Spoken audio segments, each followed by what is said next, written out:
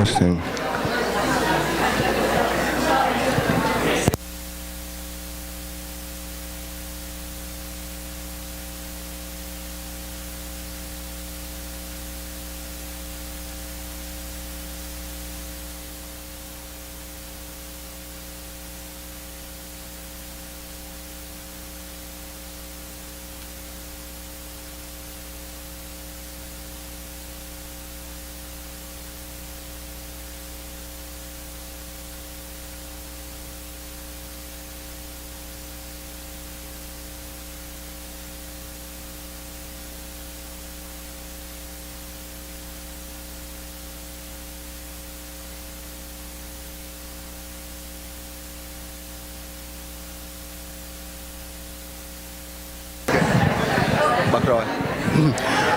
Good morning, everyone. I want to make sure everyone have the prayer book settled down, and it's about a few more minutes. We're gonna, invite the Rinpoche to come down. So make sure everybody have the book, the prayer book. You don't have it? Okay. Few more. And remind people not to park in the church. Okay. Yeah, they don't. Không số không ai. Okay. And also, as a reminder, today it's Sunday, and the church they have their own activity. So whoever accidentally park in the church parking lot, please move back to our center. Thank you. Otherwise, you can't find your car after the teaching. Thank you.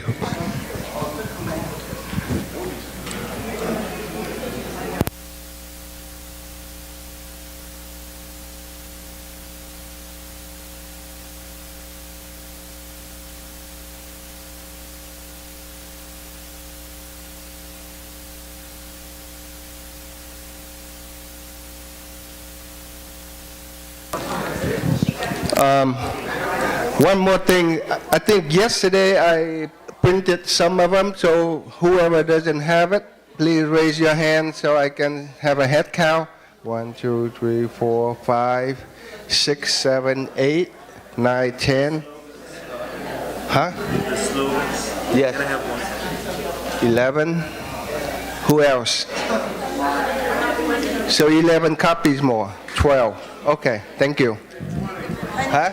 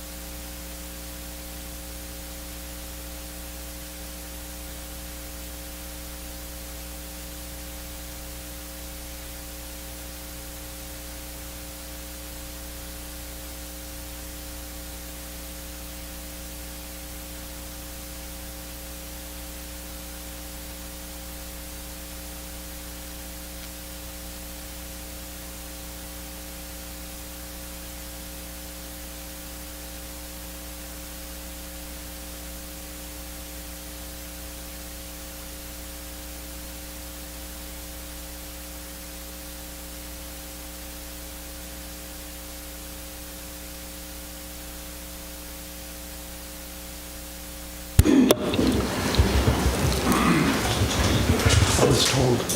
Go ahead. When you told to keep it short, we keep too much time doing it. Thank you, sir. Thank you, sir. Thank you, sir.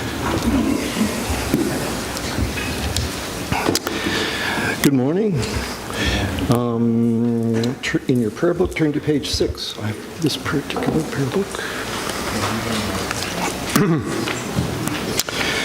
All mother sentient beings, especially those enemies who hate me, obstructors who harm me, and those who create obstacles on my path to liberation and omniscience, may they experience happiness, be separated from suffering, and swiftly will I establish them in the state of unsurpassed, perfect, complete, and precious Buddhahood. All mother sentient beings, especially those enemies who hate me, obstructors who harm me, and those who create obstacles on my path to liberation and omniscience, may they experience happiness, be separated from suffering, and swiftly will I establish them in the state of unsurpassed, perfect, complete, and precious Buddhahood. Dagla dang var je pe dra no par je pe ge Darpa dang tam je gen pe bar du jo par je pa tam je ki tso je pe Manam ka dang yam pe sem chen tam che de wa dang den Duk na dang drel nyor du la na me pa yang dag par tsok pe chang chu Rinpoche to par cha. Thus, until I achieve enlightenment, I perform virtuous deeds with body, speech, and mind. Until death, I perform virtuous deeds with body, speech, and mind. From now until this time tomorrow, I perform virtuous deeds with body, speech, and mind. Di che du san ma gi ka I bar du lu na gi som ge wa la ko. Ma she bar du lu na gi som ge wa la ko. Du de ring ne song te niyama sam da tsam gi bar du lu na gi som ge wa la ko. We take refuge in the kind root and lineage lamas. We take refuge in the deities of the mandalas of the Idams. We take refuge in all the exalted Buddhas. We take refuge in the perfect Dharma. We take refuge in the excellent order of the Sanghas. We take refuge in all the noble Dakas, Dakinis, and Dharma guardians, possessors of the eye of wisdom. We take refuge in the kind root and lineage lamas. We take refuge in the deities of the mandalas of the Idams. We take refuge in all the exalted Buddhas. We take refuge in the perfect Dharma. We take refuge in the excellent order of the Sanghas. We take refuge in all the noble Dakas, Dakinis, and Dharma guardians, possessors of the eye of wisdom.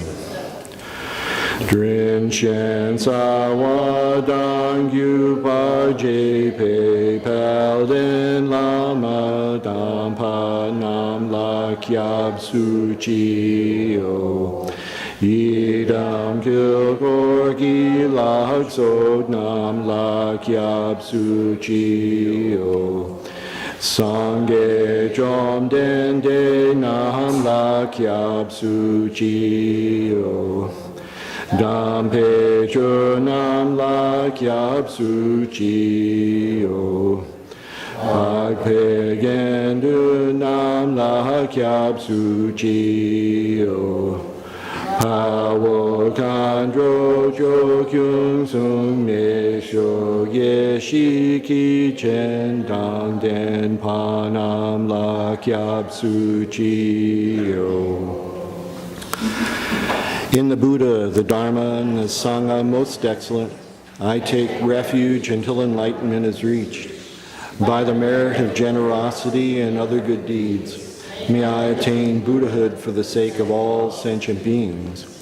In the Buddha, the Dharma, and Sangha most excellent, I take refuge until enlightenment is reached. By the merit of generosity and other good deeds, may I attain Buddhahood for the sake of all sentient beings.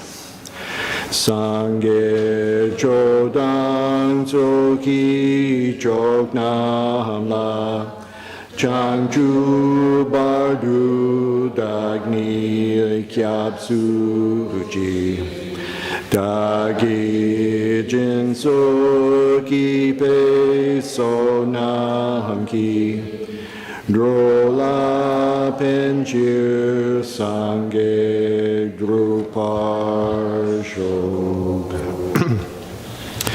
Until I attain the heart of enlightenment, I take refuge in all the Buddhas. I take refuge in the Dharma and likewise in the assembly of the Bodhisattvas.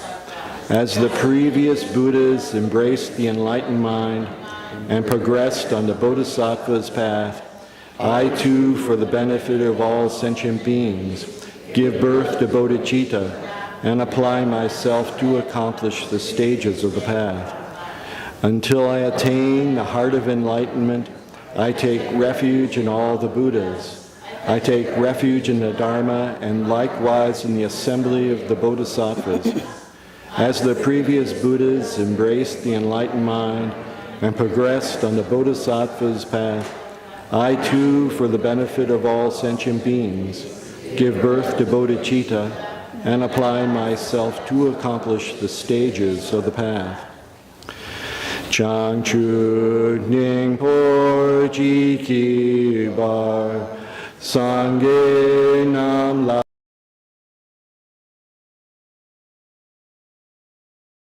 Changchu Senpai So Liang De Shin Kyap Su Chi Jitar Gong Gi De She Ki Changchu Tut Ni Ke Padam Changchu Sempe La Pala De Da Rim Shin Ne Patar De Zindro La Pendondu Changchu Sem Ni Ke Gizing De Zindu Ni La Pala Rimpa Sindhu La Pargi. May all mother sentient beings, boundless as the sky, have happiness and the causes of happiness. May they be liberated from suffering and the causes of suffering. May they never be separated from the happiness that is free from sorrow. May they rest in equanimity, free from attachment and aversion. May all mother sentient beings, boundless as the sky, have happiness and the causes of happiness. May they be liberated from suffering and the causes of suffering. May they never be separated from the happiness that is free from sorrow. May they rest in equanimity, free from attachment and aversion. Manam kadang yampe samchen tamche dewa dang dewe gyudang den park yurche duk now dang duk now gi gyudang drawar yurche duk now me pe dewa dang mi drawar yurche Ne ring chak dang ni dang rawe tong yam la ne park your chi. Turn to page 18.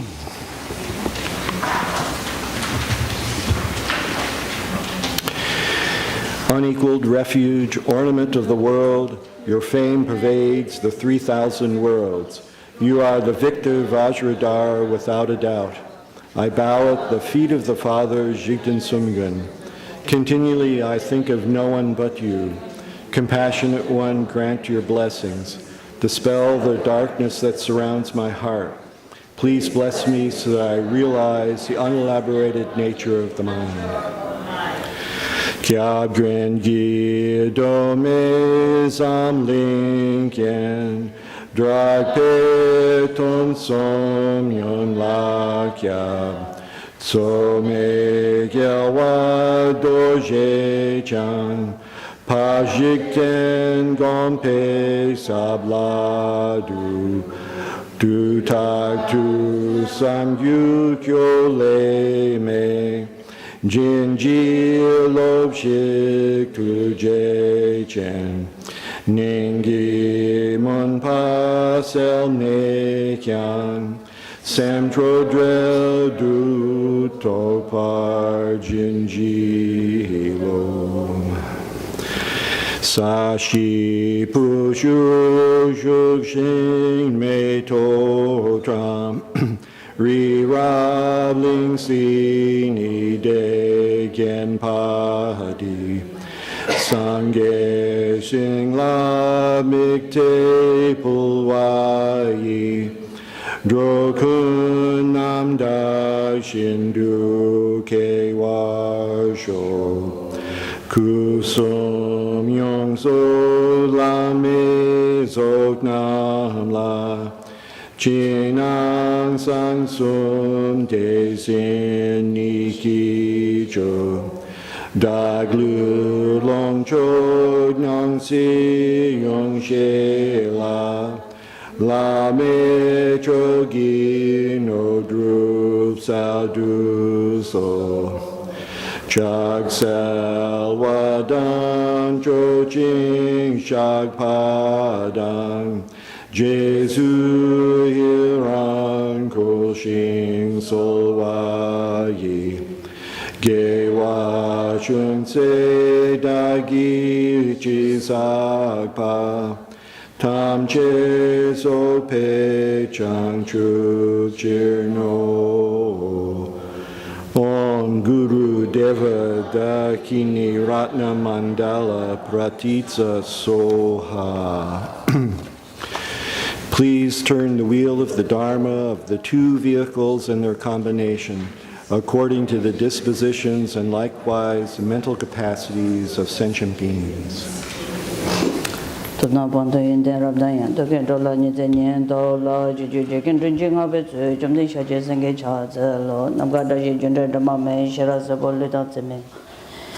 Yunten Janzorobza to Jinzen, Sume Chanin Dagi Georgia, Jagan Riki Japan Son, Doji Ranjun to Konga Jilo Benzo, Begam Chongwen in Jikadinjan, Ujan Sanji Nipasoa, de Bedanamda Kunja Rebije, and then Drop and Bobler of Rova, Jument and Nelong Sumdo, Yonse to Jinzen Laswat.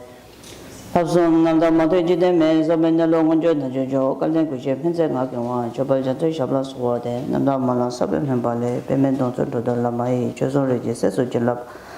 Number 0 power so what the Queen of the Payment Joseph Jail was a dodging Himbo Consultant, Najo Wancho Hero Capajo, Tijan Consan Wancho to Najo, Lamanya Sanje Rinpoche, Dosum Dishes Jetan, DJ Cosun to Jiran Chinchilap. Cutting Shambi Shabla Sova, the Jazova, the Chujin Shabadan, Jesu Yaran Kuyin Sova, Yawa Josetaki, Chisapa, Tamjetaki, Janju Jumbong. Chitawanji, the Shiji, Janjudon, Jabadan, Janjusim Labala, the Darim Jinabata, the Jindola Pendendo, Janjusim Nichi, the Jintunan Labala, Rambashin Labarch. Chanjosum Joramboche, Majabanam Jiji, Japanim Banabadan, Kone Kondo Pewacho, the Nezun de Koa Matoa, Joanam Jetale, Wanchote, Tamendo, and the Jugate. Semne Janjo Dumber Jeje, do Semne Janjo Dumber Jeje, Semne Janjo Dumber Jeje, do.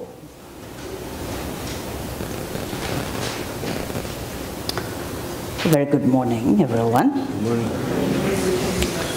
As we begin this morning's session, while continuing with the some excerpts from the Tapachambol Lojong Tundumegi Teyik, the instructions on training the mind, known as the Lojong training, I'd like to encourage everyone to first begin by settling down, body and mind, in unison, and for a brief moment, just rest, keeping in mind very gently meditation is always spoiled by the idea of meditating. So as normal, as natural, as simple as you can keep, simply gathering body and mind into the first point, firm foundation. Here, in this moment, now, here and now, finding a firm balance. Within this sense of groundedness, bring a state of equilibrium, not too tight. Tightness often coming when you are self-conscious of doing something out of the ordinary. Not doing so, bring the balance of simplicity and naturalness, but don't become or allow that moment to be too vague either. And therefore, finding firm balance, firm foundation, bring about equilibrium, a state of balance between not being too tight with yourself, body not too tight, mind too not tight, nor too loose. Sense of discipline, but not being bound by the discipline. Within this state of balance or equilibrium, generate the third point, take your awareness to really reflect upon space. Just as straightening your shoulder would create a space in your chest area, likewise, allow the mind to experience boundless spaciousness, somewhat like leaving yourself in the sky. Within firm foundation, creating balance and equilibrium. Rest within space. Straightening your spine, however, be awake. Within the wakeful state, relax, making sure the sixth point of being completely loose. Balancing between awakened awareness and yet not being caught up in that wakeful state. Like a dot in space, simply abide.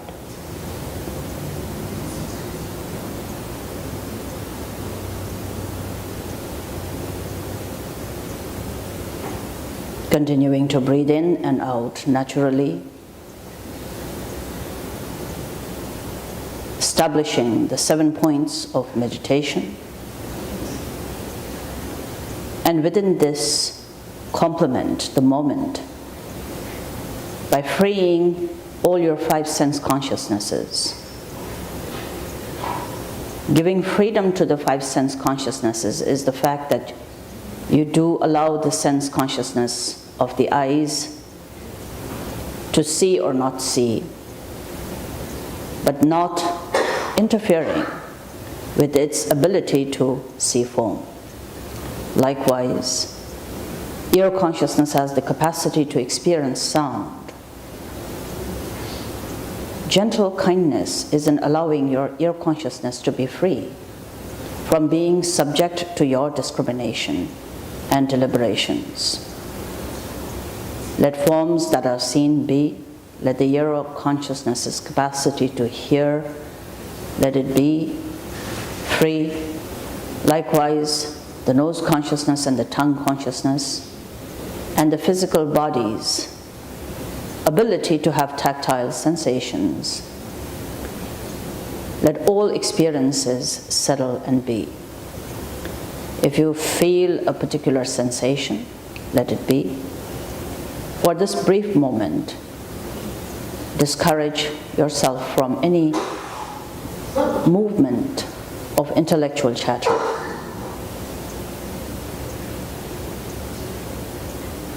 Letting all 5 sense consciousness settle. Further freeing your mental consciousness, the 6th, to also have the freedom to rest without unnecessary discrimination for this brief moment, whether 5 seconds, whether 20 seconds, whether a minute, or however short or long period of time you're able to abide within that moment. Rest, freeing the mind, the mental consciousness, from engaging in any deliberate action of discrimination, neither approving nor disapproving, nor fixating blindly upon anything. Free the mental consciousness of every activity. Likewise, settling within this sense of relaxed openness, free from fixating upon even the sense of self in meditation. Free oneself from grasping to the notion of the self or the I being present. And in its stead, work your way inwards to abide within the fundamental nature, labeled and given the name as Sem, or mind. The alaya, or the ground consciousness, looking inward, be awakened to the vastness of the spacious nature of the fundamental mind, and yet, if we were to analyze what it might be, how it might look, or whether there is something to pinpoint as what is mind, knowing that it does not have any intrinsic autonomous existence. It is not anything or something that can be tangible enough to be held or objectified, but simultaneous to its not being any solid form and therefore empty in nature, yet vividly awake. Salshing Rigpa, yesterday we talked about this term. Salva, notice the clarity aspect. Clarity has nothing to do with light or illumination. Clarity is just the vivid, wakeful, knowing capacity. Salshing Rigpa, clear seeing, clear knowing, an intrinsic, vivid, expressive quality that has the fullness of the capacity of wakefulness. Awake, vivid, clear, and essentially yet empty. Fundamental nature of mind is said to be this unique expanse of emptiness,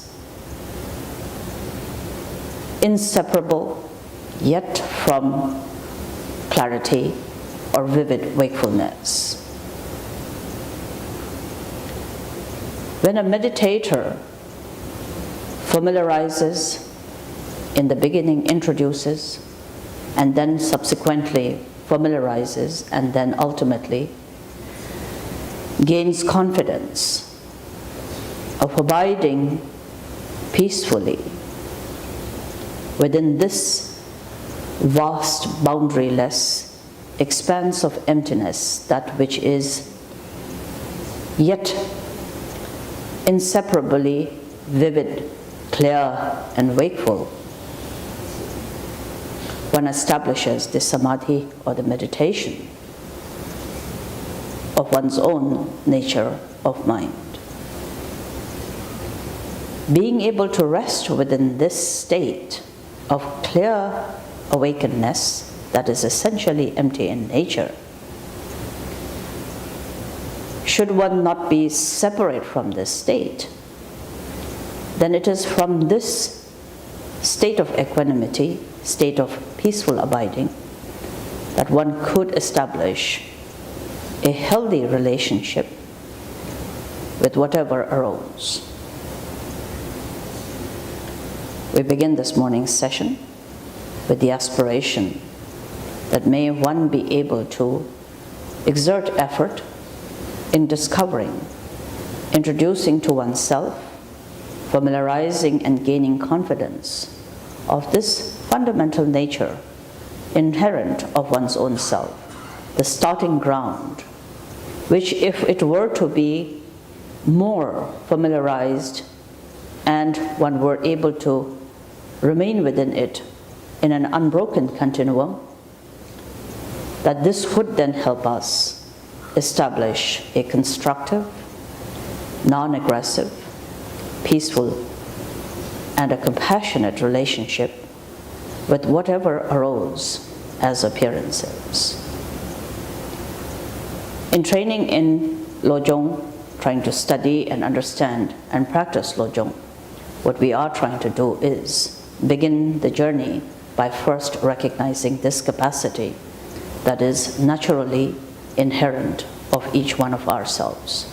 May through this one be able to establish that loving relationship with whatever arises, whatever form arises, knowing form, or whatever sound, or whatever phenomena arose or arises. Essentially, as the teachings say, there is nothing that is not dharma or phenomena that is not essentially empty in nature. Everything that arises in the field of one's awareness as objects of appearances are composed of the 5 skandhas or the 5 aggregates: form, feeling, perception, formation, and consciousness. These 5 are the basic constituents, ingredients, from which every phenomenal display arises.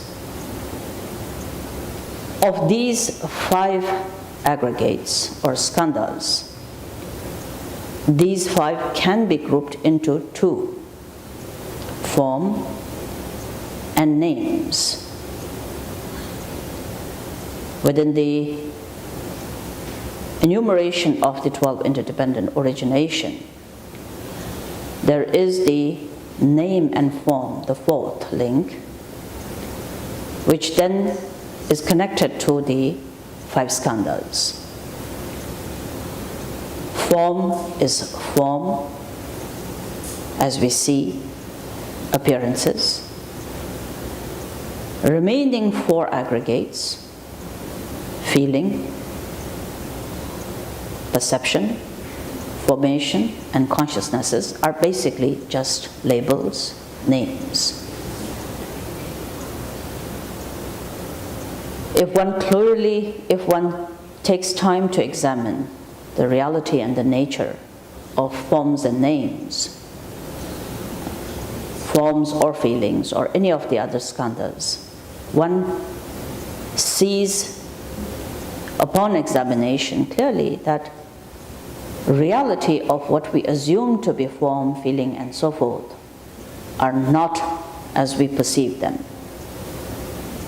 Every form, every feeling, every perception, consciousness is something that comes together as a composite nature of causes and conditions, dependent upon causes, conditions. When many constituents come together to form a composite phenomena, momentarily an appearance arises. But if we were to examine beyond the labels and the names that we give to any appearance, all appearances, upon dividing and examining, are all composites of many different factors.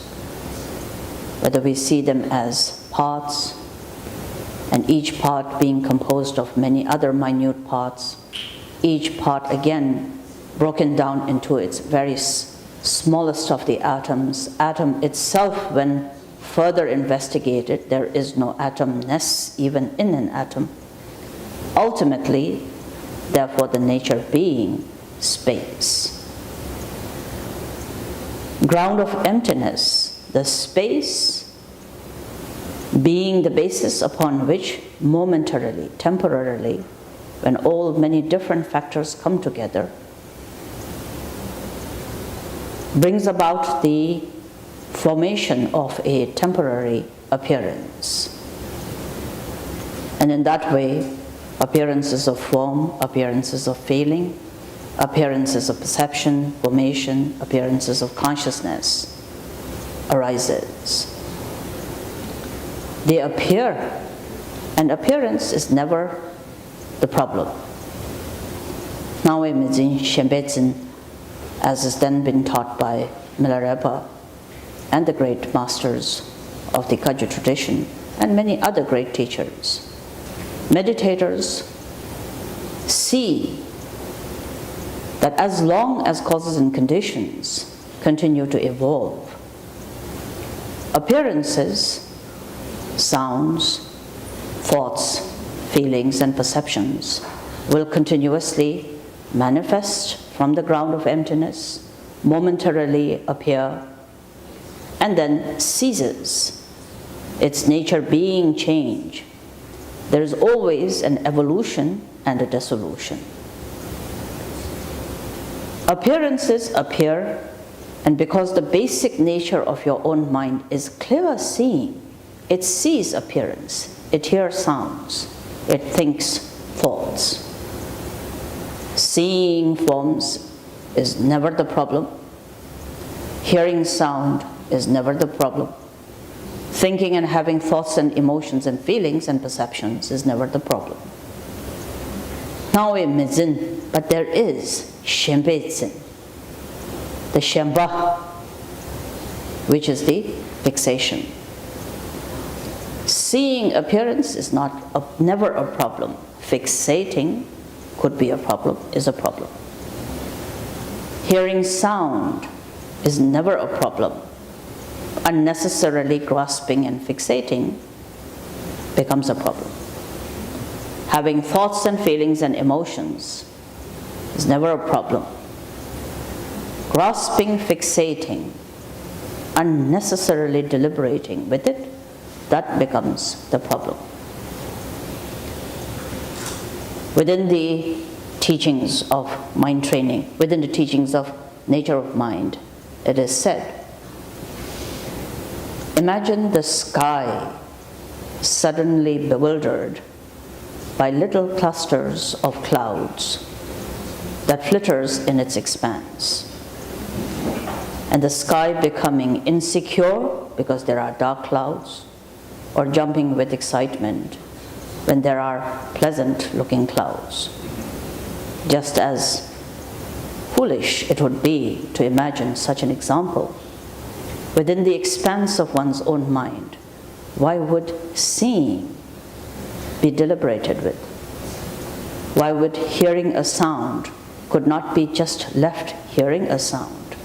And unnecessarily one relates with fixation. And you like certain sounds, fixating upon it. You deliberate and unnecessarily discriminate a sound, labeling it good or bad. That is no different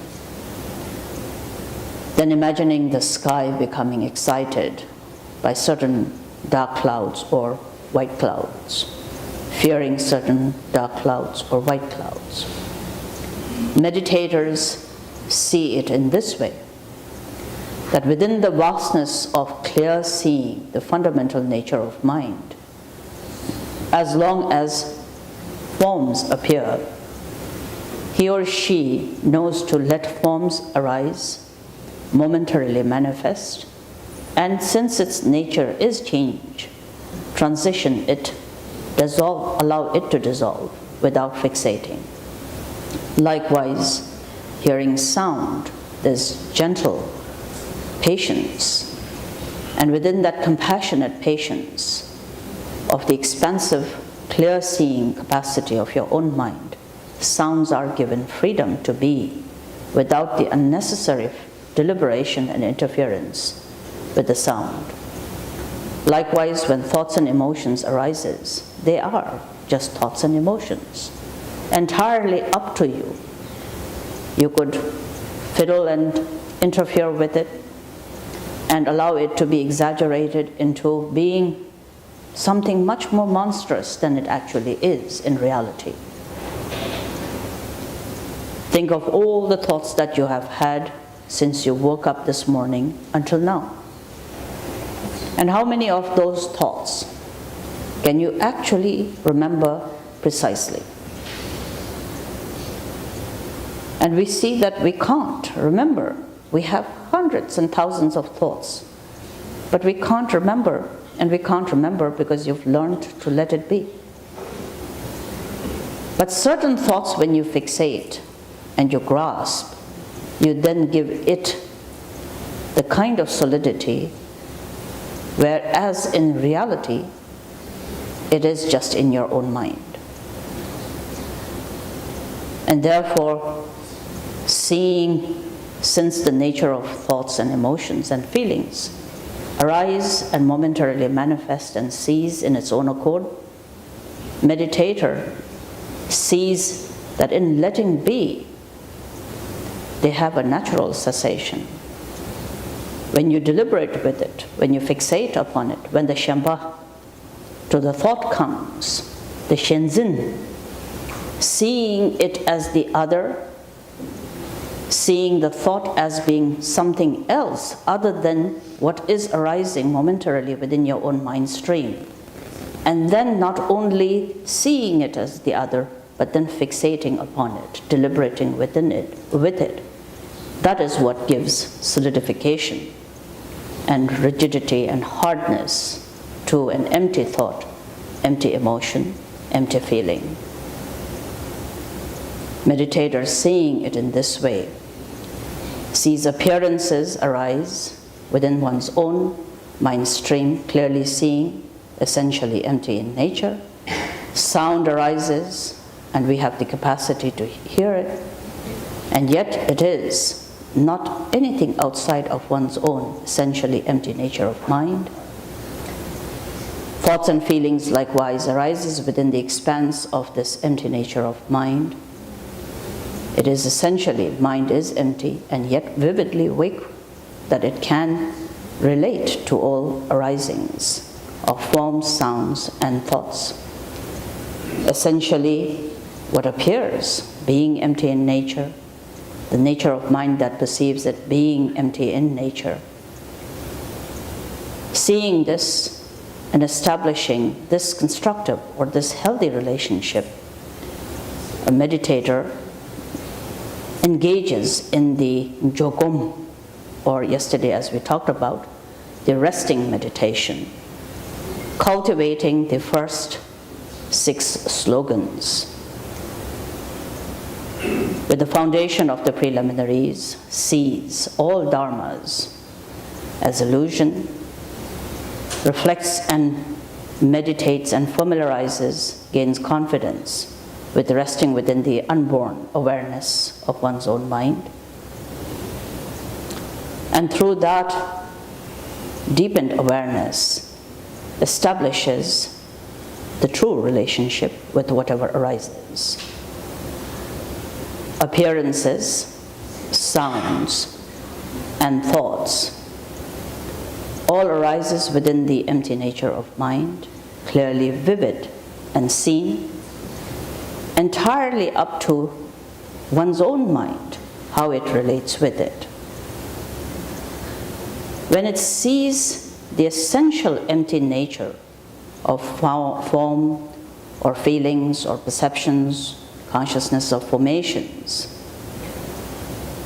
Meditator clearly sees that in reality, or truthfully, there is no basis of any relationship per se with whatever arises, whatever appears. Appearance's fundamental nature being empty, there is no basis for any relationship. It is just what arises and ceases. Likewise with sounds and with thoughts, feelings and perceptions. Since these are, upon examination, essentially empty in nature, there is nothing to relate to per se. It is like fishing in the sky. If you had a fishing rod and you kept throwing it into the sky, likewise there is nothing to grasp, nothing to fixate, essentially it being empty in nature. But ignorance is very sophisticated. It supposes there is something. And this supposition that does not see clearly the true nature of whatever arises, supposes form to be real, supposes sound to be real, supposes thoughts, feelings, and perceptions to be real. And when we suppose something, and we insist, and our ego insists that its supposition is more true than what is the natural nature, then there is the combination of foolishness and arrogance. Ignorance and ego join together, and therefore begins to fixate and attach itself. And therefore, although appearances arising are never the problem, there's the ego and the ignorance that objectifies and fixates, and it is the fixation and the grasping to the appearance, it is the fixation and the grasping to the sound, it is the fixation and the grasping to the thoughts or perceptions and the feelings. Birth of karma and klesha, birth of karma and afflictive emotions, conflicting emotions, are born from this fixation and grasping. Appearances are not the cause of karma and klesha.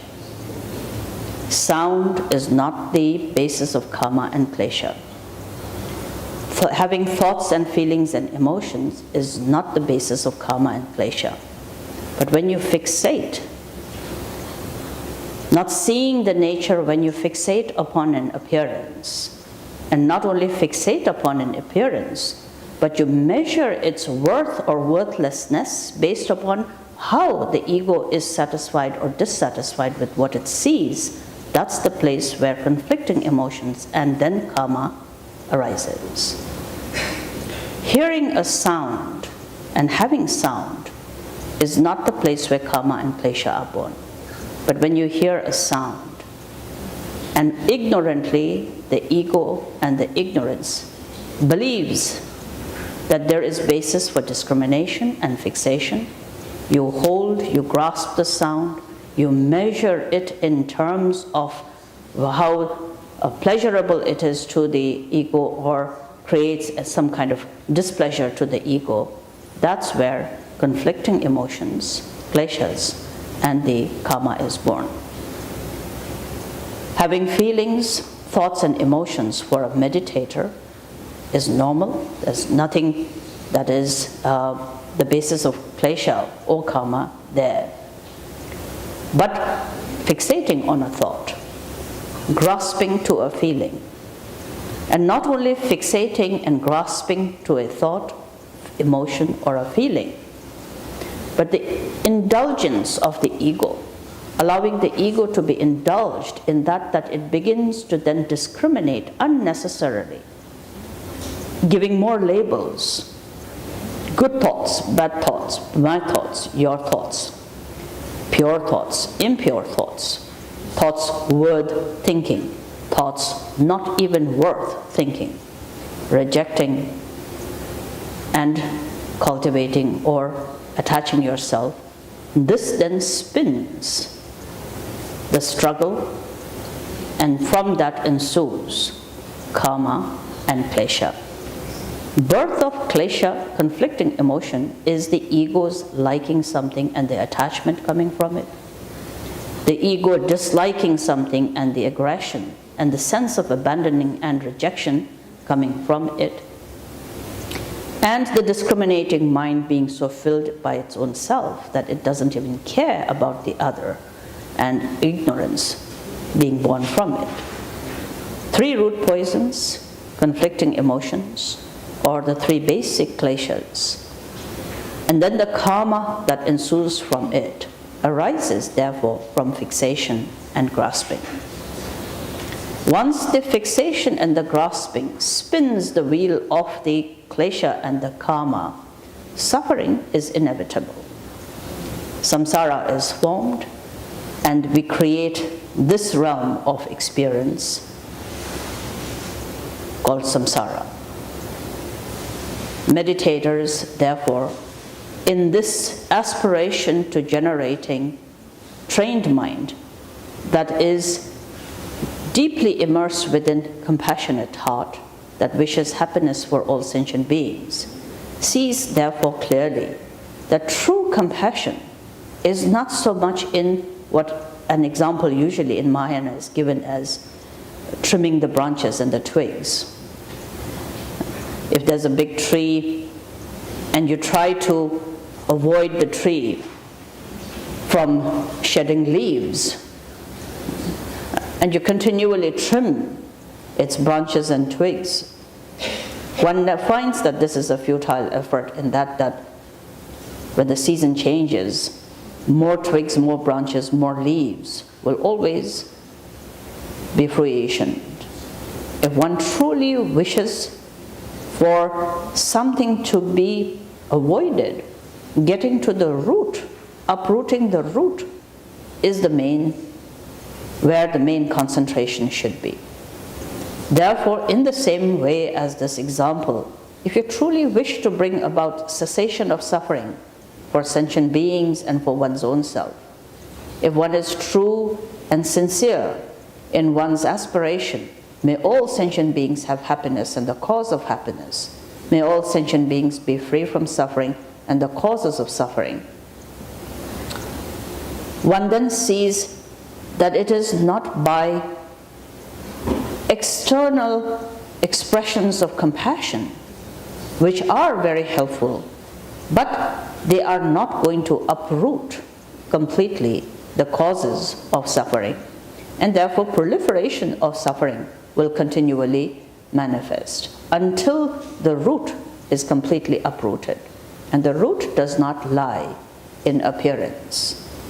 And therefore changing appearances is not going to bring about complete cessation.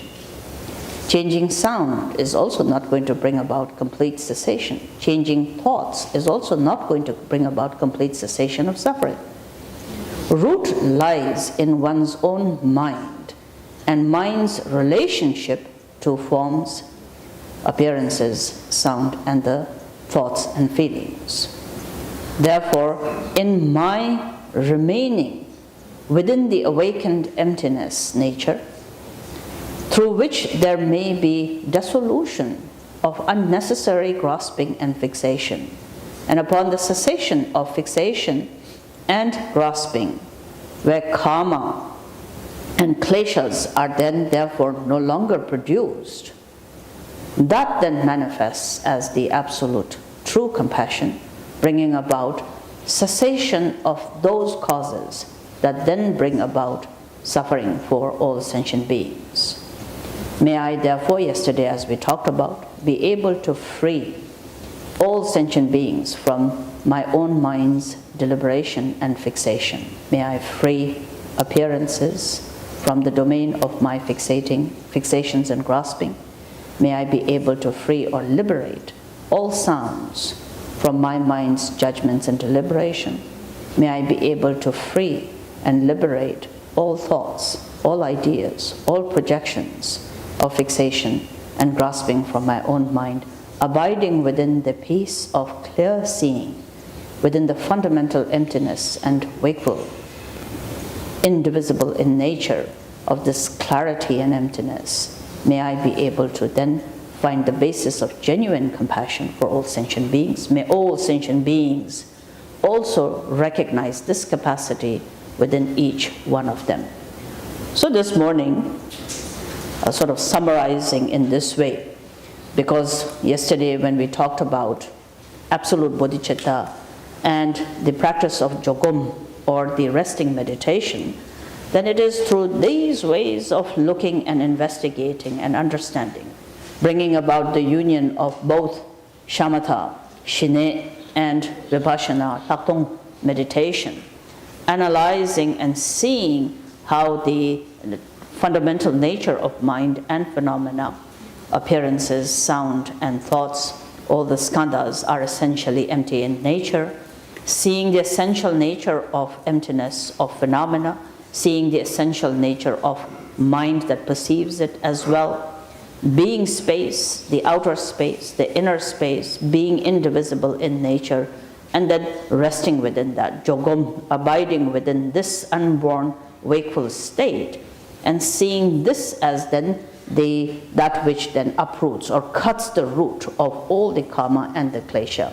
And where the karma and the klesha are brought into cessation, then compassion, genuine bodhicitta, is in being able to then free other sentient beings. Because all acts of the opposite of being compassionate, all acts of unkindness, all acts of selfishness, all acts of violence and aggression are deeply rooted into the karmic patterns of attachment, desire, anger, ignorance, jealousy, arrogance, and so forth. So therefore, seeing the essential nature of self and phenomena, that dissolves the fixation and the grasping to the ego cherishing, the pride, the self-absorption and the self-cherishing tendencies. It also brings about the natural dissolution. There's no base for anger to then be manifest. There is no base for desire. There is no base for ignorance. Essentially seeing nature of emptiness of self and phenomena, there is nothing to relate to. There is no sort of ground or basis to relate to with anger, to relate with fixation or desire and ignorance and so forth. So therefore, this is the very crucial jogum, and the absolute bodhicitta is the most crucial according to Atisha and according to the teachings of the Lojong and this tradition of Mahayana teachings. This is then the foremost of the practices of the Lojong teachings. Now, Lojong is if Lojong is thoroughly studied, you can study it over, it's a lifetime's practice, let's say. But even if you were to race through it, let's say, you would have to take at least a couple of months to go through it in detail. Nevertheless, also, whenever Lojong is taught, it seemingly is, because especially in the Western world where Dharma teachings are always sort of condensed into a Saturday and a Sunday, so the weekends are sort of the time where most of the teachings happen. I have heard very often that people say, oh, teachers always teach the first few slogans and then the remaining are all left. And it seems to be always, and it will be in this case as well. But I've always said that while Lojong should be studied thoroughly and detailed explanations should be given, nevertheless, another way of looking at it is that the relative slogans or the slogans that are continued. For example, if you look at the third point onwards, which would be the transforming bad circumstances into the adverse circumstances into the path of awakening, which is the third point, and the 11th slogan onwards, these are all very clear. And if the first 6-7 slogans are completely cultivated, they almost become sort of automatic, spontaneously manifest. So the point that I'm trying to make is not to separate them into different practices, but to see that the first 10 are the core. It's like the nucleus of the sun. So if you say something like, the sun has arisen, but the rays are not there. It's almost sort of impossible to say, wherever the sun shines, the rays are automatically there. So in the same way, when the absolute bodhicitta of your own essential empty nature of the mind, which is clearly awake and essentially empty in nature, when this is really recognized by the meditator, and one sees its essential empty nature, and from that one can see that the relation you have with appearance, also as being empty in nature, sound being empty in nature, thoughts being empty in nature, skandhas of all kinds, that whatever arises temporarily through causes and conditions, but are essentially empty in nature, and therefore seeing this empty nature of self and phenomena, truly if there is transcendence of one's own relationship and mind at that moment, this basis when you remain is like the nucleus of the sun. It's the wisdom of the sun in one's own heart. And from recognizing this, then all other slogans, all of the other 50-odd slogans that manifest become sort of naturally there. You don't have to particularly keep in mind all of the slogans, and then whatever you do becomes a slogan. Your eating becomes a slogan, your singing becomes a slogan, your sleeping becomes a slogan, how you relate to things become a slogan. That's how you should see. There's not just only 59 slogans, Every moment of your life should be a slogan of a wakeful state that truly sees the reality of appearances, sounds, and thoughts. These 59 are just the starting point, and then it's just the kindness of great masters like Chakawa who then gives us these 59 slogans. But otherwise, the way when you look at somebody, if it is from the essential understanding of the fundamental nature of your mind, your gaze becomes bodhicitta. When you are sitting with somebody and having a conversation, that becomes an act of a bodhisattva. When you are accompanying someone or sitting by yourself or sleeping or waking up, whatever activities you do, done from that recognition of the fundamental nature of emptiness, becomes a bodhisattva activity.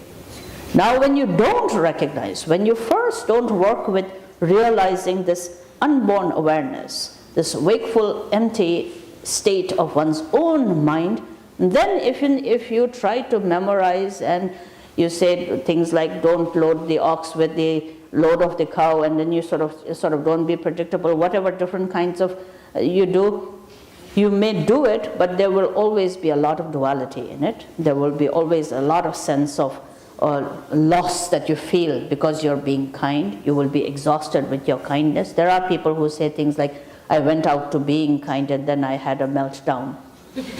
So, from a Buddhist teachings perspective, that's kind of, you can't really reconcile, both of these two things. I'm exhausted by my own kindness, or because I've been so very patient and therefore now I'm having a nervous breakdown.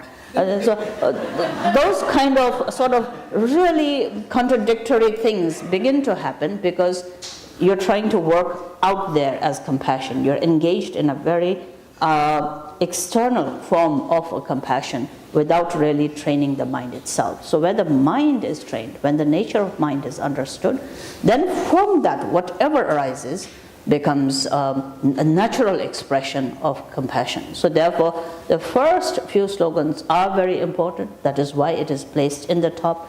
That is also one reason why most of the teachers tend to spend a lot of time with those first 6 or 7 slogans.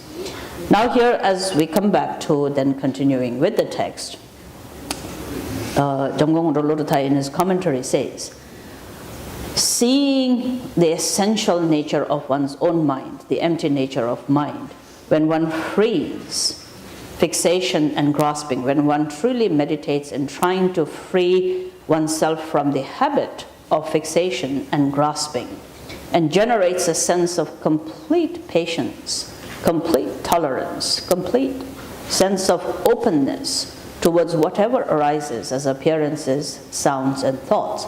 Such a jogum, such a shine meditation, shamatha meditation, within the absolute understanding of bodhicitta, abiding, that being the main practice, meditators often, however, then Jamgon Ronlodthai says, encounters the greatest obstructing factor, which is the habit of self-cherishing.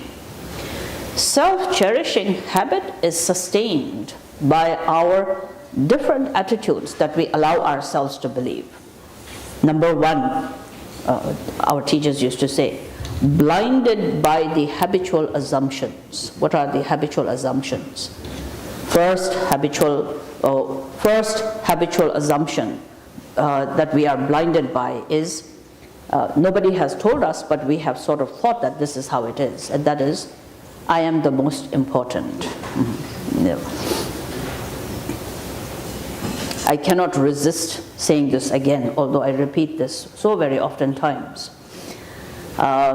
Westerners don't like, especially Americans, don't like hierarchy, do you?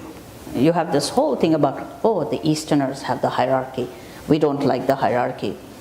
And earlier when I first came to this country, I thought, oh yeah, they don't like hierarchy. They must not have hierarchy then. And then over the years, I learned you have what I call subterfuge hierarchy. Yeah? This is similar to the British parliaments. The British Parliament have something called first among equals. Yeah? Everyone is an equal. And I think some of you, your ancestors came from there, isn't it? So you've carried that across the Atlantic. So I don't know what you brought from crossing the Atlantic Ocean. You definitely brought first among equals as a theory. So this is very much, jokes aside, but we do have this feeling that we are all equal. Even in equality, we believe democracy is wonderful. Everyone is equal. But I'm the first one. First among equals. So this is very deep in our own minds, in small situations, in bigger situations, wherever it is. We habitually allow ourselves to becoming important. We may not say, I am the most important. We do carry a few people with us. Your grandmother, your dog, your cat.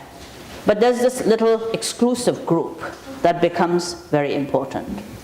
Psychologically, when you sustain this belief that you are important, inadvertently it begins to diminish the importance of the others. You don't necessarily have to say others are not important.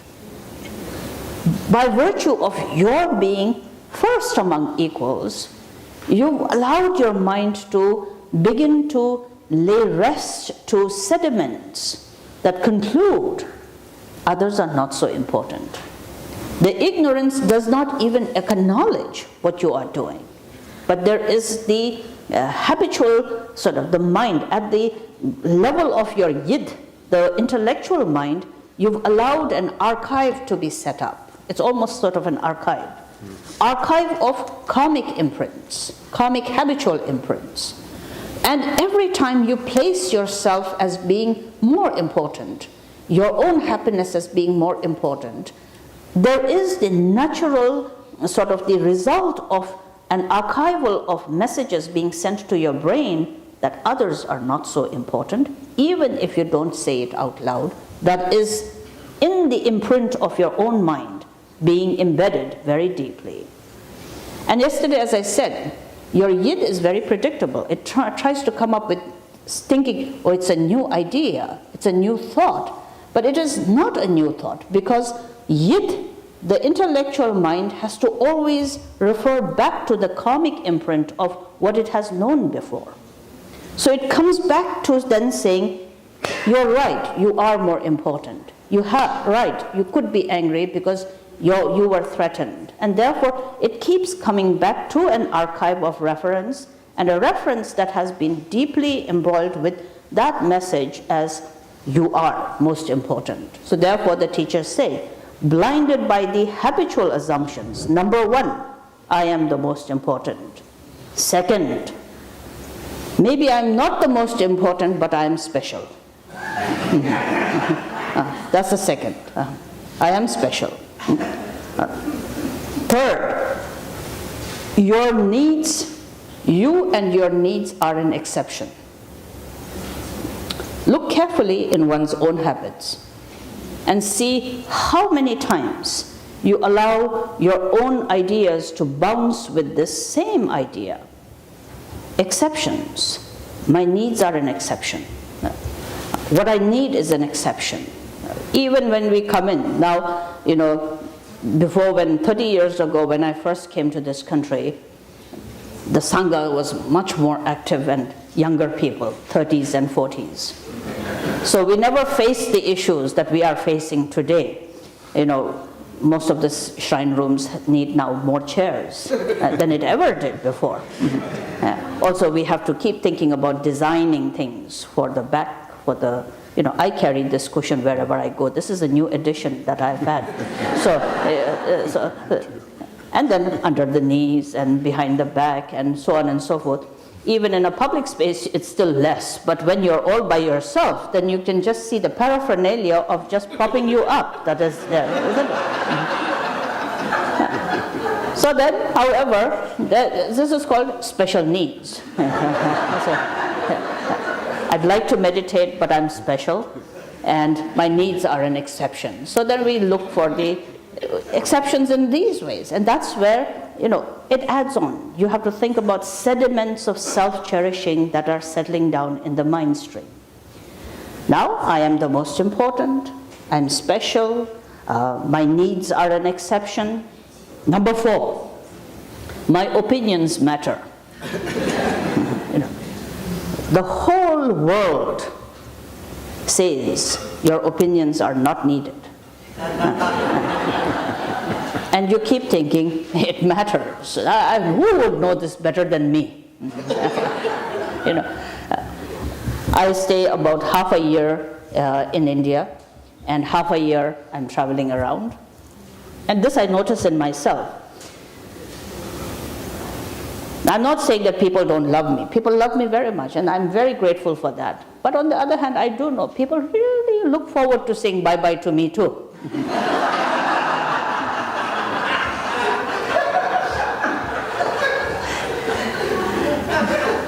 My mother says things like, when you leave, we're going to be doing this, and then we're going to be doing that, and then so on and so forth. Then I go to the nunnery, and then the nuns say things like, of course, they're very kind, and they listen to everything that I say and so forth. But then they also have plans like when she leaves. So, of course, if you stay with me only a weekend or so forth, then I think it's quite fine, and people have much more sort of a kinder relationship. But if you live with a person like me over a long period of time, then and then you have to. Then sometimes I find, what is it? And then I find I interfere too much with whatever it is. 6 months or more sometimes. These are the people who don't live with me, and during that period of time, they have a certain way of living life. They have their own schedule, they know what to do, and they have their own rhythm of life. And then I come, and I disrupt everything, isn't it? And I disrupt everything because I have my opinions. Well, that is wrong. Oh, this is not right. This is the way you should do it. And because I have the name Rinpoche, they are very kind, and they say things like, okay, Rinpoche, lasso Rinpoche, as you say, Rinpoche. But this is, again, everywhere, just like with me, opinions. My opinions matter. And so off I go to Europe with my opinion, off I come to America with my opinion, then I go back to India with some more opinion, and then again I say bye-bye to India and I come with fresh opinions, and then I talk to people like you and so forth. Not many people really listen to it, but I'm very generous.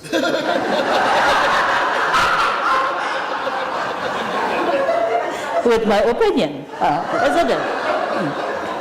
Because I think it matters. So from every Saturday and Sunday, 10 to 12, 2 or 3 to 5, my opinions are generously being given out. And I think you're all very kind to indulge. That is how it is. Opinion matters. My opinion matters. And that's why we go around. Oh, he's good, she's bad. They should have done this. They shouldn't have done this. We walk into a building, we have 100 opinions. We put a mouthful of food in our mouth, and then we can't but express the cucumber is not right. The tomato should be this way. Then that way is this way. And this is organic and non-organic. And, so we have opinions, and who cares?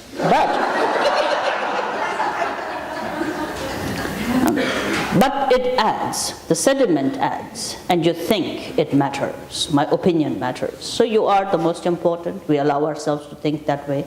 I am special. My needs are an exception. My opinions matter.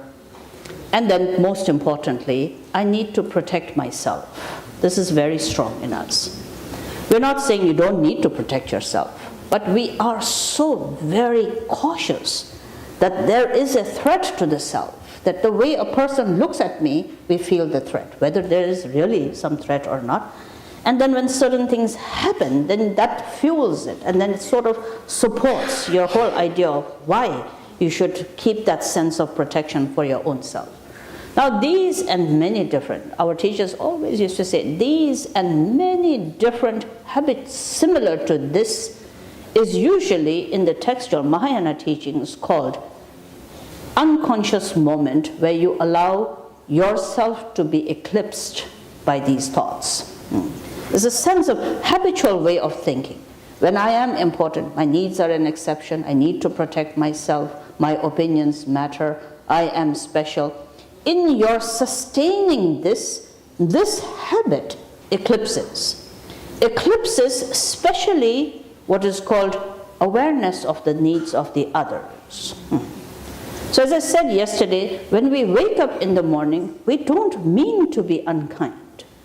But what dominates is, I am special, my opinions matter, I am an exception, my needs are an exception. When these habits are prominent and the most important in your mind and you're preoccupied with it, it has a power that eclipses the ability to be aware of the others, and unkindness just comes about.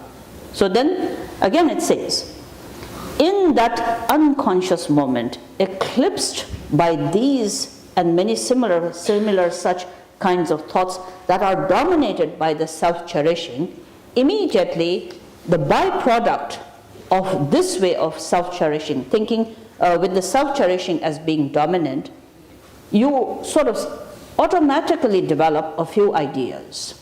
First is, others are others. I and the others, the separation begins immediately. So you don't even have to say, others are others. Just because I am special, you've managed to create. The subconscious mind begins to create a separation. I am me. They are they. Others are others. Similarly, what arises from that is, they are important but not that important. You can see, for example, you're helping a person. Let's say a person stumbles, sprains the ankle, and is lying down, sitting on the floor, and you've jumped up to help. And you're trying to help this person. And then, accidentally, your finger scrapes somewhere, and there's a cut. You can see immediately, you are important, but now, that's just an ankle. But this could get septic, It shifts immediately. So these are subtle habits. So we're talking about being compassionate. So here, it's not that you're not compassionate. You're sensitive to the other person's pain, but then because you've always allowed yourself to being the special, you are an exception. You are important. And therefore, because of that, it's our habit to come back. Others are others. They are important, but not that important. Not as important as I am. Third thing is, everyone needs protection, but less urgently. Yes, everyone should be protected, but me and my own. is the first one to take care of. Then it is, in English, if you would say, I feel, I bleed. I have feeling. I bleed in my heart. Me and my feelings, me and my emotions. Yes, of course, others have feelings and emotions too, but mine is more. I feel more intensely. I bleed more intensely. So often we say things, I understand how you feel, but, and that's what then does not allow us to forgive somebody. It especially does not allow us to forget offenses, insults, and criticisms. And we say things like, yes, I know you did not mean to, but, I feel, I bleed, and I'm going to remember this. So that 25 years from today you can say, that day, 24 years ago, you said that to me. And then you hold on to this. And that is just this very sophisticated, ignorance is very sophisticated. It just begins separation, self and the others. Others are others. You are you. You are an exception. You feel, I bleed. You do too. I don't see it. Get over it. That's where all the emptiness nature comes handy. It's empty in nature. Don't do that. Don't hold on to it. Don't grasp. But 25 years ago, when you said that, now you know how I feel. So this is, so others are others. They are important but not so important. They need protection but less urgently. I feel, I bleed. Fourth, they are not my responsibility. That's the fourth one.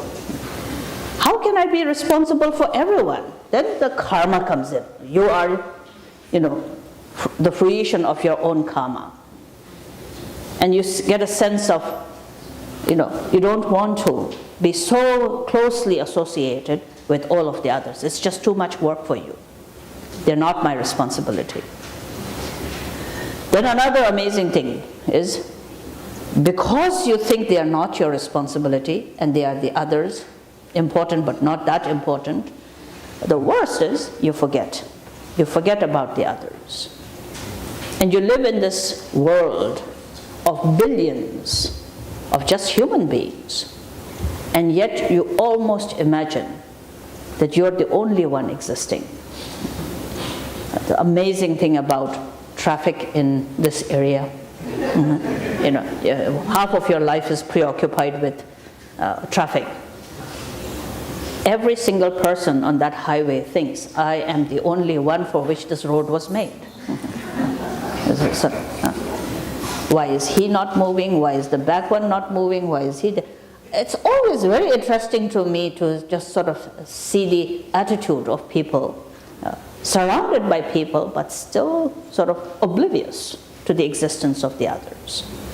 Now, as the teachings say, when the self-cherishing habit allows one to be blinded by habitual assumptions, which considers oneself as the most important, and by the power of holding yourself as being the most important, you separate the others from yourself, duality begins to arise from that. You are blinded towards the others. When there is this tendency of being blinded by oneself with the others, then all of the kleshas and the karmic, as we talked about earlier, begin to arise. The self becomes more important, the others become less important, and in that way we allow the habit of disbelief to continue. In the Mahayana teachings it says, habit is just ignorance. It is ignorance knowing yet continuing. Ignorantly knowing something and yet ignoring that and continuing to believe. Yesterday we gave the example of a bad sore, that you can't resist the itch and you keep scratching and making it worse and worse.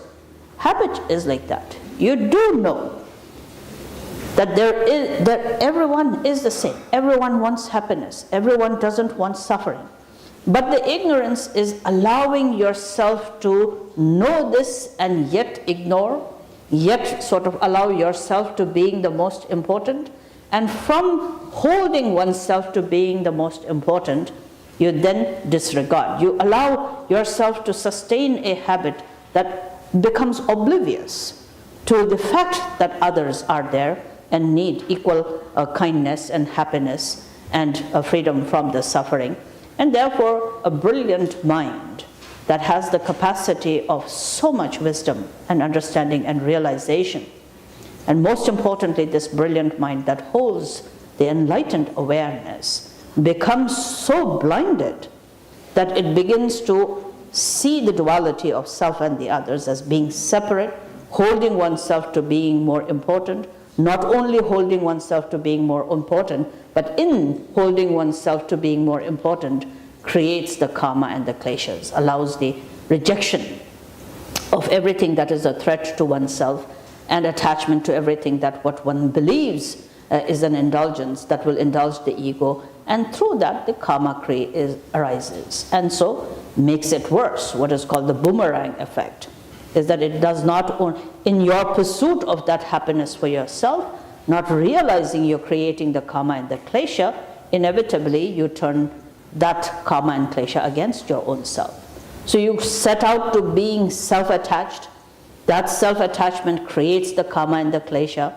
Karma and the klesha is something that then fruitions upon one's own self, and that circle continues, that cycle continues. And therefore the ignorance of not knowing the true nature, instead bringing about duality of the self and the others, becomes the basis of suffering for the others as well as for one's own self. Clearly seeing this, a meditator then understands the power of reversing this, and there is no greater antidote to this kind of an ignorance than the practice of Tonglen. Tonglen is the most important, the seventh slogan here, which is then written as, sending and taking should be practiced alternately. These two should ride the breath, or practice Tonglen.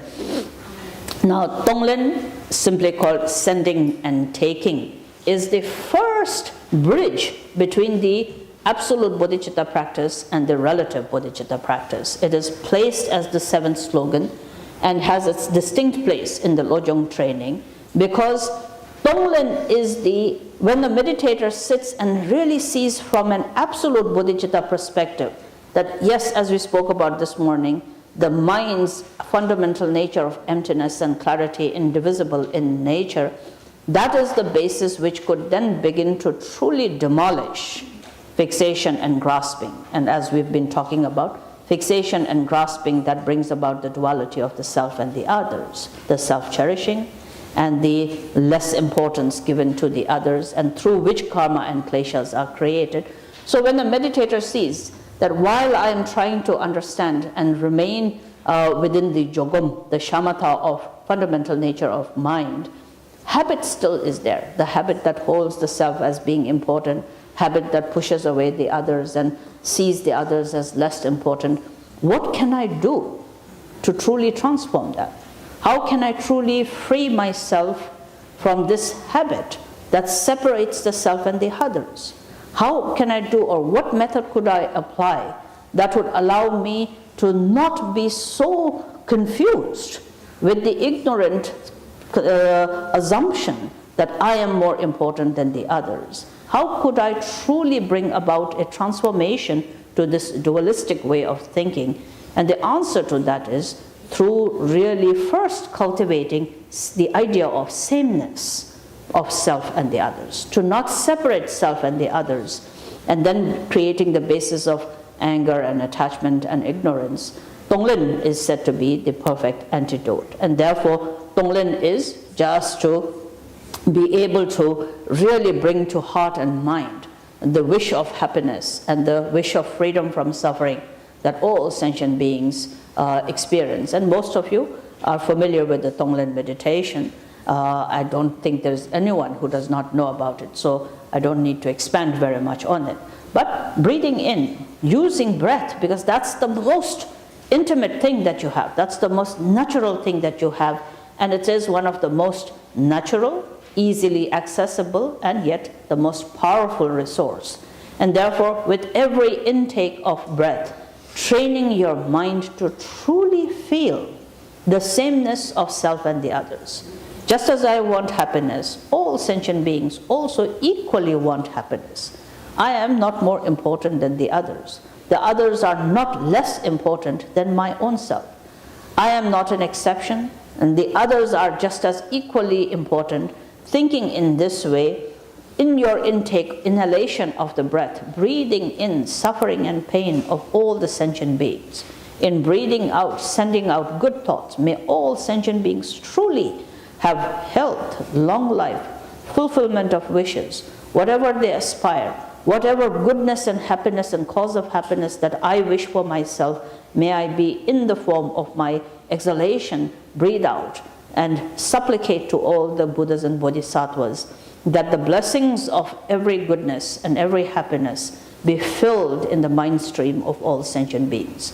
Likewise, with every intake of the breath, if there are, and whatever many different ways of pain and suffering, sickness and different challenges and confusion and distress that are there in the mind streams and in the lives of all the sentient beings, may I be able to compassionately breathe in all of those sufferings and be able to really relieve all sentient beings from their pain and suffering, to actually engage thoughtfully with your motivation and with the power of your own mind's concentration, taking in the suffering, breathing out and giving out all of the goodness and the basis of happiness to all the sentient beings, yourself essentially knowing it's your mind. What you are breathing in is also your own mind. What you're breathing out is also your own mind, not fixating, grasping to that whole conceptual idea. And I think a lot of the people make the mistake of doing Tonglen emotionally. Now when you put emotion into play, and then people who, there are some nice Buddhists, I call them the cute Buddhists, who cry for the suffering of the sentient beings and weep for them. Yes, in the beginning, when your heart is touched by the sufferings of the other sentient beings, it's very natural to shed a tear and cry and so on. So that's nice. But nice means do it once or twice. All right. Then, after that, then becoming emotionally embroiled within that kind of a concept, that is then more to do with self than to be of truly beneficial to the others. The one who is generating Tonglen has to have the power of understanding the empty nature. Very good is also your mind. Very bad is also your mind. Suffering and the bleakness of suffering and the gloom and the darkness of suffering, that's also your mind. And it's up to you, as Patrul Rinpoche says, it's entirely up to you whether you want to make a mountain out of a mustard seed, or whether you want to really make a mountain into a mustard seed, or a mustard seed into a mountain, whether you want to bring something to a complete exaggeration, that's the capacity your mind has. Whether you're going to bring something huge and then fizzle it into being nothing more important than a bubble of water on a lake, and then sort of pop the bubble and that's it. And likewise, it's entirely up to your own perspective. That's the power you have. That's the capacity of knowing the reality of whatever arises. Your mind resting within this, therefore, has the courage of taking in everything. Whatever suffering is there, essentially we are not saying suffering is empty. What we are saying is essentially all suffering that I am able to see and perceive is essentially empty in nature, and may I be able to rest within the emptiness nature of whatever arises. And if through that my prayers and aspiration, others are relieved of this suffering, how wonderful this opportunity would be. So where the Tonglen practices is truly helpful for the others, it's a tremendously powerful practice for oneself to really work with that mind, that dualistic mind that doesn't seem to really have the understanding of the sameness, of the wish of happiness and freedom from suffering of oneself and the others. Therefore, as Shantideva in the commentary is quoted as it says, if I do not exchange completely my happiness for the sorrows of the others, Buddhahood will not be realized, and within samsara there is no happiness either. Therefore, Shantideva emphasizing the practice of the Tonglen. So Tonglen is one of the most powerful practices that first, number one, it really makes you awakened to the others. Number two, it is the biggest dent that you can give to the self-cherishing. And therefore, in both of these, in the diffusing dissolution of the self-cherishing and in being awakened to the needs of the others, Tonglen is an extremely important practice that should be engaged in as often. There is no particular session of Tonglen that should be done. Tonglen is because it rides the breath. Wherever you breathe, whenever you breathe, if it can palpitate and have the fragrance of Tonglen motivation, that then truly makes the mind that is in movement. If the mind rests in the empty nature, then that's very fine. There's nothing to do. But as long as there is yid, as long as there is mental events, as long as there is movement of the mind, and your mind tends to be active in many different ways, relating to other appearances, sound, and thought, then always imbuing the fragrance of Tonglen, that when you look at somebody and see form, you're able to keep Tonglen in mind. When you hear a sound, you're able to keep Tonglen in mind. Let's say you hear the sound of traffic, and then the Tonglen practice would simply be is, wherever anyone wants to go, may they reach their destination safely. May they be able to find what they are looking for. May they find happiness at the end of their journey. May any fear that they are experiencing be dispelled. That's a Tonglen practice. Instead of saying, how dare they make so much noise? My sleep is more important than wherever they need to go. Whatever they need to do, they must be important, but it's not as important as my need to, sit quietly and so on and so forth. It's a question of changing. It's a question of really taming the mind to cut through the self-absorption and the self-cherishing. So therefore, then the seventh slogan being on the Tonglen. The eighth slogan connected to the Tonglen practice is then the 3 objects, 3 poisons, and the 3 seeds of virtue. 3 objects are objects that we like, objects that we do not like, and objects that we don't care about. 3 poisons are attachment, aggression, and indifference. And the 3 seeds of virtue is to transform these 3 poisons into something more constructive. Eventually, it's about your mind.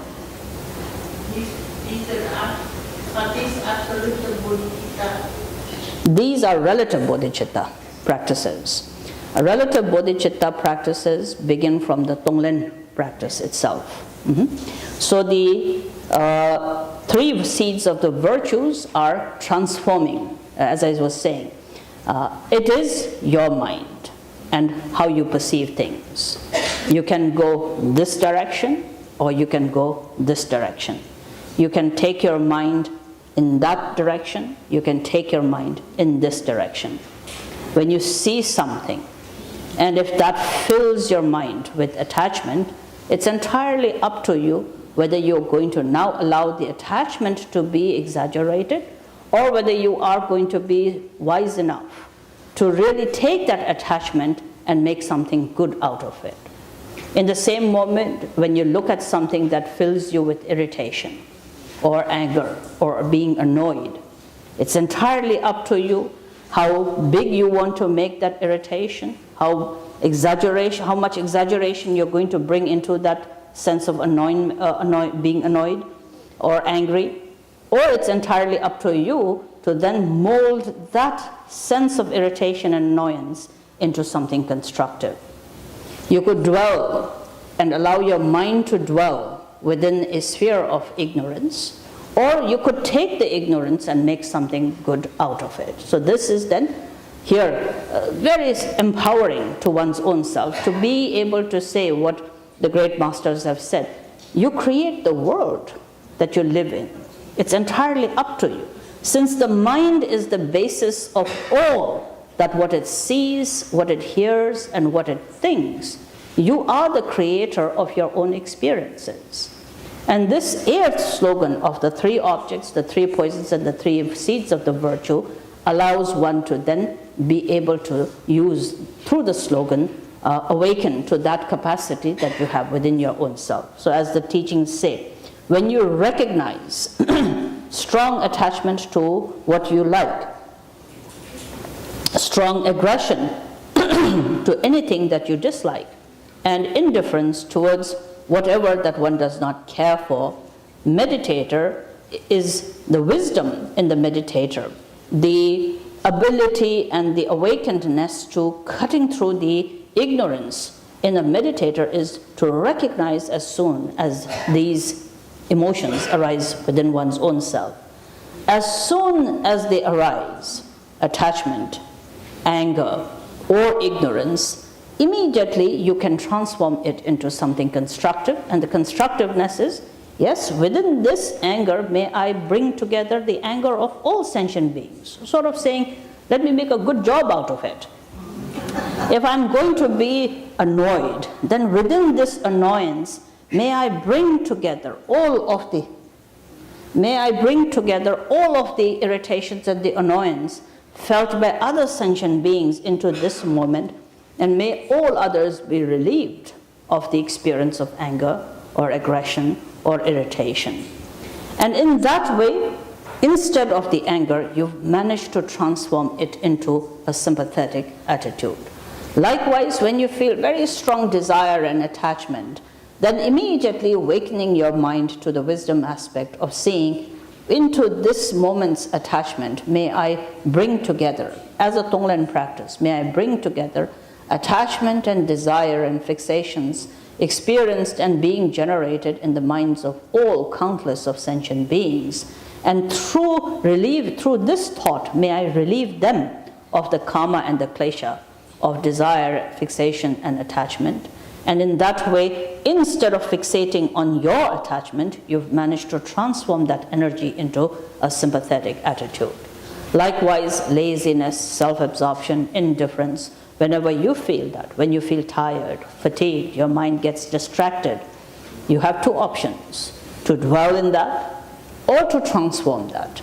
And the Tonglen, the Lojong, training the mind practice is to transform, to train your mind from not going in this direction, but to bring it to the path of awakening.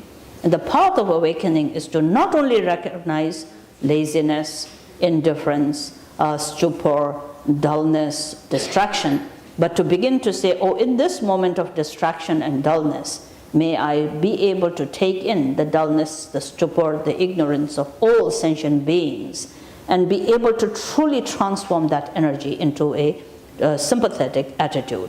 And therefore, here in the teachings, as it says, as soon as they arise, join within that klesha, within that negative emotion of all such experiences of the others into what you are experiencing, and generate the strongest of the aspiration, may sentient beings be free of all of these kleshas.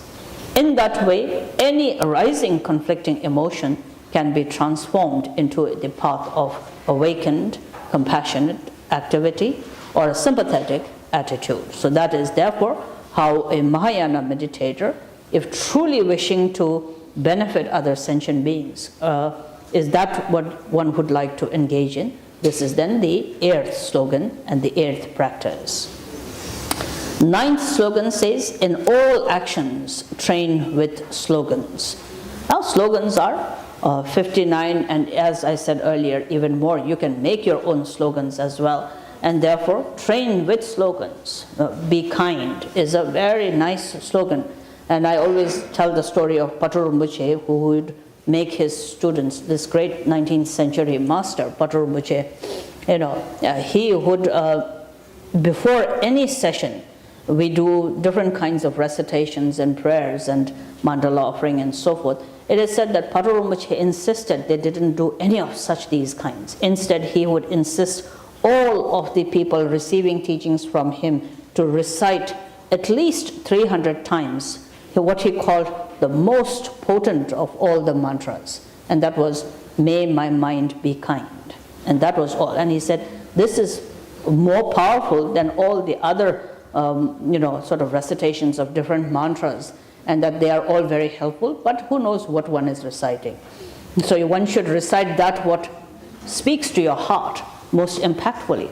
So the students would sit in front of him reciting, may my mind be kind, may my mind be kind, may my mind be kind.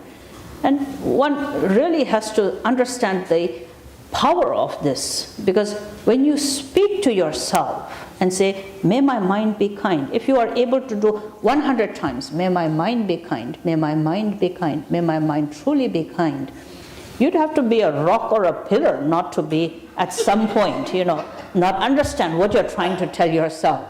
And so this is really how slogans also work, is that you talk to yourself, you speak to yourself. Your inner mind is itself being Buddha awakened. It's dozing off now and then, and that has to be awakened. You have to allow it to awaken to its own self. And therefore, slogans are very powerful. Shantideva here, when he's, all of the different instructions, but in the life of Shantideva, he says, while all the evil ripen on me, may my virtues ripen on the others. When, this is the kind of thought that he would live by, is that whatever misfortunes are there, may it ripen upon me. Whatever fortune and goodness is there, may it ripen on the others. Asanga therefore also says in the same way, while all sufferings and evils of the sentient beings may ripen upon me, may my happiness and virtue always ripen upon the other sentient beings. Now give it a thought. All of us should think about it. That's what it means to be a Buddhist. That is what we are supposed to be doing. It was very interesting yesterday. Anila Tenzin told us something, if I may share that with the others, about the Creston thing. We have this wonderful place in United States, Creston, which I doubt anyone can be vaguely connected to some spiritual field and not know about Creston. Wonderful place, and I've been there, and it's just so pristine in its natural beauty, but at the same time it's known to be very sacred to many religious beliefs and schools, and even Buddhist. I think there are 7, 8 Buddhist larger Dharma centers, and I don't know how many there are. But even the fire station, I remember, is called Kundalini Fire Station, I think. I remember driving through and then seeing that. Now, Anila Tenzin was telling us that the town manager recently told her that she does not like the Buddhists. And she asked her why, and she said, that's because whenever there is some real, community service activity that needs to be done, all people from all different faiths come and serve and help. And it's the Buddhists who do not turn up at all. And now when she said that to me, I remember and thinking about the same. It is very true. It is absolutely very true. We can't say that, because for some odd reason, we Buddhists are all up here in our head. It's an intellectual group of people. Very wonderful, very kind here. Kind in the head, compassionate in the head, brilliant in the head, thinking in the head, enlightened in the head, doesn't come to the hands and feet. It's all this and above. The mouth is very brilliant, isn't it? So I always say, there's a number of books on compassion, and kindness and loving kindness is almost all Buddhist books. There's no religion, no faith that has spoken more, written more, spends more time thinking and learning about selfless compassion than Buddhists. This is the very heart of the Buddhist teachings. Now, if you look at it in that way, it would almost seem that wherever there is a crisis, wherever there is need for another person to be helped, Buddhists should be the first one to be there, helping, actively engaging, serving, being there. We will sit.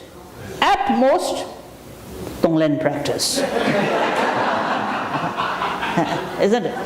I always say, if I was at the receiving end of compassion, hot air is the last thing I want.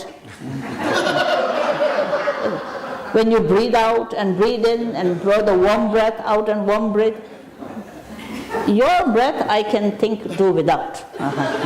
Isn't it?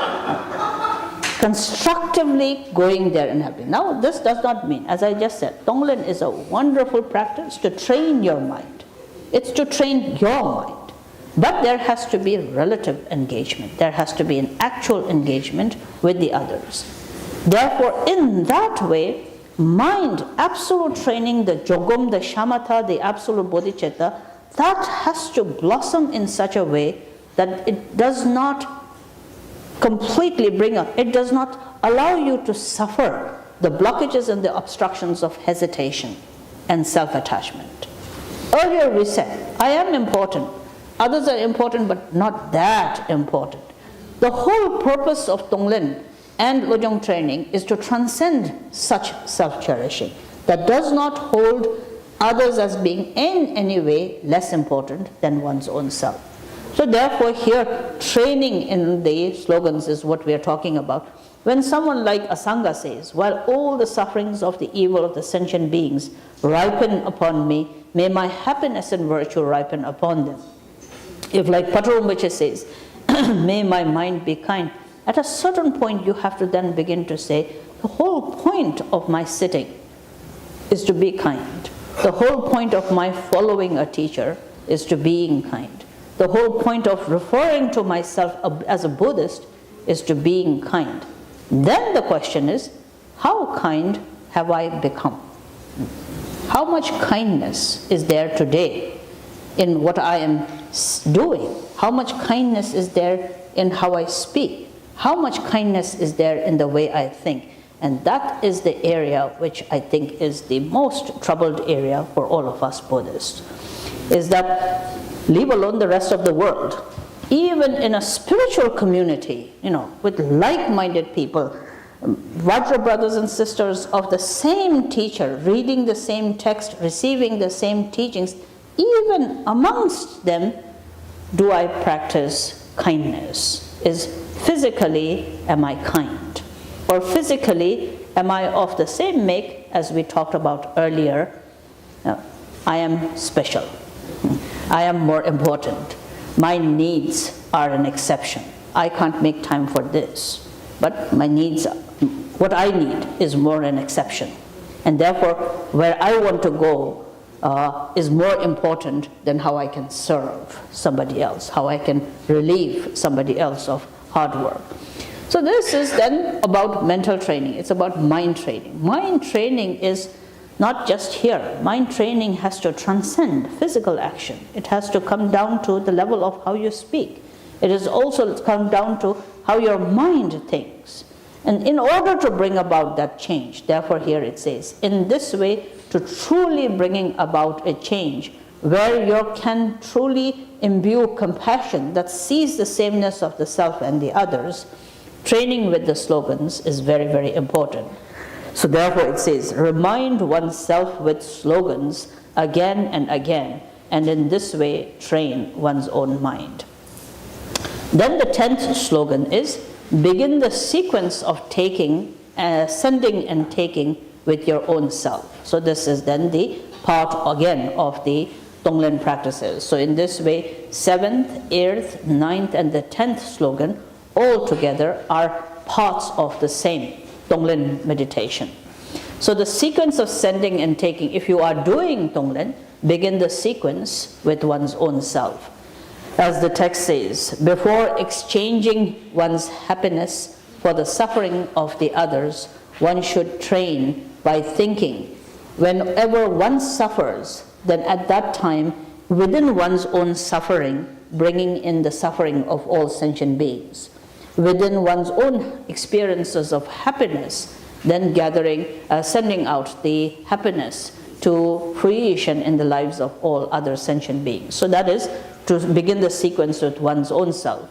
Wherever you are, in whatever activities you may do, for example, at the end of the session, if you go out and you find a nice chair and you get to sit down and rest a bit and enjoy just that moment, transform that into a sympathetic attitude. Build compassion immediately in that moment by thinking, just as ease and relaxation I feel and sense of comfort and rest that I feel, in that way may all sentient beings find comfort and ease. Even for a brief moment, may everyone enjoy just as much as I am enjoying. If you go and then you find something that again bothers you or is a difficulty that you feel, then again immediately transforming this. That's why while I am feeling this sense of annoyance or irritation or anger or disappointment or sadness, may again I be able to carry the sadness and the sufferings of all the sentient beings. Building in your heart a sympathetic attitude, that is then what truly brings about. Arya Maitreya in the Uttaratantra Shastra says, the first cracking of a rigid mind that is so accustomed to thinking about its own self that in its preoccupation and indulgence of its own self, it fails to see the basic wakeful state within its own self.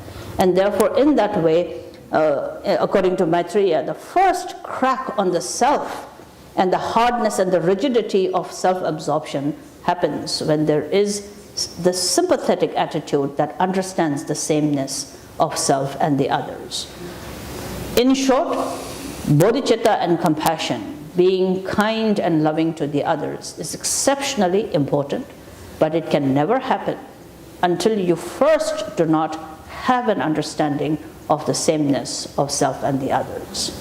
It is only through that the gateway can open. The crack happens. The crack on self-absorption, the crack on the shell of the rigid self-cherishing attitude happens. And when that crack happens, then you can slowly mature that into selfless compassion, where it can truly be more carrying the weight of thinking about the others as being more important than one's own self.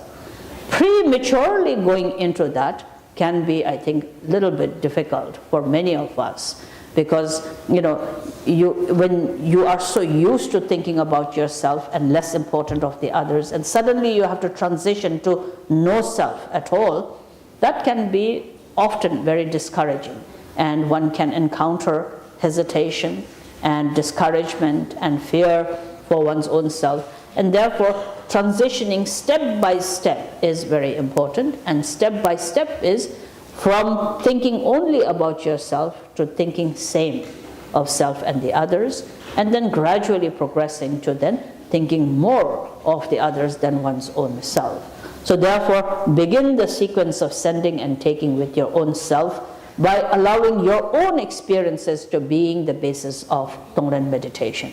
If you're happy, then within your happiness, immediately give out happiness, even more happiness to the others. In your moments of anger, aggression, or any misfortune, bring in all the sufferings of the other sentient beings. In your moment of rest, give the rest and think about the others.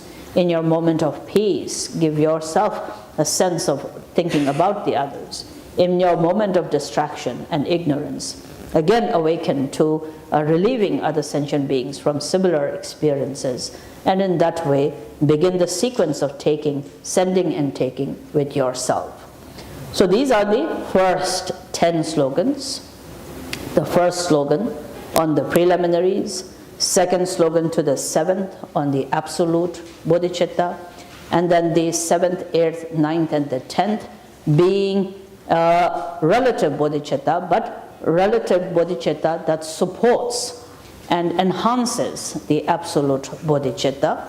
And these 10 slogans and the first 2 points are connected with perfecting generosity. Of the 6 paramitas, these 10 are connected to the perfection of generosity.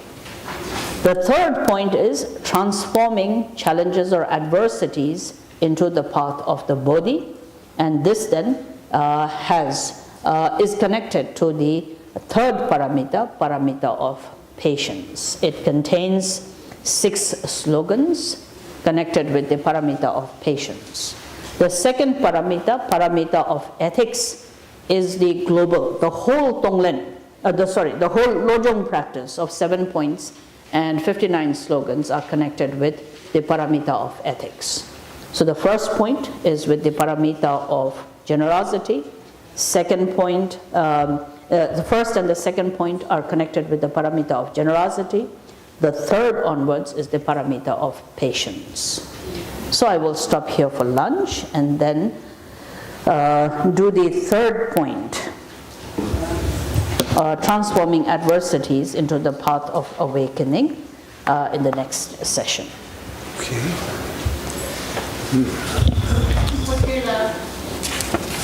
Can I ask something? Of course. Yes, I think that for the Tonglen, not all of the masters they give a constitution for the student who are to practice Tonglen. Because I think the first for Tonglen, the first of that this is the fear. But no all of the students can accept all of the sickness or all of the record, all of the state of it.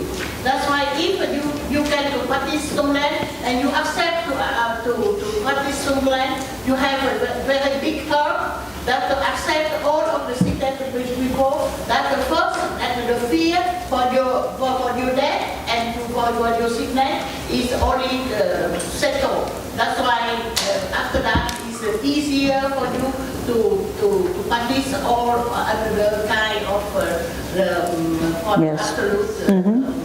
That is why one must first practice the first 6 slogans first. Yeah. Once you practice the first 6 slogans and you really understand the essential nature of emptiness of self and phenomena, it takes care of the fear that otherwise one might feel. Yes, Okay. and also I think that when we talk about you accept all of the sickness of the old central disease, this improves to you. That's why it is also the way that you can cure yourself for your sickness. Absolutely right. Also, one must not be so optimistic as to feel one is that powerful. I wish we were. All right? Thinking of something intellectually is fine, but there has to be reason and logic in that, right?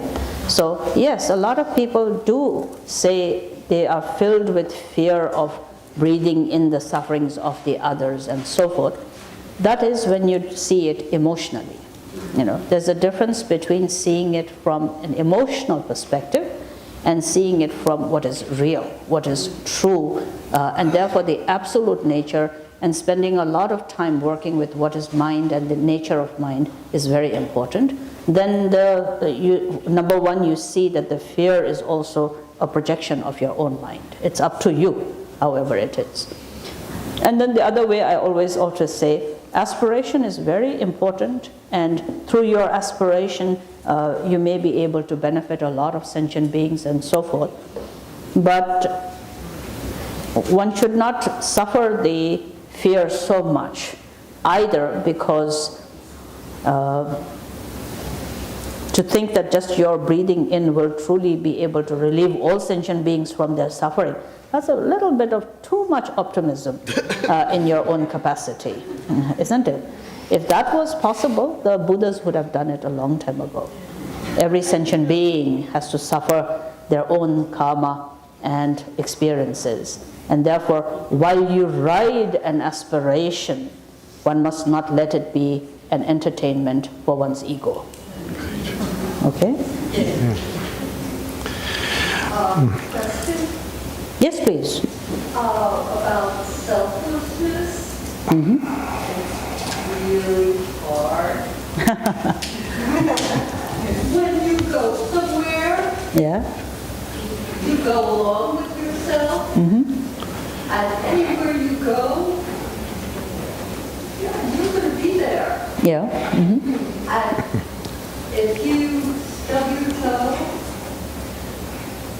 you're the one that feels it. Yes. So how do you get out of it?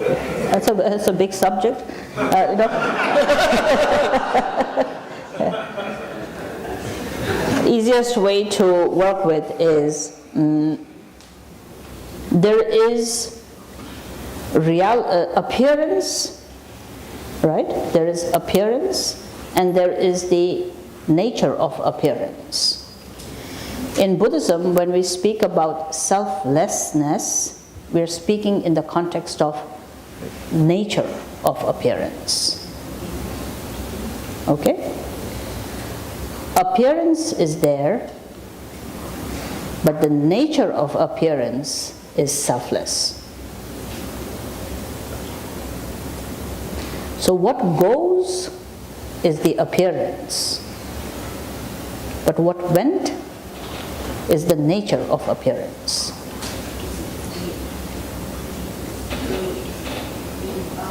See? It's a mental. Well, it's, yes. See, if I lift this is appearance. All right? It is as you see it. Then beyond just the appearance, there is the reality or the nature of what it is. What do you call this? What's the name of this one? What do you call this? A lid, right? It comprises of three letters, L-I-D, right? Appearance is whatever use it is. If I tell you, cover my cup, somebody will have the sense of knowing what a lid is and then to cover it, right? So that's what goes, it's the appearance. Now, when we talk about selflessness, we are talking about where exactly is the LID?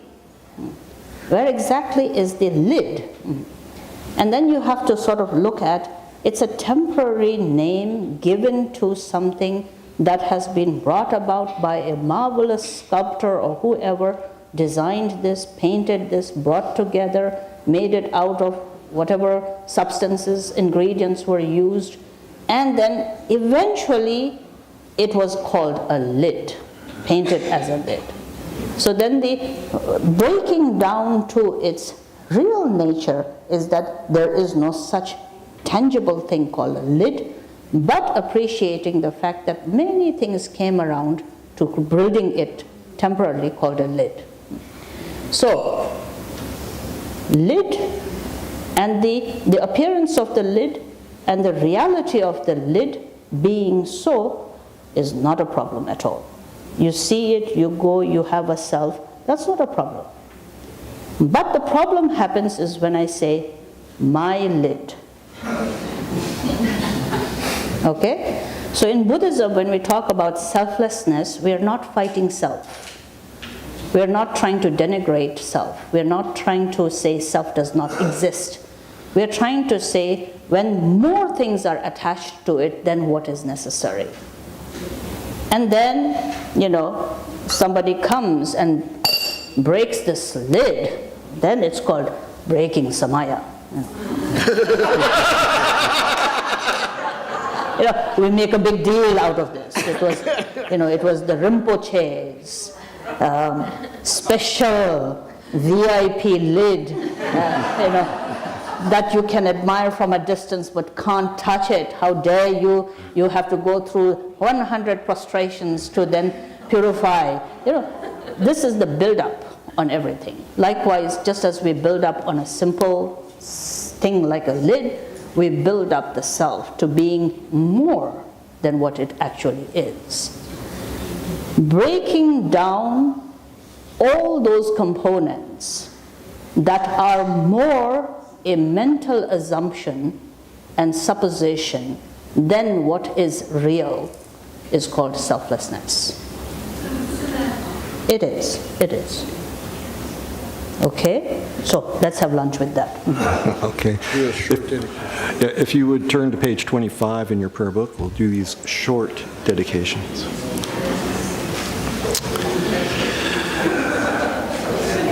By the virtues collected into 3 times, by myself and all beings in samsara and nirvana, and by the innate root of virtue, may I and all sentient beings quickly attain unsurpassed, perfect, complete, precious enlightenment.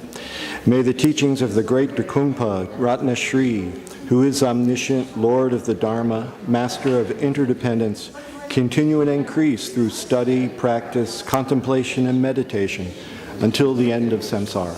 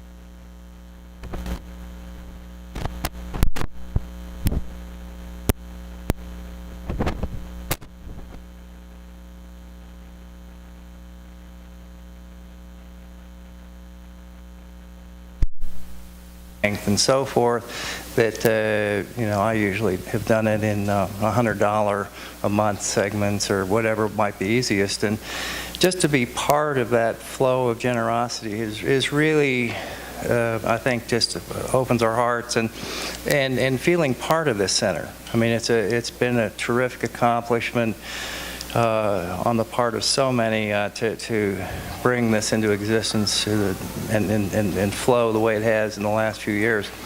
So just if you're interested in that and can do it, it would be greatly, greatly appreciated. There's one of these forms and you can fill in your name and talk to Fawn or others on the staff. But I just wanted to put a plug in for that, so thank you very much. I have a question. Is there Surely. a special box in place for the donation from Khandro? Right on the desk up front there, where just says donations. Yeah, that'd be great. Yep. So like the one here is where it would be for the And that they're both the same, right? They'll all be for Drikung Dharma Surya. As to, are you asking like for making a contribution to Khandro Rinpoche specifically? Mm-hmm. That I'm not so sure. That we'd have to ask Jigme, unless somebody else in the room knows. Yeah, I think that would be at the end of this afternoon when you do a kata offering. May I ask another question about Sure. the Buddha statue here? I think the benefit is when you are buying, offering to own one of the Buddha here, it's good for your family, to bring all the disease, a family member benefit. Every day, dedication, Right. the point of sale. Very well put. Yeah, absolutely. Right. Okay, well, thank you all very much.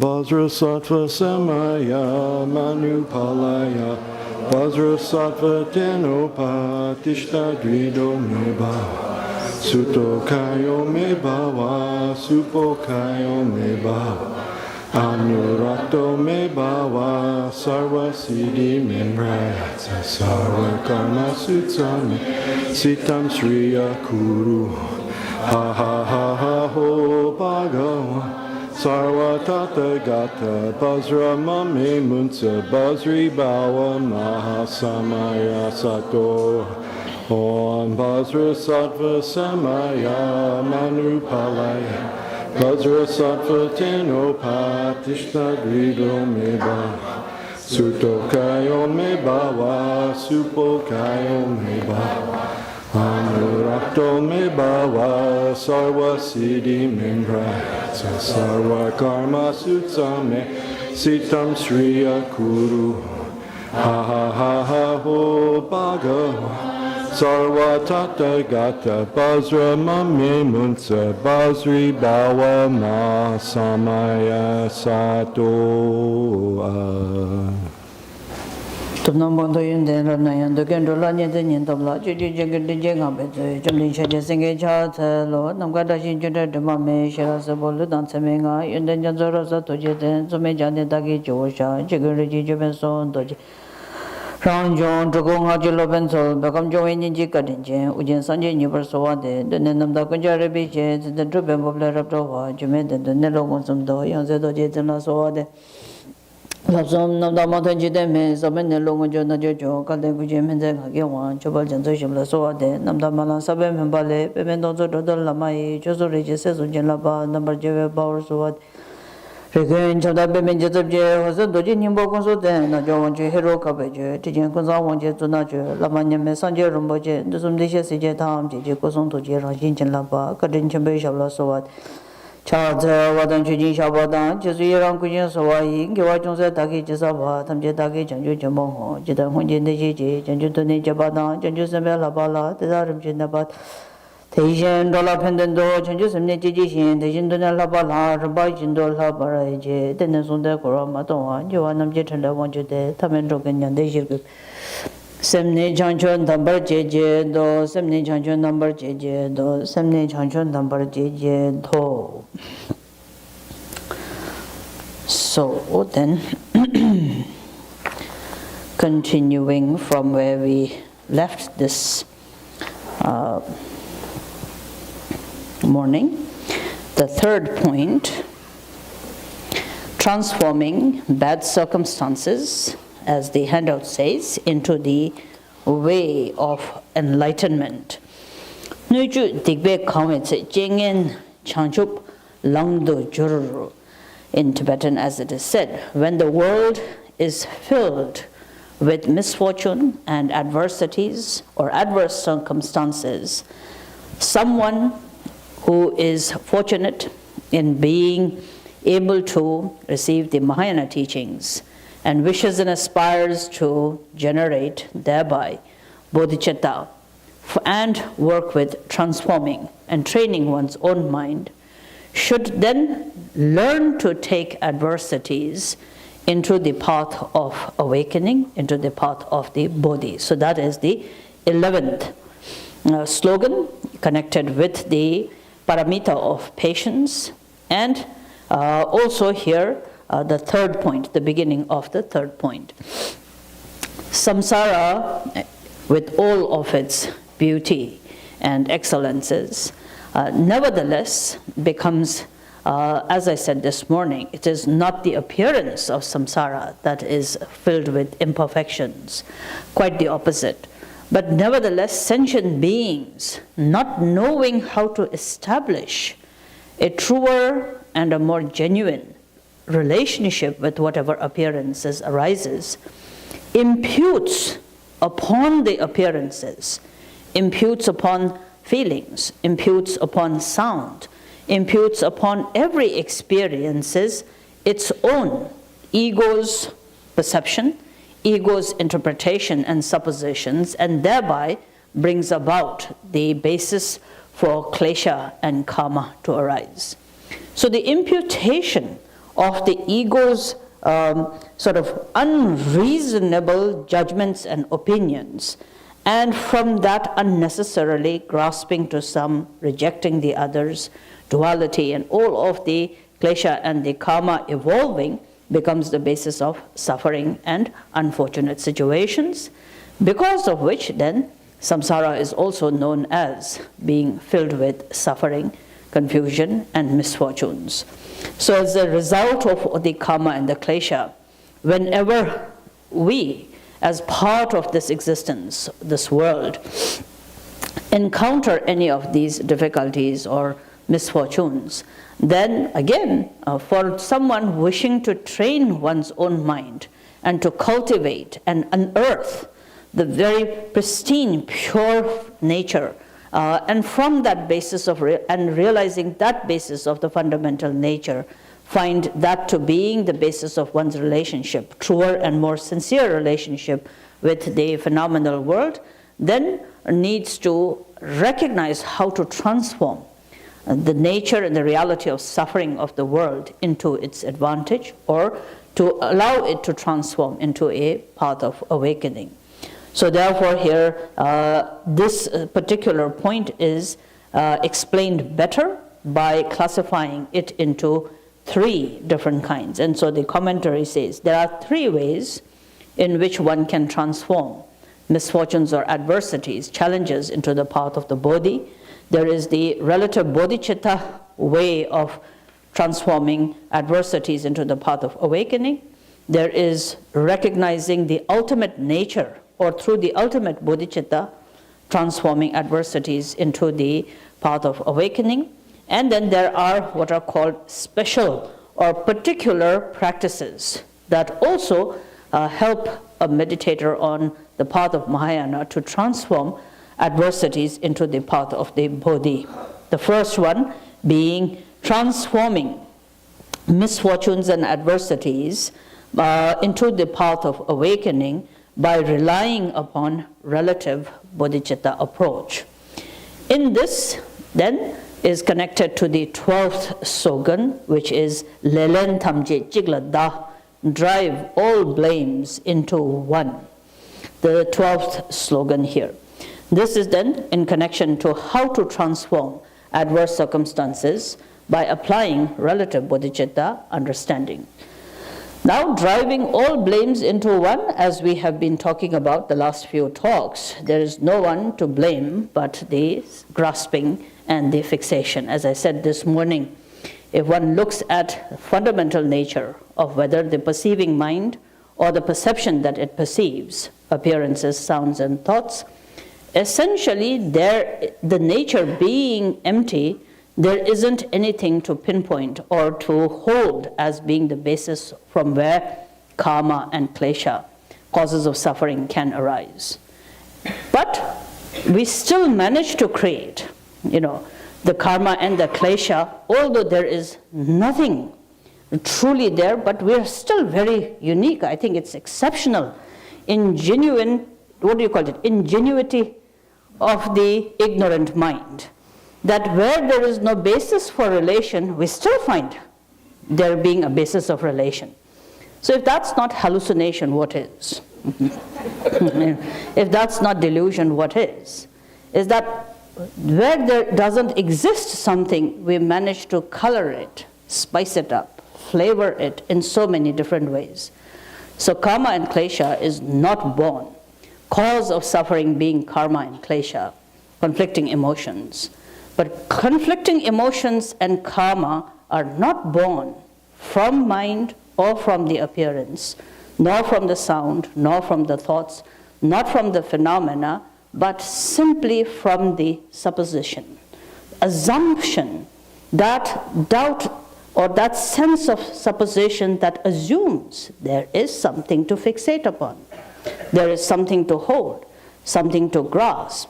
That is what is called mark of ignorance or mark of delusion, is that you tend to believe there is a basis for attachment, there is basis for anger, there is basis for jealousy, there is basis for arrogance. And in this momentum of ignorant supposition, we then find the sort of the fertile ground from where karma and kleshas can be produced. So therefore, driving all blames into one, there is no one to blame but the self-cherishing, but the fixation and the grasping, supposition of there being something, I, me, myself, can't find it, cannot locate it, don't know what it is, but we think it's enough to just suppose it to being there. Not only supposing it to being, self being to be true and real, giving it some kind of a identity, but allowing it to indulge, indulging it further by being slave to its preferences. And therefore, anger comes because we think there is basis of anger, basis of attachment, basis of ignorance. So therefore, fixation, the grasping, the attachment that ensues from that, the anger that ensues from that, self and the self-cherishing being the basis itself, drive all blames into one. So here in the text it says, there's a quote from the Shantideva's Bodhisattva Charyavatara where it says, whatever troubles there are, all kinds of fear and suffering arises simply from ego clinging. What power does this self-clinging have? It's astounding how strong, how powerful it is. And therefore the self-thinking it is allows the basis for attachment, anger, ignorance, and every klesha to arise. That becomes the basis of karma, that becomes the basis of suffering. And therefore, meditator knows if there is something to really blame, then it is just this self-attachment and the self-cherishing that then becomes the ground for continued fixations and grasping to arise. So that therefore, knowing this, therefore, a meditator on the path of training the mind really recalls to one's own self the importance of cutting through this supposition, this false belief, and examines again and again, going beyond this seventh afflictive emotion, afflictive consciousness, this consciousness that supposes the existence of the self, to go inward to the alaya, from the alaya looking inward, seeing that at the ultimate level, other than the emptiness nature, there is really nothing to hold, resides there, and therefore in that way there is the natural deconstruction or the dissolution of all the bases for karma and klesha to arise, and in that way genuinely bringing about cessation of suffering through bringing about the cessation and uprooting of the causes of suffering brings about trained mind. So this is then the 12th slogan. Then in again the 13th slogan, which is also connected to the relative approach to transforming adverse circumstances. So when adverse circumstances arises, then here as the 12th slogan says, rather than getting angry or being attached to the adverse circumstance, be able to really see the self-attachment that is the basis. If the self-attachment is not there, then of course there isn't the suffering or the adversities itself. In that way, the 13th slogan says, be grateful to everyone.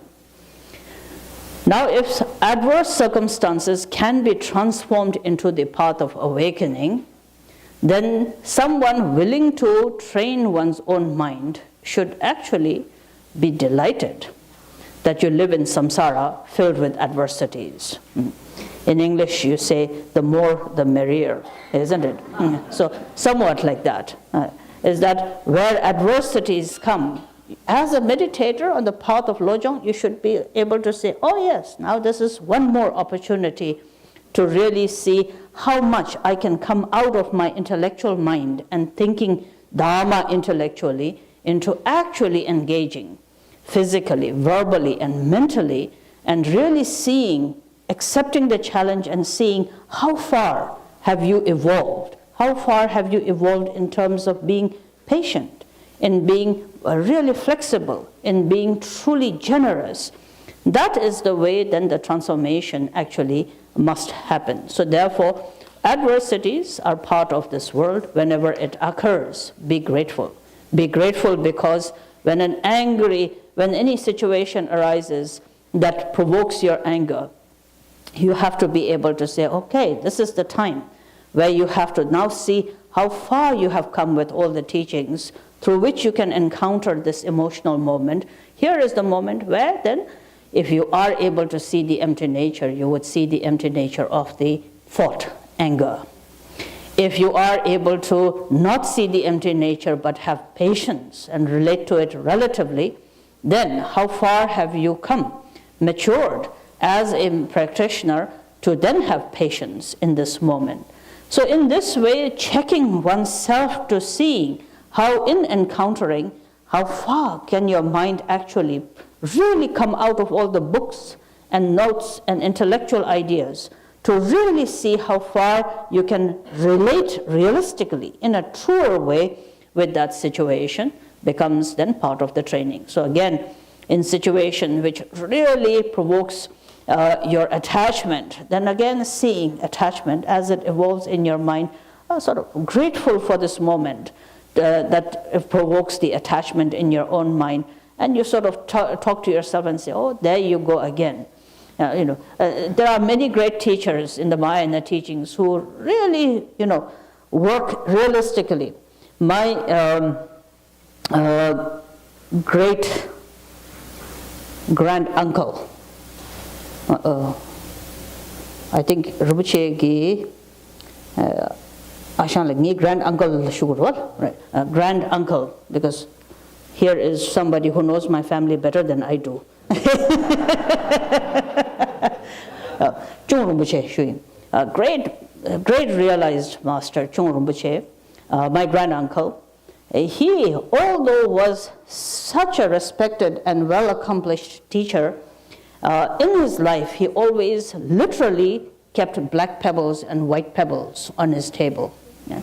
And so he had heard many other teachers talk about bad thought, keep a black pebble, good thought, keep a white pebble. And so we hear those kind of stories, but it doesn't occur to us to do those kind of things. We sort of just listen to them as stories. But he was somebody who, right up till his later ages, is said to have always carried a bag with him, with white stones and black stones. And every time his thought wavered into any kind of self-cherishing, he would not hesitate to put a black pebble on his table. And in that way, at the end of the day, he would always examine. And in his short biography, he says, in the beginning, no question, there were always more black and very few white. But he said, at the end of my life, I can be quite happy that there were more white pebbles than black through all the continued days. So this is how great teachers actually engaged. And this is something very important for modern day practitioners to keep in mind, is that so many of our generations of practitioners are more learned than ever was. I think one of the marvelous things that are happening in not only westernization of Buddhism, but as Buddhism becomes more global, is that this is the kind of phenomena today where Dharma is learned and studied by common people more than it ever has been. In India and Tibet and many other countries, wherever Dharma has flourished, it has flourished, but it was always more the monks and the nuns, and there was an exclusive elite group of monks and nuns and scholars who studied and maintained the Dharma and practiced and made it strong and flourish. Now in the westernization of Buddhism, this is the first time we are seeing lay people study the same subjects, learn the same subjects, do the same practices, which is a very wonderful thing. It is a wonderful thing. It's a new phenomenon. But there could be one thing that you need to watch out for. And that is, usually I always tell the Dharma students, up until our times, these teachings were always taught and studied and practiced. Ours might be the first generation where these are taught, studied, and not practiced. That's the danger. And that's what we call intellectualization of all the teachings. So the knowledge is there. People are more learned than ever was, especially common people and lay practitioners are more learned than ever was in the history of these 2600 years of Buddhism. But there is a sign that is slowly coming up where much, as I said in the morning, is retained as an intellectual feed. So it becomes hypothetical. It's a rhetoric. Spiritual rhetorics are just very, very rampant today. We can say and rattle off many profound words, but the actualization of the teaching, where you see a Mahasiddha, where you see a yogi, where you see someone completely transform the life in accordance to the words that you know and the words that you reflect and meditate upon, that's becoming rarer and rarer. And so this is something that we have to all keep in mind. So not doing that. But whenever you have an opportunity to truly engage in the Dharma, not just writing be grateful to everyone, but truly imbuing that into your own life, so that when adversities do come, as Shantideva in Bodhisattva Charya Avtara gives this wonderful example where he says, if somebody picks up a stick and hits it on your head, whom do you blame? The stick or the person who holds the stick? We blame the stick, don't we?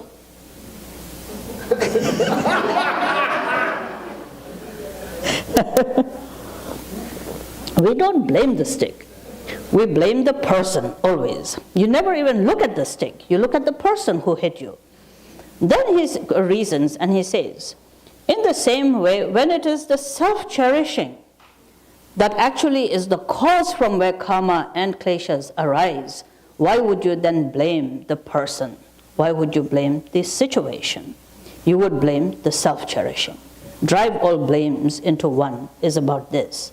Just as you look at the person who held the stick, likewise you look at the self-cherishing. That's the instigator of whatever unfortunate or adverse situation arises. If there's anger directed towards you, one sees the self-grasping that this person has, which then is the cause of the anger that is directed towards you. And therefore, seeing self-cherishing in oneself and in the others as the cause, driving all blames into the one, and your own. Now, how do you reciprocate that situation is to then accept the challenge, because you are the one. Now, if you say, why should I be the one? Then, of course, who else but you? You are the one who claimed to be Buddhist. You are the one who knows about precious human existence. You are the one who nodded your head when we talked about impermanence and emptiness. You are the one who is the one committed to generating enlightened awareness. You are the one on the path of training one's own mind. Responsibility falls on the one who knows, on the one who is awakened to that, to the one who has the qualities to transcend it. And therefore, seeing oneself as the responsible person here, it is up to you now how you work through it. And therefore, accepting the challenge. Here is an opportunity when strong emotions of anger arises.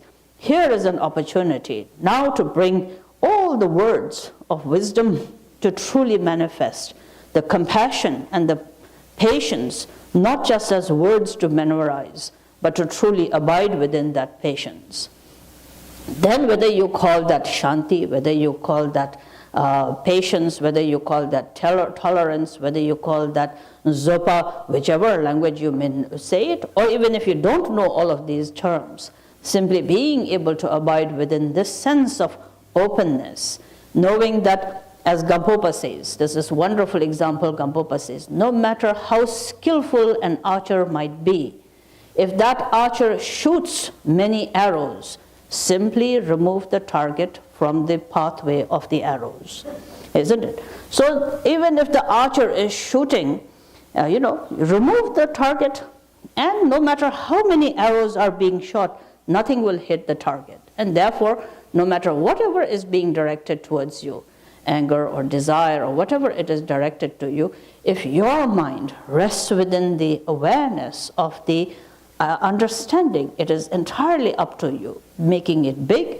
or seeing its true nature of emptiness and abiding within that, or if that is not your capacity, then being patient and being able to understand the virtue and wisdom of tolerance and patience.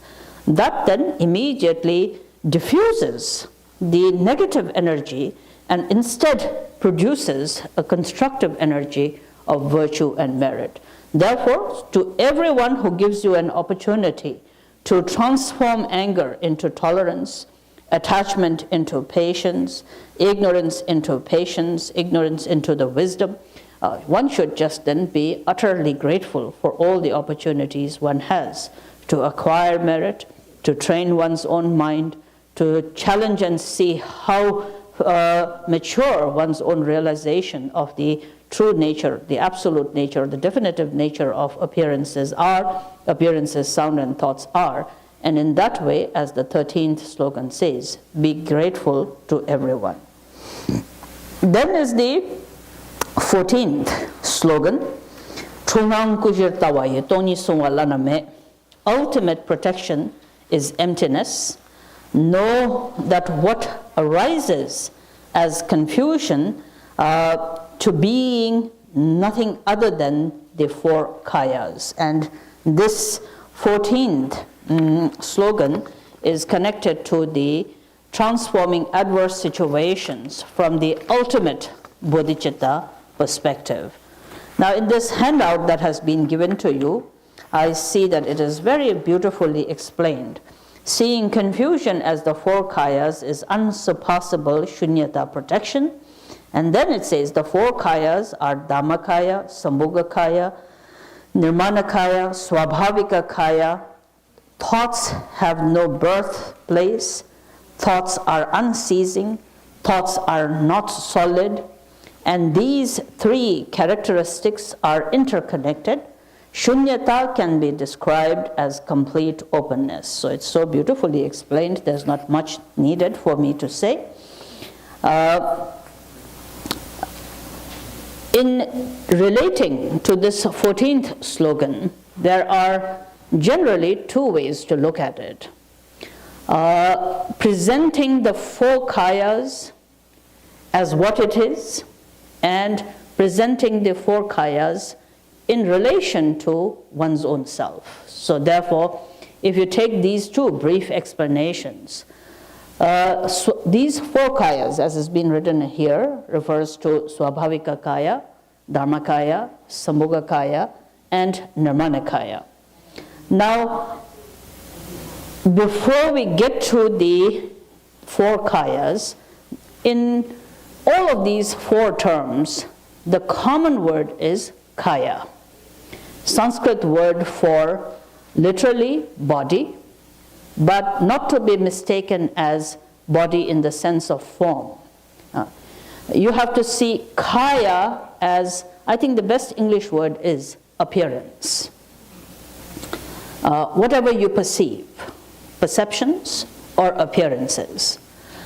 Now, appearances generally are said to be divided into three kinds of appearances. Appearances as it is, appearances that are seen halfway as it is, and appearances that are not seen as it is. Appearances of the first kind, as it is usually called Dharmakaya. Dharma is the term here meaning true. True appearances. Whatever arises as the absolute true nature. Now here then there is some distinctions, and those of you who study views, you will know that there is the new school tradition that often refers to the ultimate nature as emptiness, emptiness devoid of the five skandhas. So as I said earlier, form is emptiness, feeling is emptiness, perception is emptiness, formation is emptiness, And then consciousness is emptiness. The ultimate nature is, since all of these, if thoroughly examined, are naturally space, space being empty, emptiness is the true body. Emptiness is the true appearance. Emptiness is the true nature. So there's that one way to look at it. Then some view holders, especially of the ancient school tradition, often will say it is not only empty, but it is endowed with expressive awakenedness, often referred to as essence of wisdom or luminosity, clarity. So from one way of looking at it and examining it is, yes, it is not findable, therefore it is empty, but it is not just empty, it is awakened. It is clear in its emptiness. Now, which one is right? Western minds usually tend to say, which one should I believe? And you make the biggest mistake of believing what someone tells you to believe. That's not the point at all. And when Buddha says, examine, this is again one of the things. Many people say, Buddha said, examine the teachings and only then believe. And a lot of people use this and for many different situations. That's a different topic. We're not getting into this. But the main thing what he asked you examine was this, is what is the ultimate nature. And that is something that you have to really examine your own self. And then to you, what does it seem? Whether this school says it this way or that school says it in another way, that's giving you a clue of what the great bodhisattvas have realized. For yourself, you have to look into yourself and see, when the alaya mind, the ground consciousness, looks inwardly and does not see anything within that ground of emptiness, is there just simple emptiness, or is there an emptiness that seems to have also an awakened quality? And without the awakened quality, then again there would be no possibility of being able to see, hear, think, and so on and so forth. So therefore this sense of, here we're talking about the ultimate body, we're talking about Dhammakaya here. So the ultimate or the true body or the true appearance is generally said to be this essential ground of emptiness. It is this emptiness of nature of mind and phenomena, empty and yet vividly awake. It has its own awakened quality. Mind you, that awakened quality should never be mistaken with an emotionally awakened mind. There's a difference between pristine vividness and expressive quality of the empty nature of mind and the kind of awakened that we emotionally think, conceptually allow ourselves to think what awakened is. This is not what we are talking about. Now in that regard, many great teachers, especially Patrul Rinpoche, describes it very well, classifies it very well when he says, this true body or true appearance called the Dharmakaya is seen by the Buddhas. So the Buddha's perception, the Buddha's insight, what do the Buddhas see is, Buddhas see the Dhammakaya nature. Buddhas see what the absolute true reality is, and that is therefore called the vision of the Dhammakaya. So therefore, absolute nature, the teachings say, absolute nature seen from the Buddha's view is called the Dharmakaya.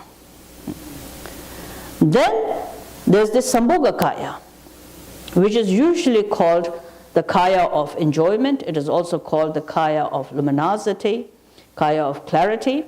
But it is more simple to keep in mind that Sambhogakaya is seen by the Bodhisattvas. How the Bodhisattvas, and particularly Bodhisattvas of the 10th Bhumi. Now there's the progression of first to the 10th Bhumi, the progression of the paths and the Bhumis of the Bodhisattvas. So through maturity of their insight, when Bodhisattvas accomplish the highest, the 10th Bhumi, and then what do they see? How do they see appearance? How do they see the reality of sound? How do they see the reality of thoughts? How do they see the reality of mind and phenomena? The perspective, the view of the Bodhisattvas of the 10th Bhumi, how they see is then called Sambhogakaya or the second kaya here. Now, Sambhogakaya seen by the bodhisattvas of the 10th bhumi. Here, however, in the teachings, again it says, there are the Buddhas and the sentient beings. Dhammakaya is seen by the Buddhas. Yes? Sambhogakaya and Nirmanakaya, the two other kayas, are seen by sentient beings. In sentient beings, there are two categories: pure sentient beings, impure sentient beings. Pure sentient beings are bodhisattvas. So therefore, pure sentient beings see the Sambhogakaya, especially pure sentient beings who have accomplished the 10th bodhisattva bhumi. How they see things is called the Sambhogakaya. Now who is left? Impure sentient beings, like us, most of us. Some of you may be higher, I don't know. But I think it's safe enough to say, most of us. Impure sentient beings, or sentient beings with impure. Now impure here does not mean impure person. We are saying impure perception. We're talking impure. Remember, pure beings and impure beings, never mistaken Buddhist terminology which says impure beings and pure beings as being someone bad and someone good. That's not the point at all. When we classify pure beings and impure beings, we are clearly just simply talking about how you see things. When you see things, if that is deluded and more inclined towards guessing, supposing, assumptions, that's called clouded vision or also impure perception.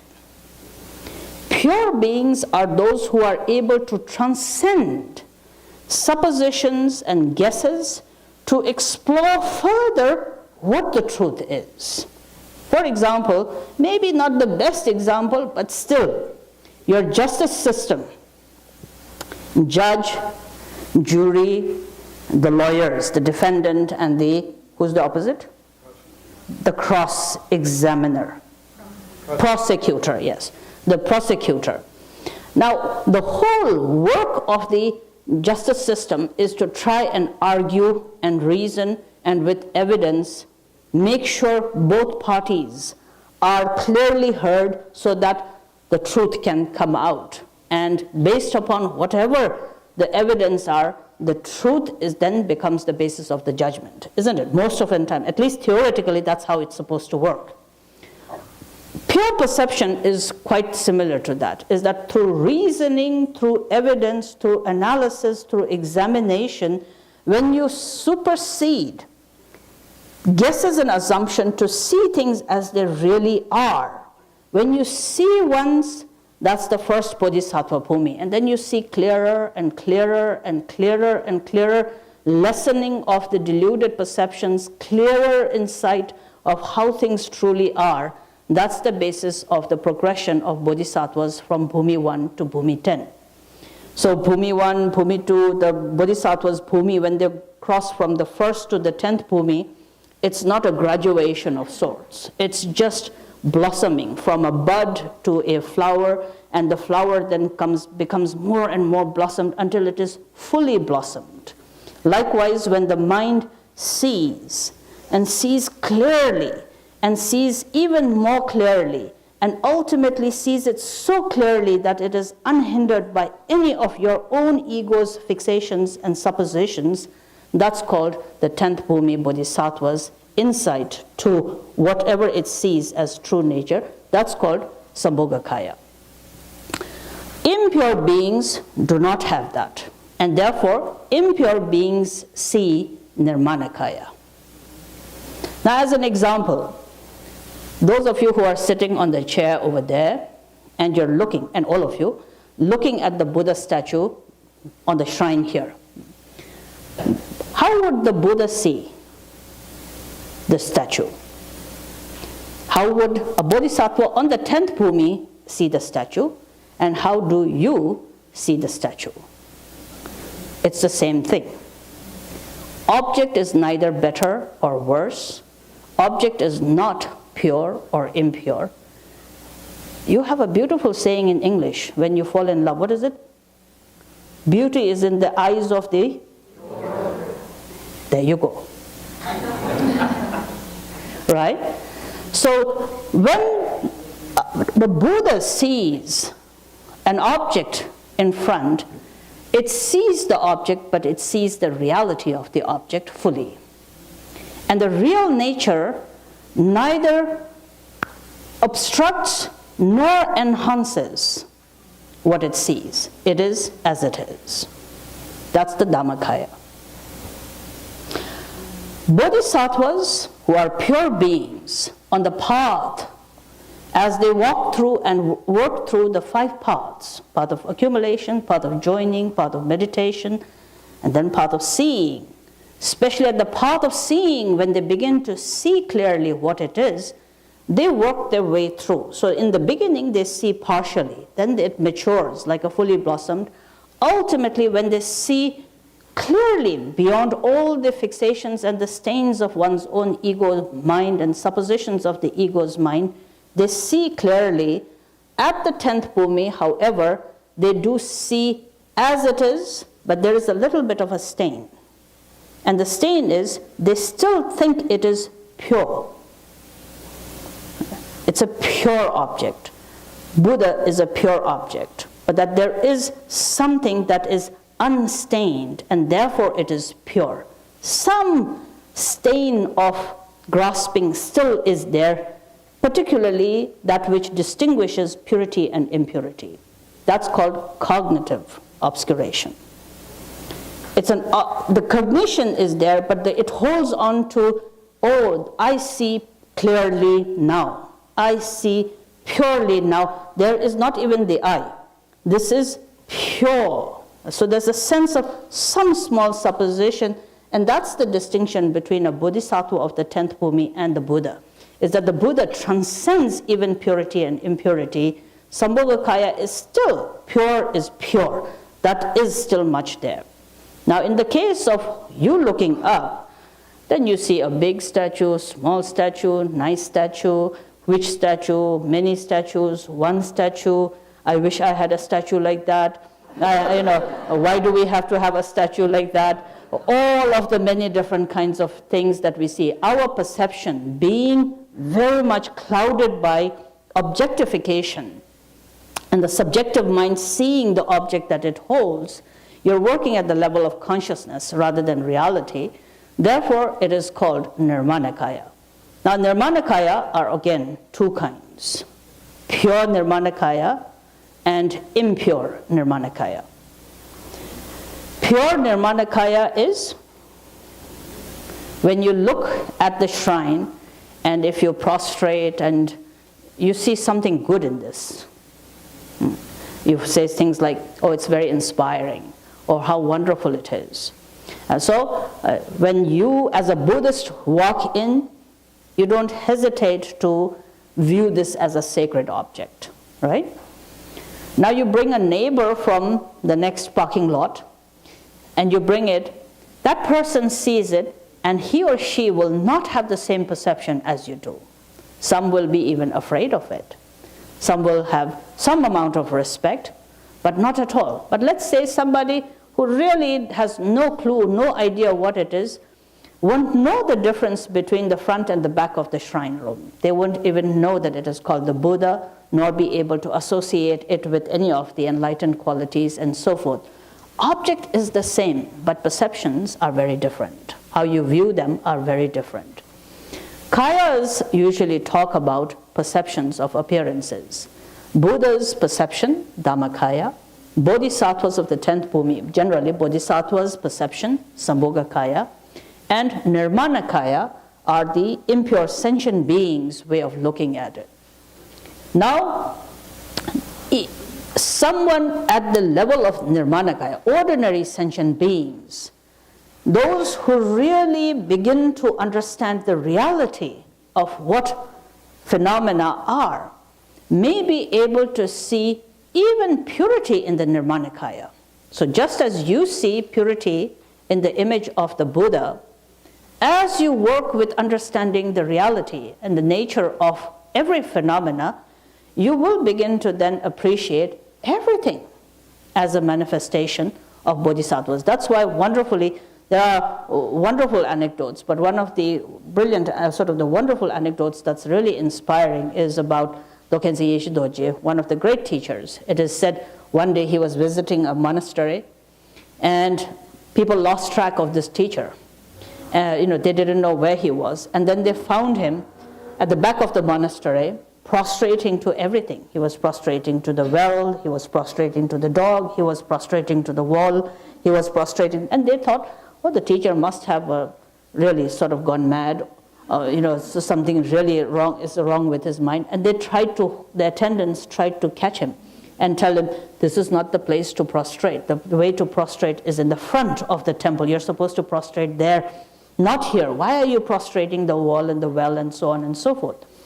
And he's said to have turned around and said, maybe for you the Buddhas stay only in one direction. For me, wherever I look, I see the Buddha's manifestation. For me, wherever I see the Bodhisattva's manifestation that is inspiring for my mind.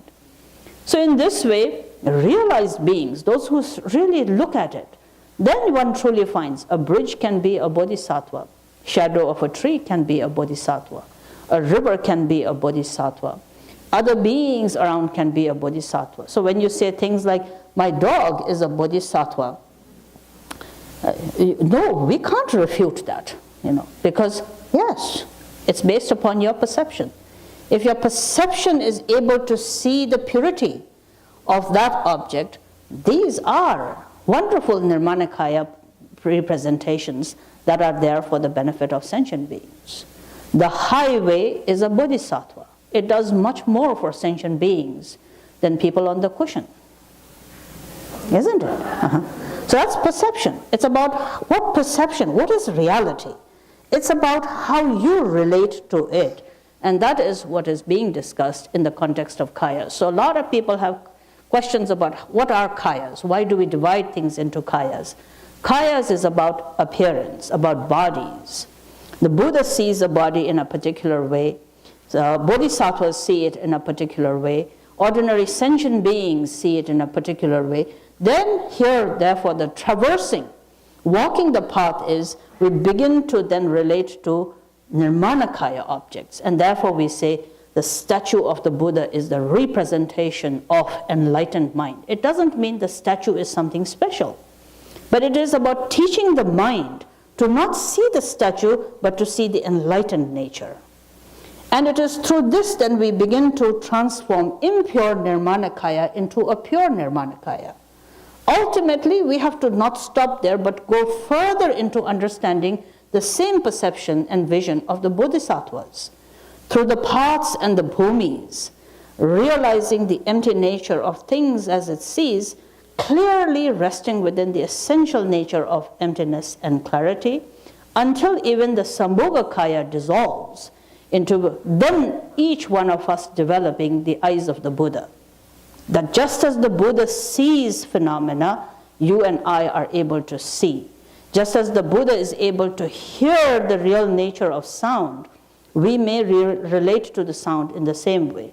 Just as the Buddha would then see the reality and the nature of emotions and thoughts, when we are able to also see, and that's why we meditate, that's why we examine, that's why we receive the teachings, is to cultivate this wisdom eye of the Buddhas that sees things. So coming back to the slogan here, seeing confusion as the four kayas is to then spread it out and then see according to your own capacity, how would you then begin to look at whatever adverse circumstances arises. If you have the highest acumen and you have truly worked with generating the brilliance of prajna or wisdom, primordial wisdom, you would see all circumstances as the brilliant empty nature manifest. That would be the Dhammakaya way of seeing it. That's the protection of the shunyata that we usually hear is referred to as the unsurpassable shunyata protection. Shunyata is emptiness. The supreme protection is when you really see the empty nature of everything arises, then there is no pure, impure. There is no adversities, there is no friends and foes, there is no enemies and good friends, there is no good things and bad things, there is no easy, fortunate circumstances or difficult and unfortunate circumstances. Within the taste of emptiness, everything is the same. Highest Dhammakaya view is to be able to have that perspective. Now, if one is not able to develop that, then when adversities arises, you could take on as best as possible with the capacity of the bodhisattvas to analyze through the analytical meditation, seeing what is the reality of this moment's adversity. Beyond my grasping to this as being real, what is the true nature of what I think? What is the true nature of I? What is the true nature of the thinking?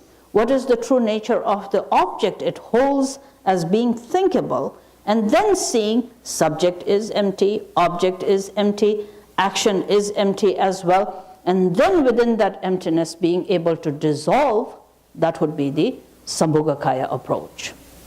Now if that is also not one's own ability, then whenever adverse circumstances come, then thinking, this is the blessing of the Buddhas. One more chance for me to accumulate merit. Then merit is real.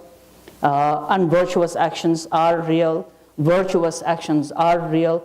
Karma is real. Consequences of karma is real. And a lot of people say, how is it real? It is real because you think it is real. You know, hope is real, then fear is real. What you suppose is real, then what you don't suppose has to be given also reality. When you think some things are possible, then you have to also think, you have to give freedom for what you think is impossible is also to be real.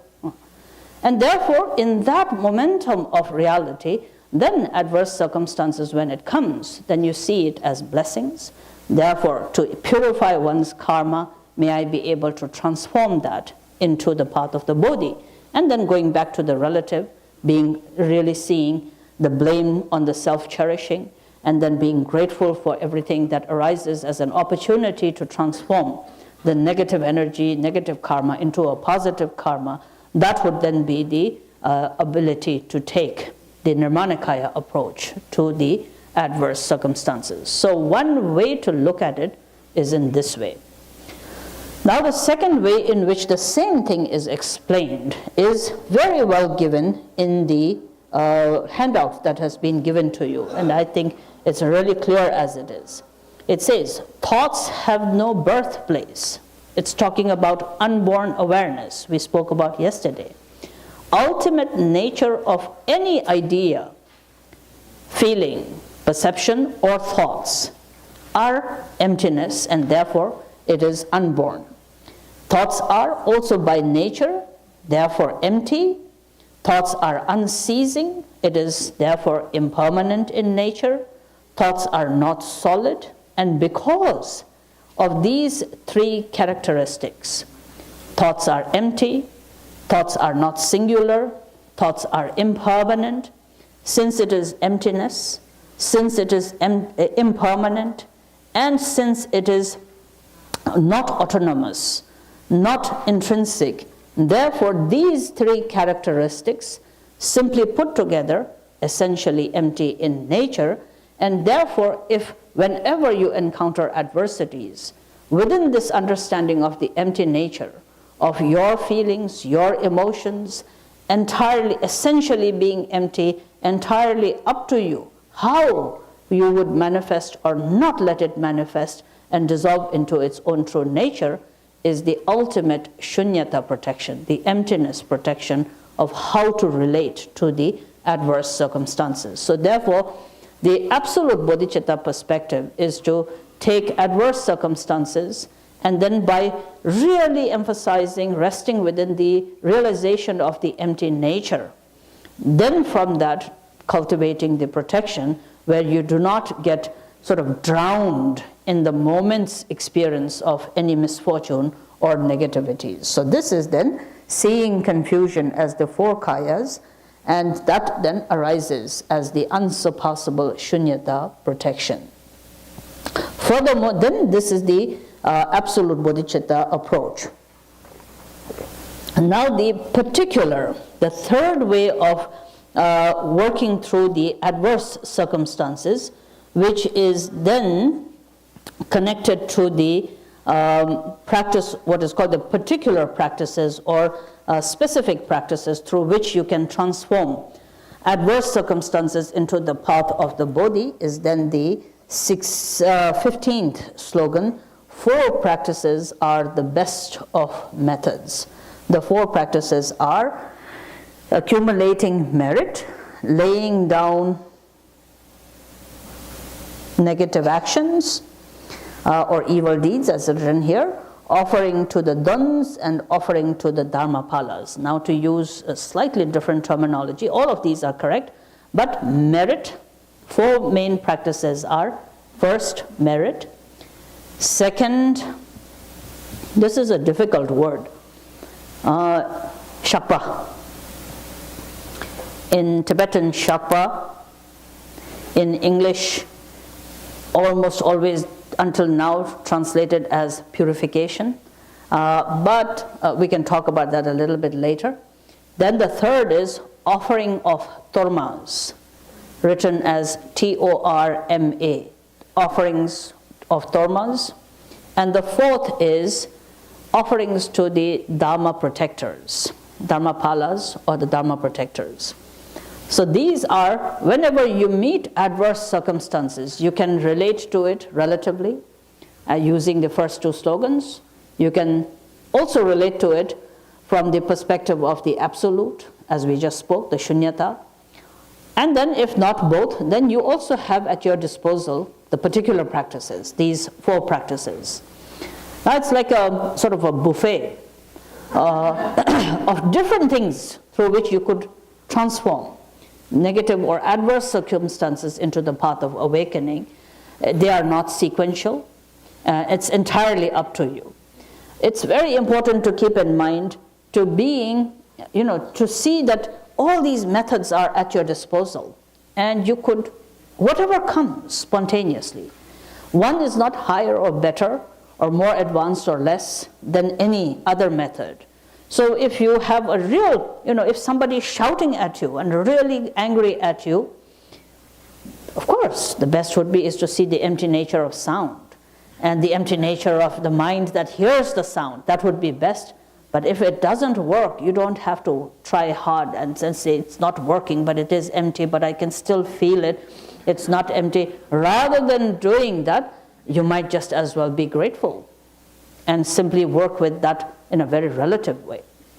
But even if that doesn't work, then you could do any of these practices, and that's where the third classification comes. First, then, being merit. Tsok sak is the Tibetan word, sonam gi tsok. I always think this is very weak in the modern day practitioners. And here then it's not even necessary to say Western practitioners, because I think we Easterners are today just as bad in accumulating. At least that was one big plus point that the Eastern practitioners had. Unfortunately, the younger generation seems to be quite careless about this aspect. Merit is very, very important. Merit is what supports you very much. When everything is held intellectually and your mind relates to the view of the Dharma only from an intellectual perspective, one begins to almost disregard your relationship to the environment, to where you are. And therefore, in that way, you're not really working with what is most immediate and tangible around you. And so this is then, therefore, what we have been talking about. We think generosity, but we are not generous. We think patience, but we are not patient. We think, and at most we meditate. And that's, I think, what is most annoying to all the people who don't agree with Buddhism. And that's, I think, very important to keep in mind is we Buddhists surround ourselves with more Buddhists. And then we all feed each other thinking we are all good. And it's very important to go out of this world to actually see, because even in your relation, when you're on a big dining table on Thanksgiving Day, and there is a skeptic in your family who doesn't quite agree with why you disappear every Saturday and Sunday, and one of the complaints they have is you're just fixated on your cushion, that it's all just passively doing the meditation. You don't make time for others. You don't really have this conscious awareness of relationship and really being able to serve others and work with the others. And such criticisms and similar kinds, I think, have to be taken very seriously.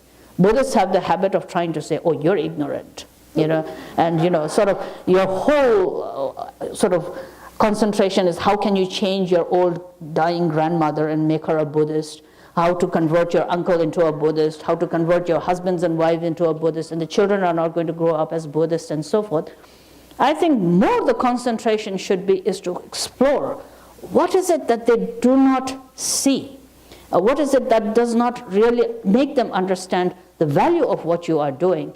And you will always find that the one thing that is common that we hear a lot is they do not see the view in action. We talk something, but it doesn't really, is not evident there. I was at a young children's meeting some time ago, and during that time there was one parent who had forced her son, and by just looking at the young gentleman there, must be about 13, 14 years old, you could see he was not happy being there at all. So therefore then I had to sort of talk to him, and in my conversation I asked him, I said, do you meditate? And he said, no. And I said, would you like to meditate? And he says, no. And then I said, why do you like meditation? And he says, I don't want to grow up like my parents. That's the reason.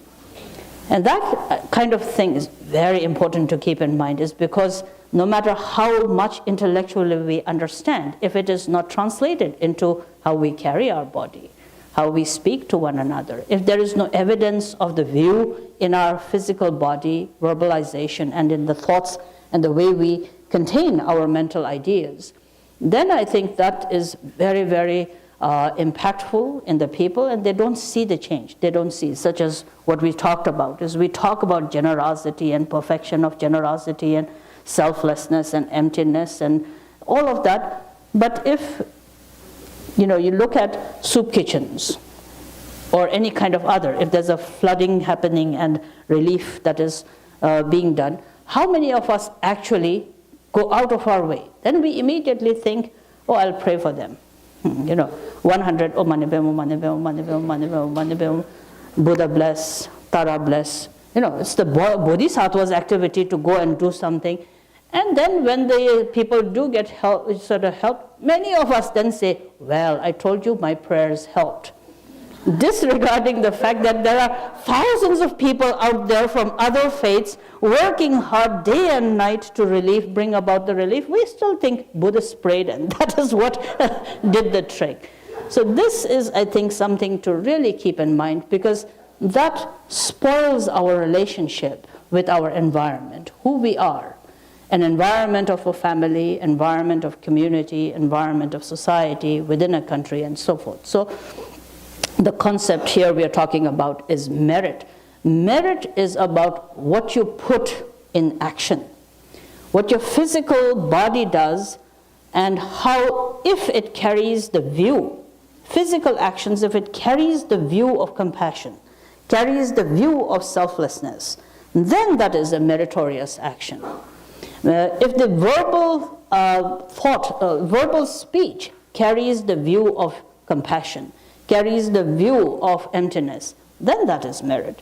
Likewise, your mind, if it carries the view of compassion, if it carries the view of emptiness and selflessness, then that is merit. So therefore, not just talking about loving kindness, but being loving kindness. Not just talking about bodhicitta and compassion, but truly being nothing but compassionate and bodhicitta. That then becomes the meritorious karma. Meritorious karma is then the biggest antidote to adverse circumstances. So just in the same way, the joke that we have always in the Sangha, there are some people who say things like, I would like to have friends. There's this one friend that I have, Sangha member. I think I will be a good friend, but why is it that people don't make friends with me? Why is it that people don't like to be friends with me? And the reason is because this person has the habit of opening the mouth and then saying the worst possible thing. It's amazing to sometimes listen to this person, and I talk to this person quite often. She cannot say something nice. Look at the person, the first thing she'll say is, you look tired. What's wrong? And then this is to a complete stranger, who might just walk up to you. Then I usually say, if you want to be friends, just keep quiet. So, but when that kind of sort of the example, if you take, is that if you want to have friends, you have to be a good friend. If you want to find favorable circumstances, you have to plant seed for the favorable circumstances to be there. That is then merit, and you cannot ignore that. Everything is not about mind and just mentally thinking about it. That's where I always tease our Buddhist friends when I think, they all think, if I think enlightenment hard enough, that then, I can sort of be an exception and not do any transformation, but just by thinking I can sort of gate crash into the state of Buddhahood or enlightenment.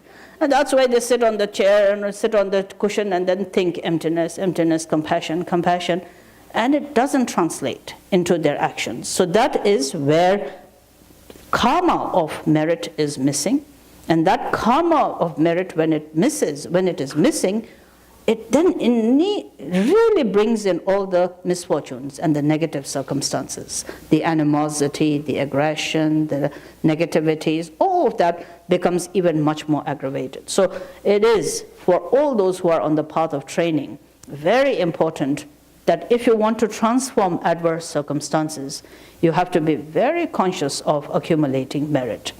Accumulating merit is then, in a simple way, is whatever you know intellectually, bring that into your body, speech, and mind, the actions of your body, speech, and mind. Merit is in generosity. Merit is in being of service to the others. Merit is in silence. Merit is physically making yourself serve other sentient beings.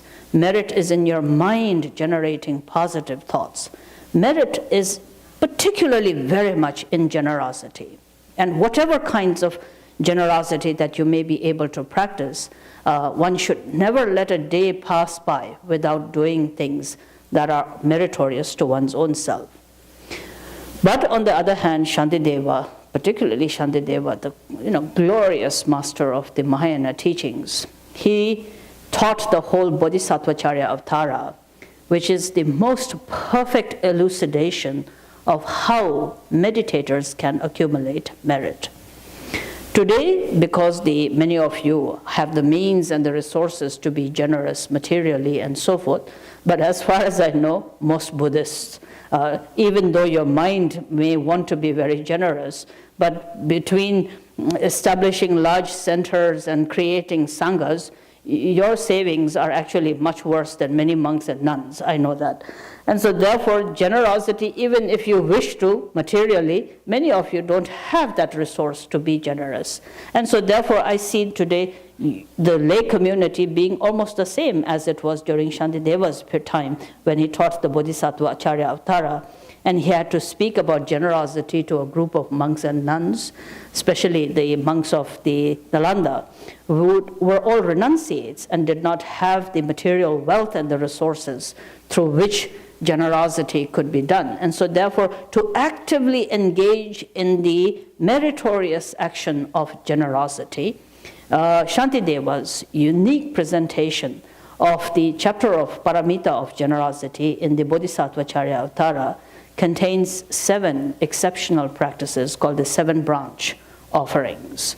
7 branch offerings, therefore, in Mahayana tradition have been known to be the greatest resources through which merit can be accomplished.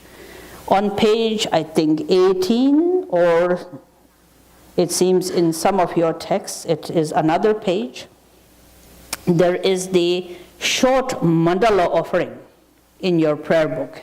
Most of you know it by heart, but if you look at it, in the last 4 lines, there is a line here which says, whatever merit I have gathered through prostrations, offerings, confession, rejoicing, beseeching, and praying for the sake of the enlightenment of the sentient beings. This verse usually is known as a single verse which contains within it mentions of the 7 branch offerings. 7 branch offerings that became the basis of Shantideva's presentation of perfection of generosity, or what are also called unique means through which a practitioner can accumulate merit. And therefore, as the verse says, merit, whatever merit that I have been able to accumulate, and whatever merit I have been able to accumulate through these 7 practices. The first is called prostration. These are called 7 branch offerings. The first branch is the branch of prostrations. Second is the branch of offerings. Third is the branch of, temporarily let's call it what it is written here, confession. We'll come to that later. Fourth is the branch of rejoicement. 5th branch is the branch of supplication. 6th branch is the branch of requesting for the wheel of the Dharma to be turned. And then the 7th branch is called the branch of dedication of merit.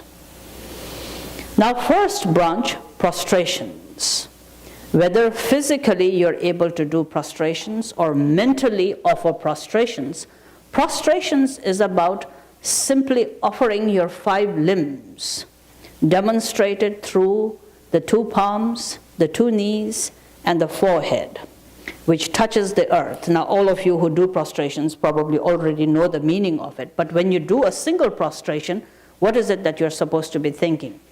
May my body, composed of the 5 elements, and that which builds up to being the 5 aggregates, represented by the 5 points of my knees, my palms, and my forehead. As I touch the ground, I surrender and let go all self-cherishing. As I walk awake or arise from the ground, I arise being true to the innate nature. So this is then a simple sort of a mindful awareness and meaning that has to be brought about in a single prostration. Generally, whether physically doing or mentally offering such prostrations, the key to prostrations is to know that prostration is never complete until it does not evoke within you the meaning of prostrations being the antidote of arrogance. And therefore, surrendering with humility and letting go of arrogance completes essentially a single prostration. So if you're throwing yourself on the floor 100,000 times and not once surrendering with humility your arrogance, that's good exercise. But other than being a good physical exercise, there is no meaning to prostrations. Prostrations is about every moment, physically or mentally thinking about it, is completely, just as you touch the earth, with humility you surrender the ego grasping, and you arise from the ground of that ego fixation to a fresh start of egoless state. Being able to, if one sees such as the 100,000 prostrations of Khandro, if 100,000 pure moments could be built up, where you have aroused within yourself 100,000 moments free from ego grasping, 100,000 pure moments of purification. That is then merit. You have to consider the kind of karma you are creating.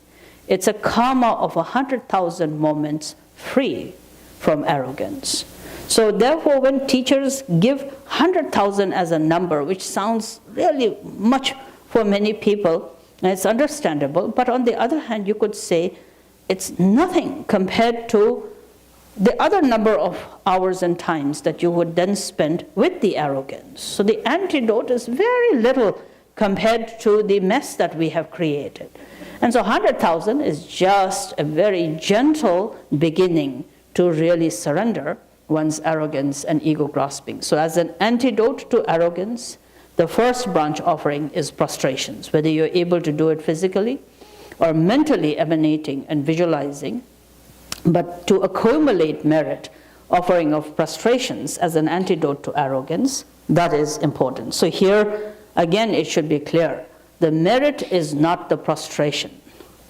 The merit is in the surrenderance of the arrogance. That's the point. Second branch offering is called offerings. And here then a meditator goes through the 4 steps of offering.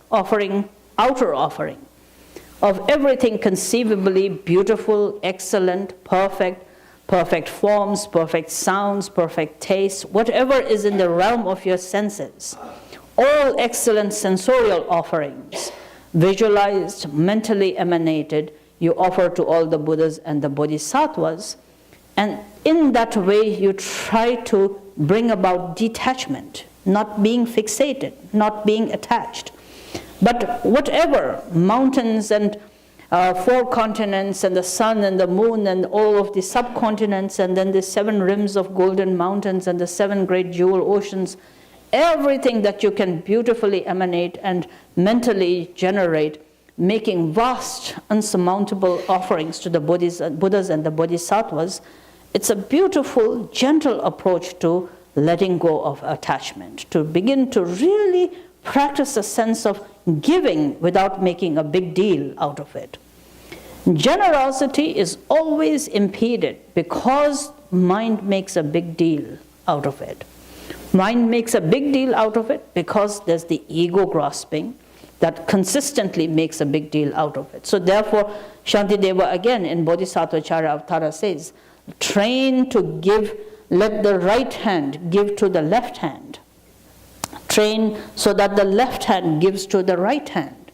And in a way it sounds very sort of basic and childish in some ways, but to truly train the mind to give something without making a big deal, you have to start in that kind of a way so that mind orients itself into generosity without the ego being involved in its fixation and then creating an interruption. Therefore, here mandala offerings and visualizing, when you throw a palm full of rice, or these days people don't even use the rice but visualize, then it's too lazy to sweep the floor, so then we've done away with the rice also. So therefore then, sort of visually imagining the sun and the moon and the continents and so forth, but there is introducing your mind to generosity, but without the big deal, without making a big deal. Now when you can make outer offerings, then you progress to inner offerings. Inner offerings is offering of your senses, usually depicted in the murals as the 5 senses, the ears, the tongue, the nose, the mouth. These are all offered. But here what does it essentially mean is, not only do you offer the experiences of the senses, the forms, sounds, and taste and so forth, but here you also offer completely, without any attachment, without any kind of stinginess, even the freedom of sensorial pleasures, and therefore offering your eyes and everything it sees, offering your ears, offering your nose, offering your mouth, and then offering your physical body as well to all the Buddhas and the Bodhisattvas. Now Buddhas and Bodhisattvas don't necessarily carry all of your eyes and ears and nose, but here you are yourself, freeing yourself, coaching your mind to rest peacefully without attachment, without stinginess, to that moment where it can truly give. So talking about shunyata is one thing. Actualizing the shunyata by non-attachment to these aggregates and to these different forms and senses, this is then actively engaged upon through meditation. Then progressing to the third offering, which is called the secret offering. And many people make a big deal about visualizing yourself as a pretty maiden, 16-year-old or whatever, and then offering to the Buddhas and the Bodhisattvas. A lot of the feminists have a lot of problem with that. Then visualizing yourself as a beautiful, handsome man and making yourself as an offering of that. In one way, from a very conventional perspective, yes, these can be problematic for many people to think about, and there's the emotional interpretation to it, but it's not about beautiful. If you don't want to visualize yourself as a beautiful woman, offer yourself as whatever you would like to be, your own self. If you consider yourself beautiful, that's fine. If you don't consider yourself beautiful, that's also fine. If you think it's too denigrating to even say beauty or not beauty these days, it doesn't matter. What is being secretly offered here is identity. What you think is the identity. Now, whether you like it or not, whether you are a man or a woman, you do know you're special.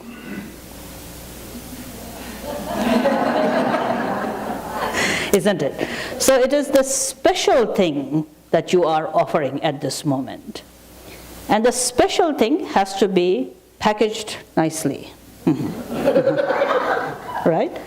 If you have something really nice to give to a person, you can throw that thing. If you have, like, a lump of gold that you would like to give to somebody, if I would like to give to Lamala a lump of gold, there are two ways I can give him.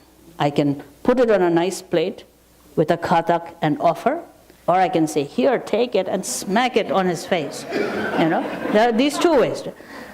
Now, propriety says, if you're going to make an offering to the Buddhas and the Bodhisattvas, do it nicely. Isn't it?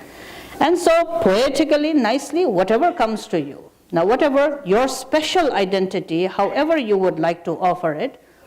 If you would like to offer it with white hair and wrinkles and 80-year-old and bones and joints now falling apart, and then still, if you think that is the most perfect identity of yourself to offer, Buddhas and Bodhisattvas will not mind.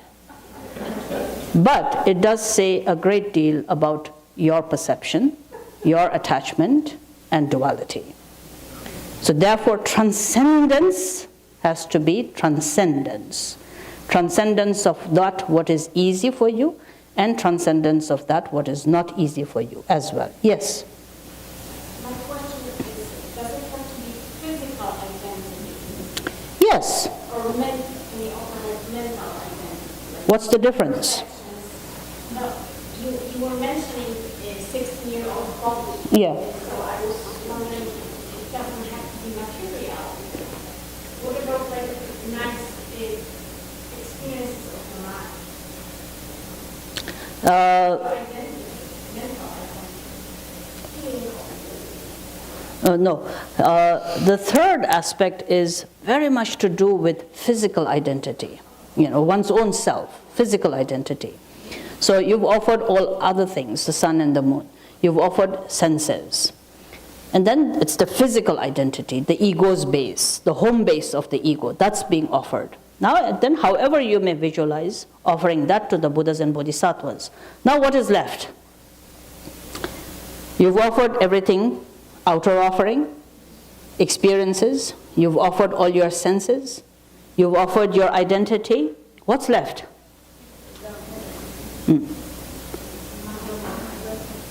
To you, what is left?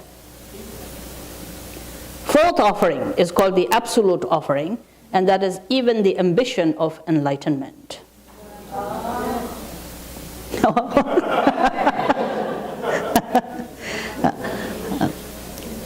The ambition of enlightenment. Could you be the best of the person, I always say this, could you be the best of the person? Could you train your mind? Could you walk the path of transformation and transcendence for no reason at all, other than that it is your nature? A lot of people talk about wanting to be non-theistic, but then becoming a little bit bewildered by all the theism that you see in Buddhism. You have to think in this way. Idea of non-theism is nice, but it's very difficult. Ultimately, your non-theistic idea is a very theistic idea. Worst theism is when you don't even know what the resultant state is and still to be in love with it. We're talking enlightenment here, isn't it? Buddhism is non-theistic, we say. But then each one of us, even that 15 minutes of sitting in meditation that you do, many of us do it only because at the end of the line, we will be attaining enlightenment. We don't even know what enlightenment means, but it's enough reason.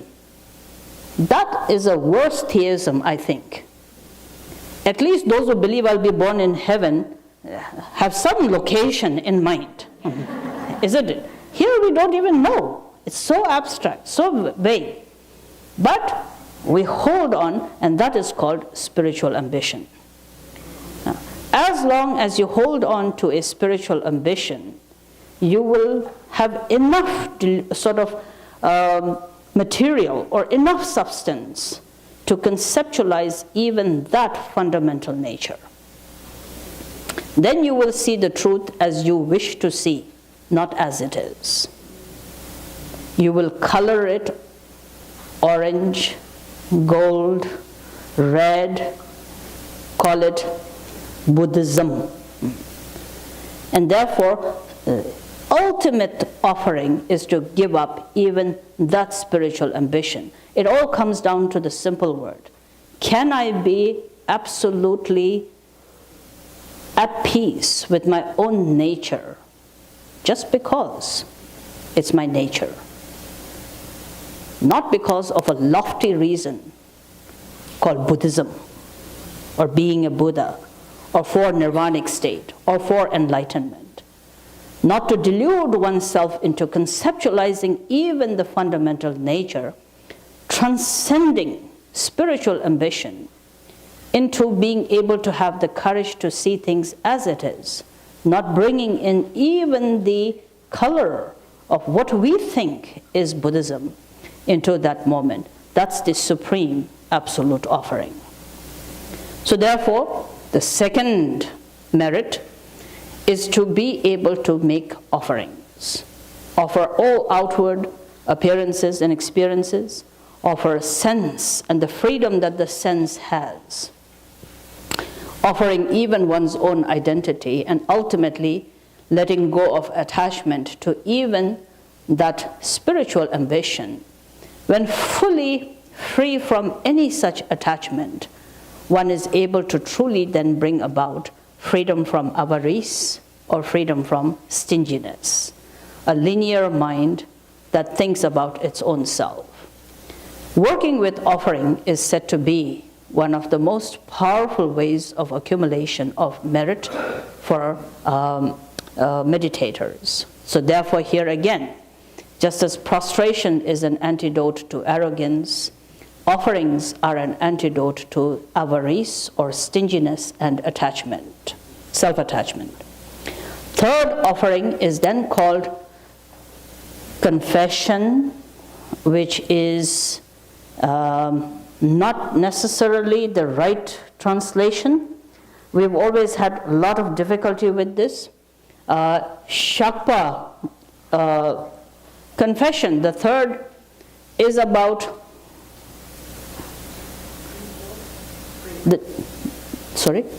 repent? No. Regret. Regret? It does.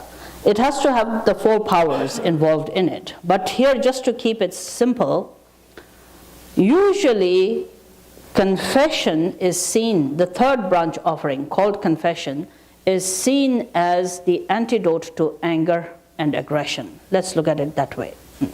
Letting go of anger, letting go of aggression is the main key meritorious activity and the third branch here. Now, what do we mean in Tibetan by the word confession? Is the word shakpa, is the Tibetan word.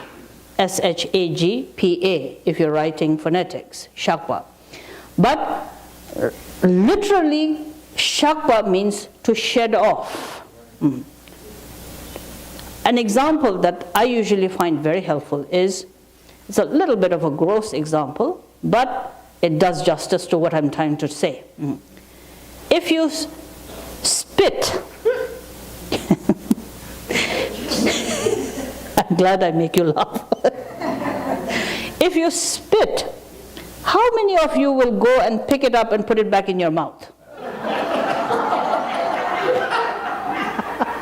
I told you it's going to be a little bit gross.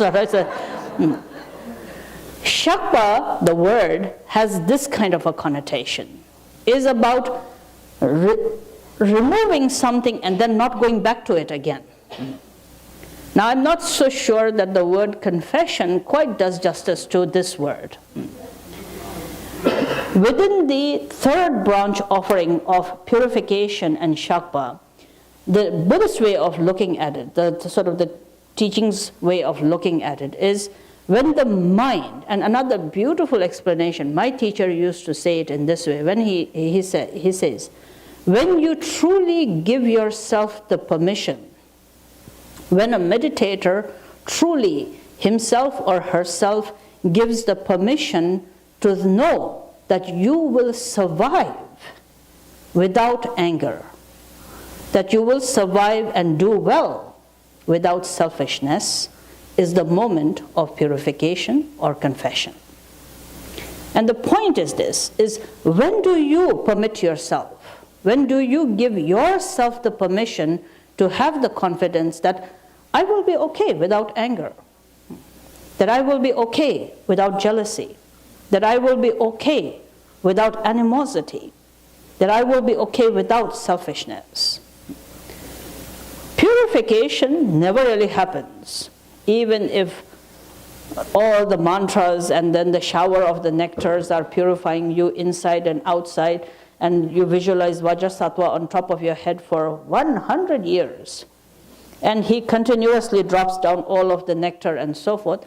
Some merit might be there through the virtue of your praying to it, but actual purification never really happens until a moment comes when you are able to permit yourself into developing a confidence that says, I can be without anger.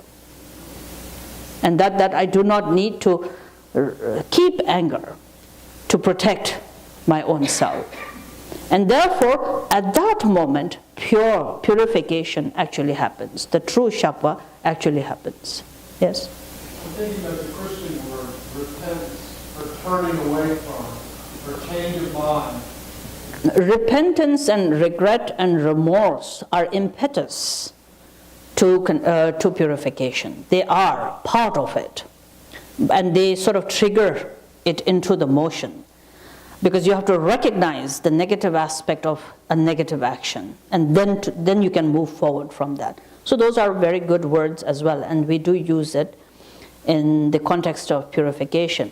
But so far, shakpa, is a very difficult word to really translate, and so we get by with using the same word confession and then elaborating upon it. So almost every translation I have seen, it's always through the merit of prostrating, offering, confessing.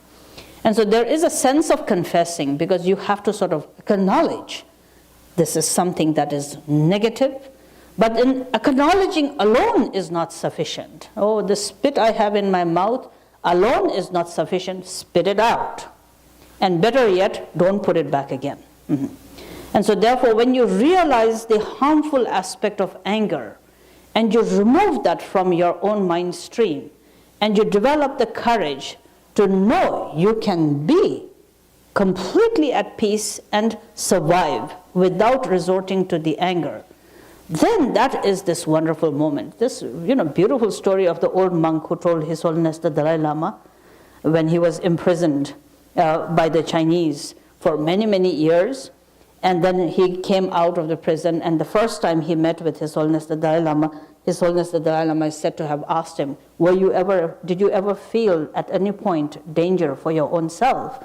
And he said, yes, I felt it once. And when His Holiness asked him, when did you feel that? And he said, there was one time when I really thought I was going to be angry at the Chinese. And that was the moment I felt the greatest danger and the greatest threat. That is the kind of a practitioner we are talking about. It's about knowing you can survive and be happy without anger, and seeing anger as not being part of your nature. Anger is alien to your nature, and therefore you can survive without this. So that is then called purification. That is also called confession. So therefore, when you develop this sense of confession, an antidote to anger, that is then said to be the third branch offering. Fourth branch offering, and the means of accumulation of merit, is then said to be rejoicement. Tremendously powerful practice, and perhaps among all the practices, I would say, the most important and the most difficult. The more Buddhist you become, the more danger is that you will have less sense of awareness of rejoicement. The spiritual language is such, I think culturally, the language is always built in a culture.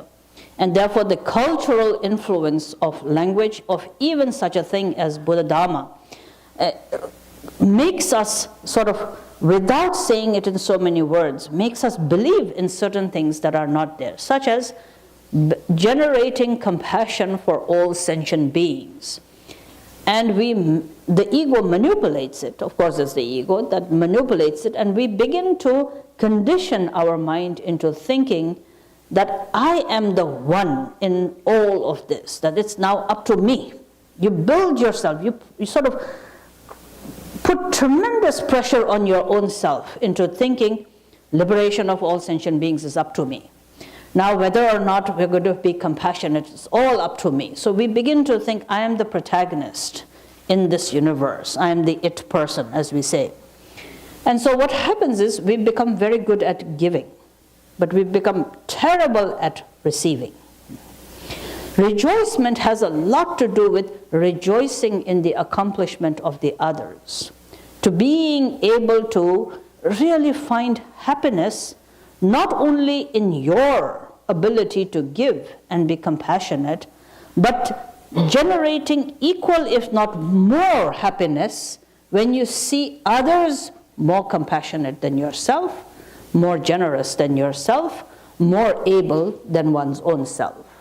Rejoicement is therefore known as the antidote to jealousy. Jealousy is abject jealousy. This is easy to talk about and know. But then there is a very subtle kind of jealousy. Subtle jealousy is a sense of competitiveness which takes pleasure only in your achievements and disregards the achievements of the others. Therefore, thinking about the Buddha and Buddha's realization and finding your joy in the Buddha's realization, reflecting upon all the bodhisattvas who have accomplished great realization and finding your happiness in their realization.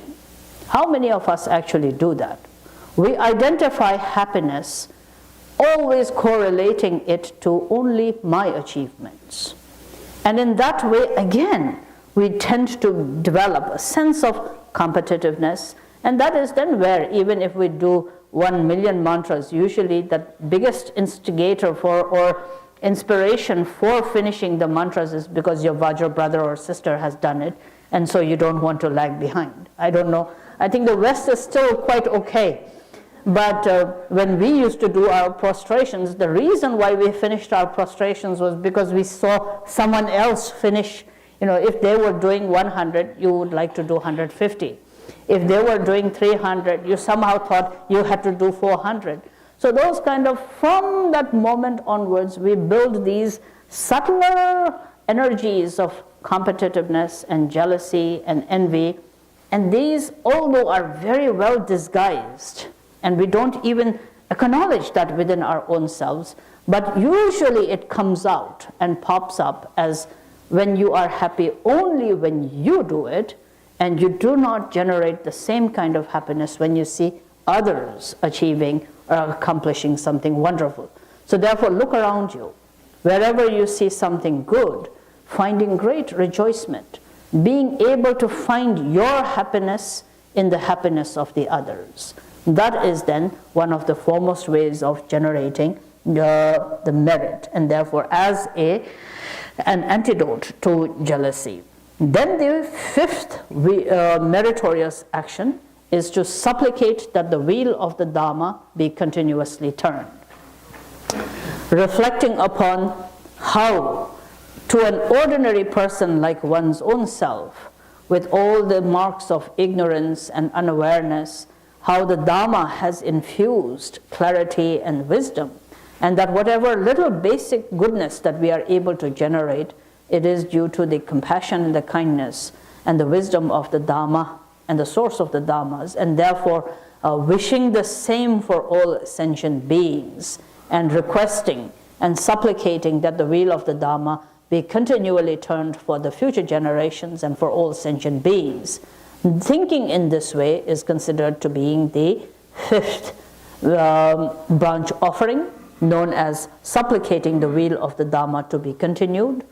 And in making this kind of an expression, it is said to be the antidote to ignorance. And therefore, prostration breaks down the dominance of arrogance. Offerings, in the same way, lets go of the stronghold of attachment and stinginess. Confession is an antidote to anger. Joyfulness is an antidote to jealousy. Requesting the wheel of the Dharma is the antidote to ignorance. And then further knowing that for the wheel of the Dharma to be turned, great bodhisattvas and enlightened beings must continuously remain. And therefore, supplicating for the great beings to continually remain is the sixth branch offering. And that is then the antidote to non-awareness. Whenever in your mind you understand the value and the profound truth of the Dharma, ignorance immediately begins to dissolve. In the same way, when you really realize how essential it is for the bodhisattvas to continually remain, it again, immediately in your own mind, allows you to recognize the value of developing awareness and to truly hold as being precious the teachings and the instructions that one has received in cultivating realization of one's own fundamental nature of mind. So therefore, the sixth branch offering of supplication for the enlightened beings to remain then is the antidote to non-awareness. And then the seventh branch offering is dedication of merit, and that is the antidote to self-absorption or self-cherishing. Dedicating whatever merit through the day, any good things that you have done, any moments of awareness you've been able to develop, any practice or remaining within the realization of the true nature that you've been able to cultivate, and any merit that has arisen from prostrating, offering, confessing, joyfulness, supplicating, and requesting for the enlightened beings to remain, may it be dedicated for all sentient beings, and then dedicating the merit again, whatever you have to all this countless, innumerable sentient beings, is the perfect antidote to lessening self-cherishing and thinking only about your own self. So these are called the seven branch offerings, perfect antidotes to these seven kleshas or negativities: arrogance, attachment, anger, jealousy, ignorance, non-awareness, and self-absorption are the cause of adversities. So in order to transform adversities into the path of awakening, let go of these And in their state, instead of these, exercise meritorious activities of prostrations, offering, purification, joyfulness, requesting the wheel of the Dharma to be turned, supplicating the bodhisattvas to remain, and dedication of merit. In this way, you don't have to spend $1 and yet be generous. You don't have to go anywhere and be able to accumulate merit. You can sit on your cushion and you can still generate tremendous merit for yourself, and that then becomes the basis of transformation of adverse circumstances into the path of awakening. Second particular practice is then called purification. Now we've talked some about the third branch offering, confession and purification, so there's not necessary to elaborate too much on this particular point, purification. However, for a complete purification to arise, 4 things are absolutely needed. First is, these are called the 4 powers. First is power of regret. Second is power of support. In some enumerations, power of support is given first and then power of regret second. Either ways, the second, power of support. The third, power of resolve. Strong resolution, resolve. And the fourth is the power of applied antidote. When all 4 powers or 4 criterias come into the mind stream of the meditator, true purification is said to happen. First is power of regret. You have to be able to see the negativeness of the negative action. Anger seen clearly as being like the spit in the mouth thrown. When you spit it out, really seeing the worthlessness and the uselessness and the cause of suffering for yourself and others in the kleshas, whether anger, whether jealousy, whether arrogance, whether desire, whether in ignorance, whatever negative emotion it may be, truly seeing the negativeness of what it is and then strongly generating a sense of wishing to free yourself from it, that must be truly arisen in your own mind stream. Giving rise to the power of regret, one must immediately further enhance the purification with the power of support. A mantra, an image of the Buddha, the voice or the presence of the teacher, the understanding of emptiness, the bodhisattva vow of generating bodhicitta, whatever works as a power of support. Sometimes the simplest support is the most powerful support. And therefore, whenever anger or anything again comes up, relying upon the support of a mantra or a visualization or a slogan or any kind of an instruction, immediately at that moment it must meet the third power, power of resolve. I will not do it again. I am not going this route again. I will not go in that direction again. To be able to truly transform my mind from an unaware mind to an aware mind, an awakened mind that is the basis of true kindness to myself and all sentient beings, may I today strongly resolve to shakwa, as we said before, to throw away, to cast away, to peel away, and permit myself to have the confidence of being without that negative action. That's the power of resolve. And then, to the power of resolve, immediately generate the fourth power of the applied antidote. Instead of anger, bring about patience. Instead of attachment, bring about generosity. Instead of ignorance, bring about wakeful watchfulness. Observe yourself. Instead of jealousy, think about the goodness of the others. Instead of arrogance, immediately apply the antidote of humility. Transform the moment into its opposite, constructive emotion. And in that way, when all 4, regret, support, strong resolve, and instead you give rise to a more positive attitude, then true purification happens in this way. And therefore, yes, recite Vajrasattva mantra, purify your body inside and outside with the shower of the nectars and so on and so forth, prostrations and whatever different kinds of purification practices you do, all are wonderful, but make sure that just as this building is held and the roof and the ceiling is held by these 4 pillars, likewise make sure your mind stream's pure attitude is held by these 4 pillars of the 4 powers. That there is truly the insight to see negative as negative and a strong resolve not to go that direction. Support your mind by all the remedies and the different parts of practices that awaken the mind to stay true to its own basic goodness.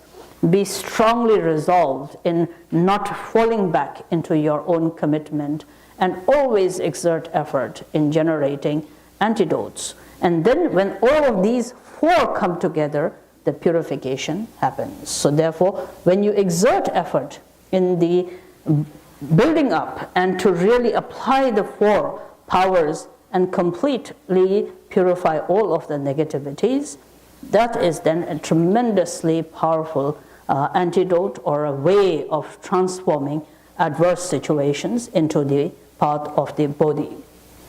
Then the third practice, which is the best method for transforming adverse circumstances into the path of awakening, is the offering of tormas. It's a really sort of a big subject, keeping it very simple to understand why we make offerings. Tormas are, for those who know, you know what a torma is. For those who don't know, for some odd reason, they are being translated as ritual cakes. I'm not really sure how that came about, but commonly we hear the ritual cake as being done. Torma comes from the word, literally bringing something that is scattered into one thing. Torma. Tor word means something that is scattered. For example, if you take flour, barley flour, these are many particles of the flour, and when you bind them together with water and you make it into a single dough, there's this whole concept of whatever is scattered to bring it together into a single nature, into a single essence. The whole aspect of torma is about dissipated awareness brought into a single pointed concentration. Whatever brings your scattered mind to a single concentration, that is actually the essential meaning of what a torma is. Here, however, offering of torma means all of the practices, such as offering of sang, the smoke offering that are there, small cakes or ritual cakes that are offered to the different classes of the spirits is there, the offering of sur, for example. These are many different rituals that are there, which usually work with the single concept of lenchak. L-E-N-C-H-A-G, lenchak. Lenchak is translated as karmic debt. Throughout our lives, how many beings do you think you interact with?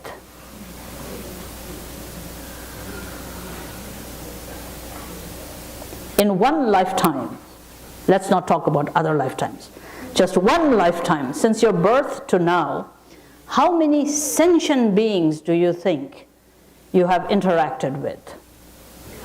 Now, countless, yes. Now, in all of those interactions, how many times do you think you've taken something from someone? Karmic debt is about the debt that we owe because we survive. From the debt, heavy debt that we owe to our parents, to the debt that we owe to all from whom we receive love, to the debts, to all the pains that we have caused others, to the debts of the beings who have been our food, to the debts that we owe for the knowledge we have, and many similar, all these kinds of debts. Karmic debt has to be understood. Adverse circumstances, we're talking about this slogan. Adverse circumstances are not random things, that events you accidentally bumped into. Much of everything that you and I experience is in this world of exchange and interdependency. What I say, what I do has an impact, lighter or heavier, on everyone that I meet with. Likewise, what you say and what do impacts my life. There's this shared experience that we have. Lenchak is about shared experiences and the many different debts that we then owe to one another. For example, when you enjoy a good piece of steak, there's a karmic debt that you owe to someone who has given life up so that it could be a filet mignon. There's a karmic debt in that. Self-absorbed, and from a Mahayana perspective, is how could one be so ignorant, so self-absorbed, that you would not understand this immense karmic debt that you owe to sentient beings. All kinds of sentient beings, not only as food, but any of these. The cushion that we sit on, chair that we sit on, has been brought about by somebody else. We have a karmic debt to the person who has switched on the lights and the fans, who has prepared the shrine room, who has cooked lunch for us. There's a karmic debt that we owe to them. Lenchak, when it is understood, builds humility in the mind. And it allows you to begin to come out of this misconception that you are the only living citizen, this extra special being. Earlier we talked about how self-cherishing minds isolates yourself. You begin to really come out of this isolation, to begin to understand interactions and interdependency between oneself and other sentient beings. The whole ritual of making a small dough ball and then taking it out and then saying, may all the spirits and the local spirits be pacified with it, that's less to do about a ritual and more to do about a small gesture that acknowledges this very, very big meaning about karmic debt to all sentient beings. Whether you take a cookie outside or not, that's not the point. Don't do it. If you don't like it, don't do it. There are lots of people who say things like, I don't connect to rituals. That's very fine. Don't do rituals. But at least think about karmic debt. That makes sense, isn't it? But if you're taking a cookie outside, reminds your mind of the great karmic debt that you owe to sentient being, then that is the purpose of any method or any ritual. And therefore here, offering of Torma is about linking and opening oneself to the idea of karmic debt, and really through that being able to see that what I experience is the result of the karmic debt I owe to the sentient beings.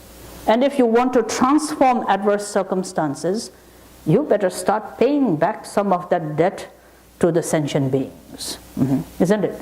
For example, if you take credit from every direction, max out your credit card and borrow from every relative and everyone, and after a while, you'll have to disguise yourself so that nobody sees, who you are and where you are, and become a fugitive.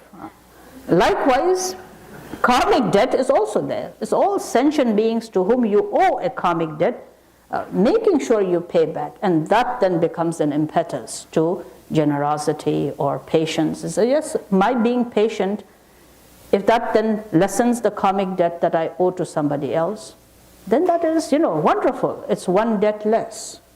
If my being able to serve you and help you lessens my karmic debt to you, then you could go to bed much more easier and with more restful attitude.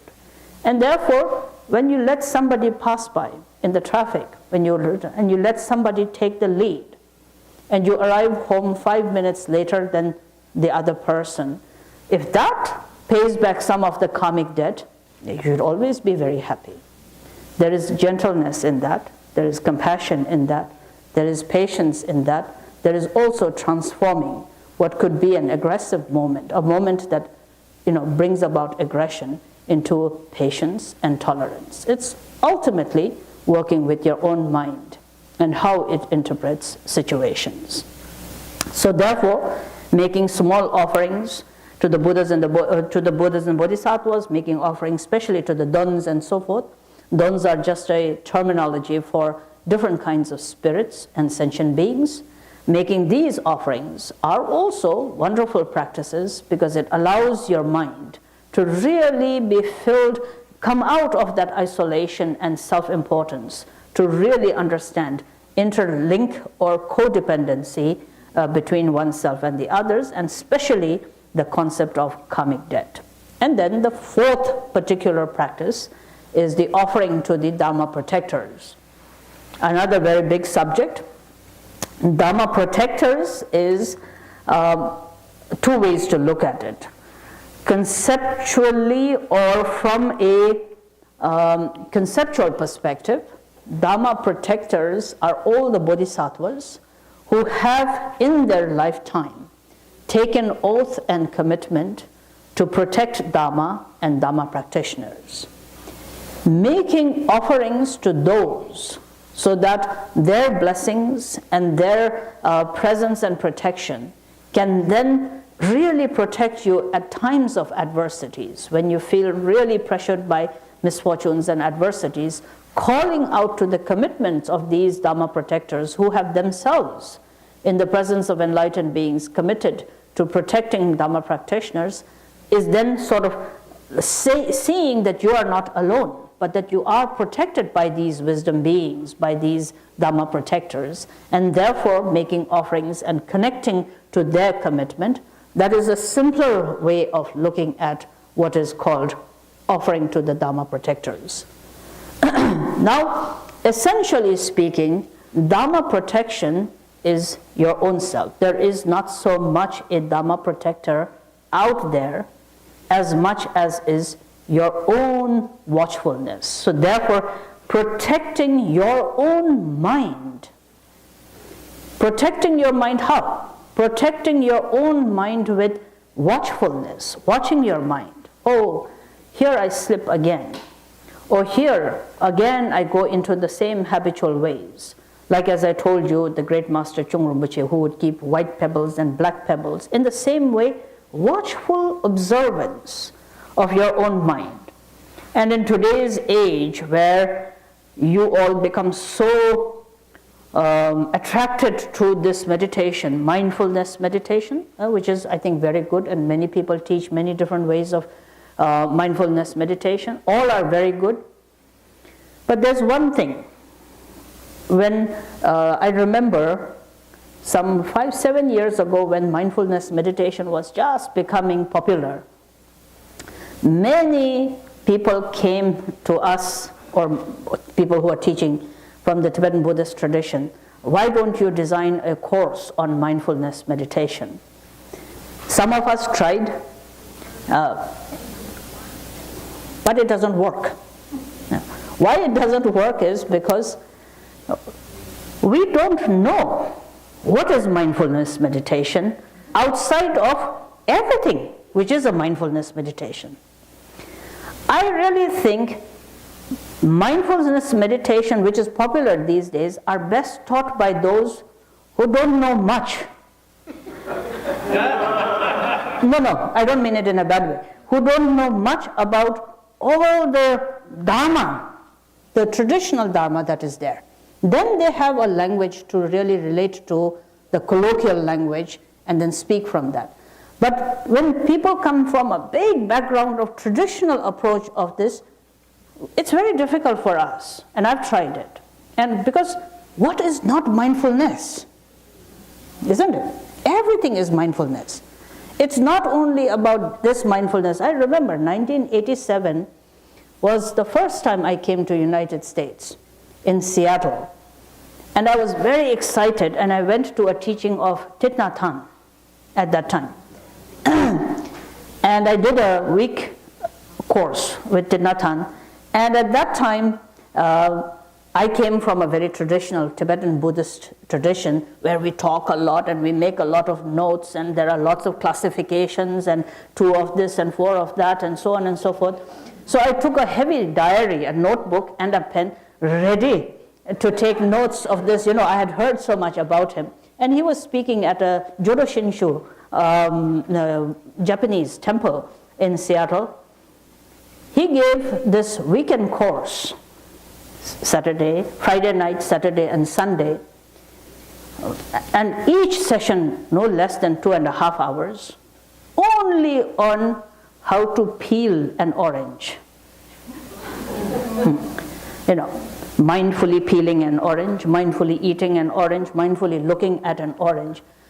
It was astounding for me to see somebody speak about how to peel and eat an orange mindfully for 5 talks. It was really incredible. I thought that was marvelous. Now that's one way to look at how to do specific mindfulness training, and that is what is the greatness of great master like Thich Nhat Hanh. But on the other hand, from a traditional Buddhist perspective, mindfulness is in every aspect. Because if you think you are in a situation without mind, then you could prescribe a way to develop mindfulness. But our logic is you're never without mind.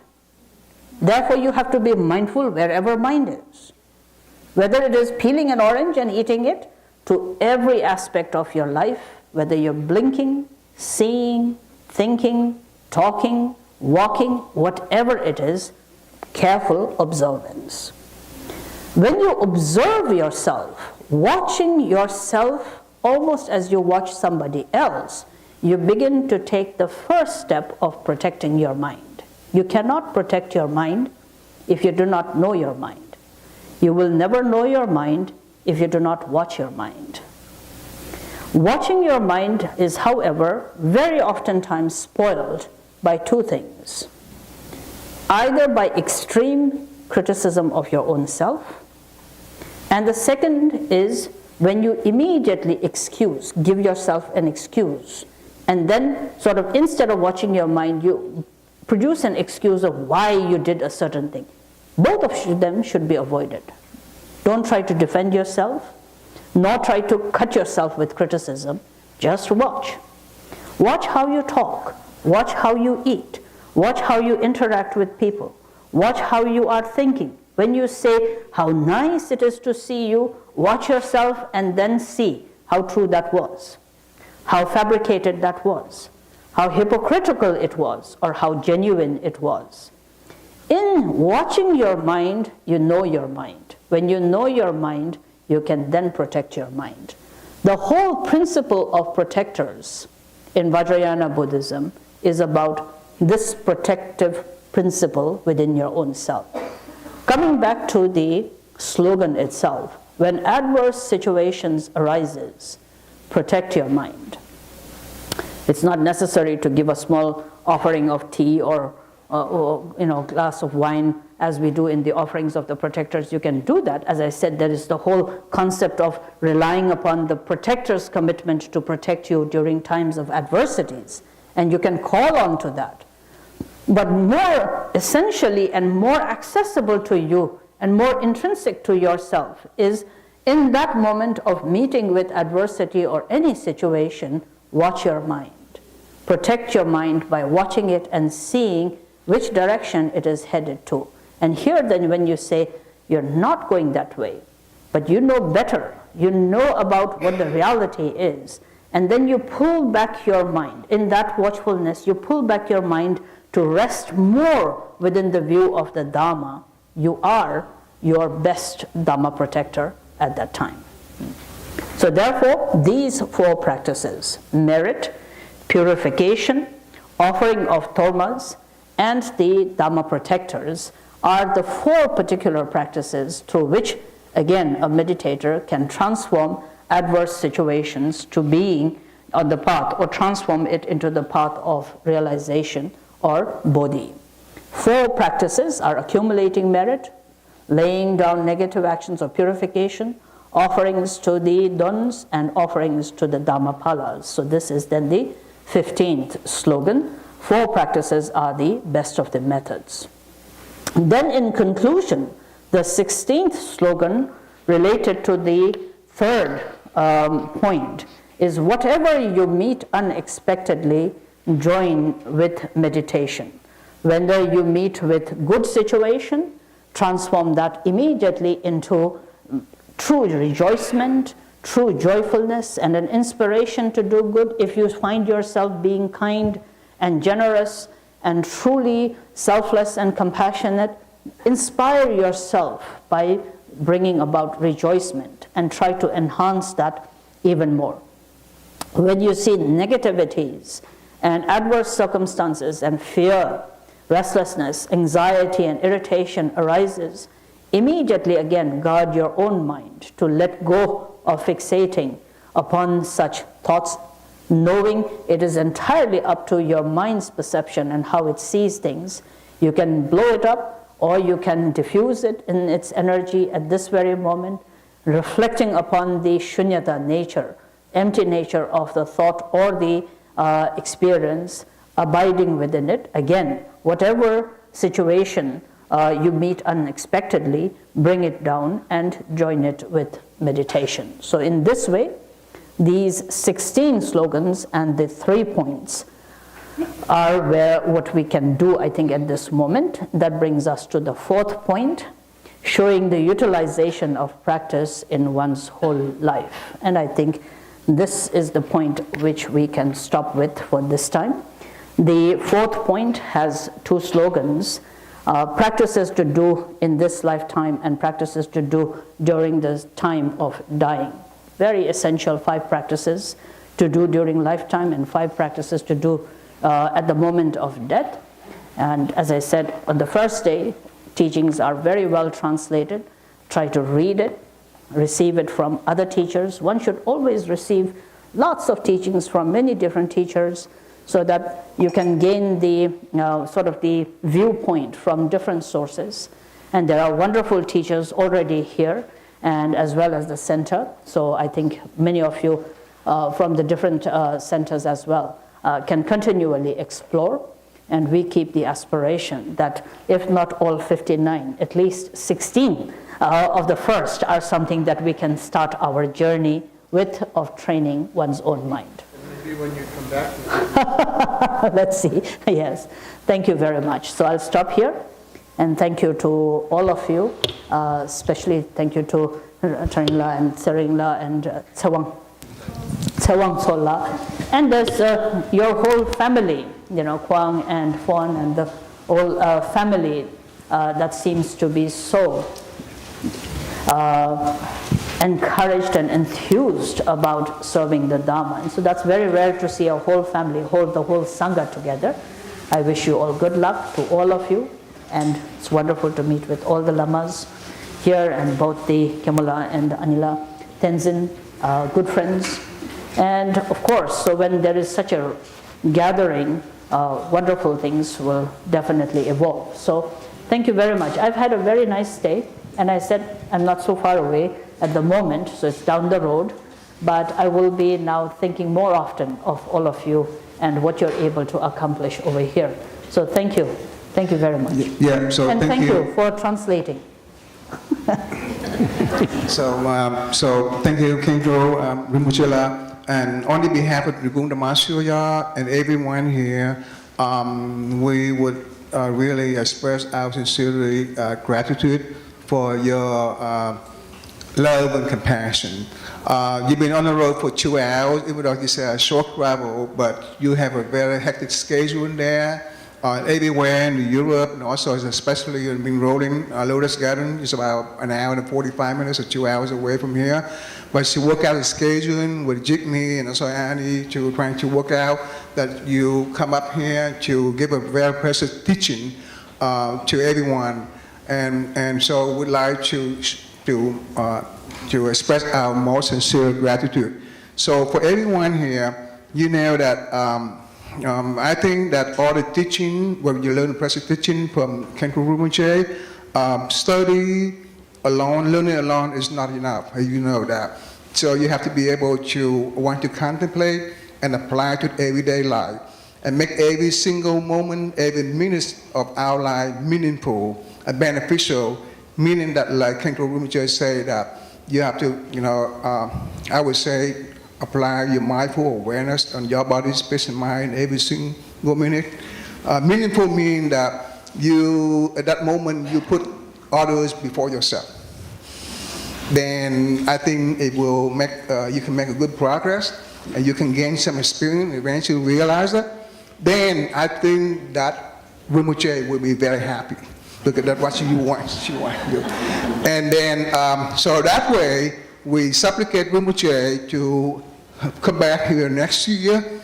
Then she will be able to see how much effort that we have put into action, in practice. And she can evaluate that, how we're doing that. Because that's why she's teaching us, but we have to apply to it.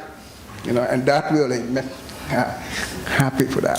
So once again, we would like to have, if there's some time left, I think the Sangha would like to have some opportunity to offer Katha for the Rinpoche, and then maybe you stay for a few minutes after the Katha offering to take a group picture. And then, Rinpoche will have to heading out back to Lotus Garden. So you see that's how wonderful, how compassionate she is. So, thank you very much. So everyone will have, we also have a Katha there on the table. You can take it, the Katha and offer. Okay? Yes. Oh, dedication. Oh, dedication. Okay. Page 23, please. 23. Doje Chang, Talopa, Naropa, Marpa, Milarepa, Dharma Lord Gampopa, Pagmo Drupa, and Lord Drikungpa. Please bestow upon us the most auspicious blessing of all the Kagyu Lamas. By this virtue may I achieve omniscience, by defeating all enemies, confusion. May all who travel on the waves of birth, old age, sickness, and death cross the ocean of samsara. Bodhicitta, the excellent and precious mind, where it is unborn, may it arise. Where it is born, may it not decline, but ever increase higher and higher. I pray that the Lama may have good health. I pray that the Lama may have long life. I pray that your Dharma activities spread far and wide. I pray that I may not be separated from you. As Manjusri, the warrior, realized the ultimate state, and as did Samantabhadra, I will follow in their path and all merit for all sentient beings. By the blessing of the Buddha who attained the three kayas, by the blessing of the truth of the unchanging Dharma as such, by the blessing of the indivisible Sangha order, may the merit I share bear fruit. By the virtues collected in the three times by myself and all beings in samsara and nirvana, and by the innate root of virtue, may I and all sentient beings quickly attain unsurpassed, perfect, complete, precious enlightenment. May the teachings of the great Drikungpa, Ratnashri, who is omniscient, Lord of the Dharma, master of interdependence, continually increase through study, practice, contemplation, and meditation until the end of samsara. Glorious, holy, venerable, precious, kind root and lineage lamas, divine assembly of yidams and assemblies of Buddhas, Bodhisattvas, yogins, yoginis, and dakinis dwelling in the 10 directions, please hear my prayers. By the power of this vast root of virtue, may I benefit all beings through my body, speech, and mind. May the afflictions of desire, hatred, ignorance, arrogance, and jealousy not arise in my mind.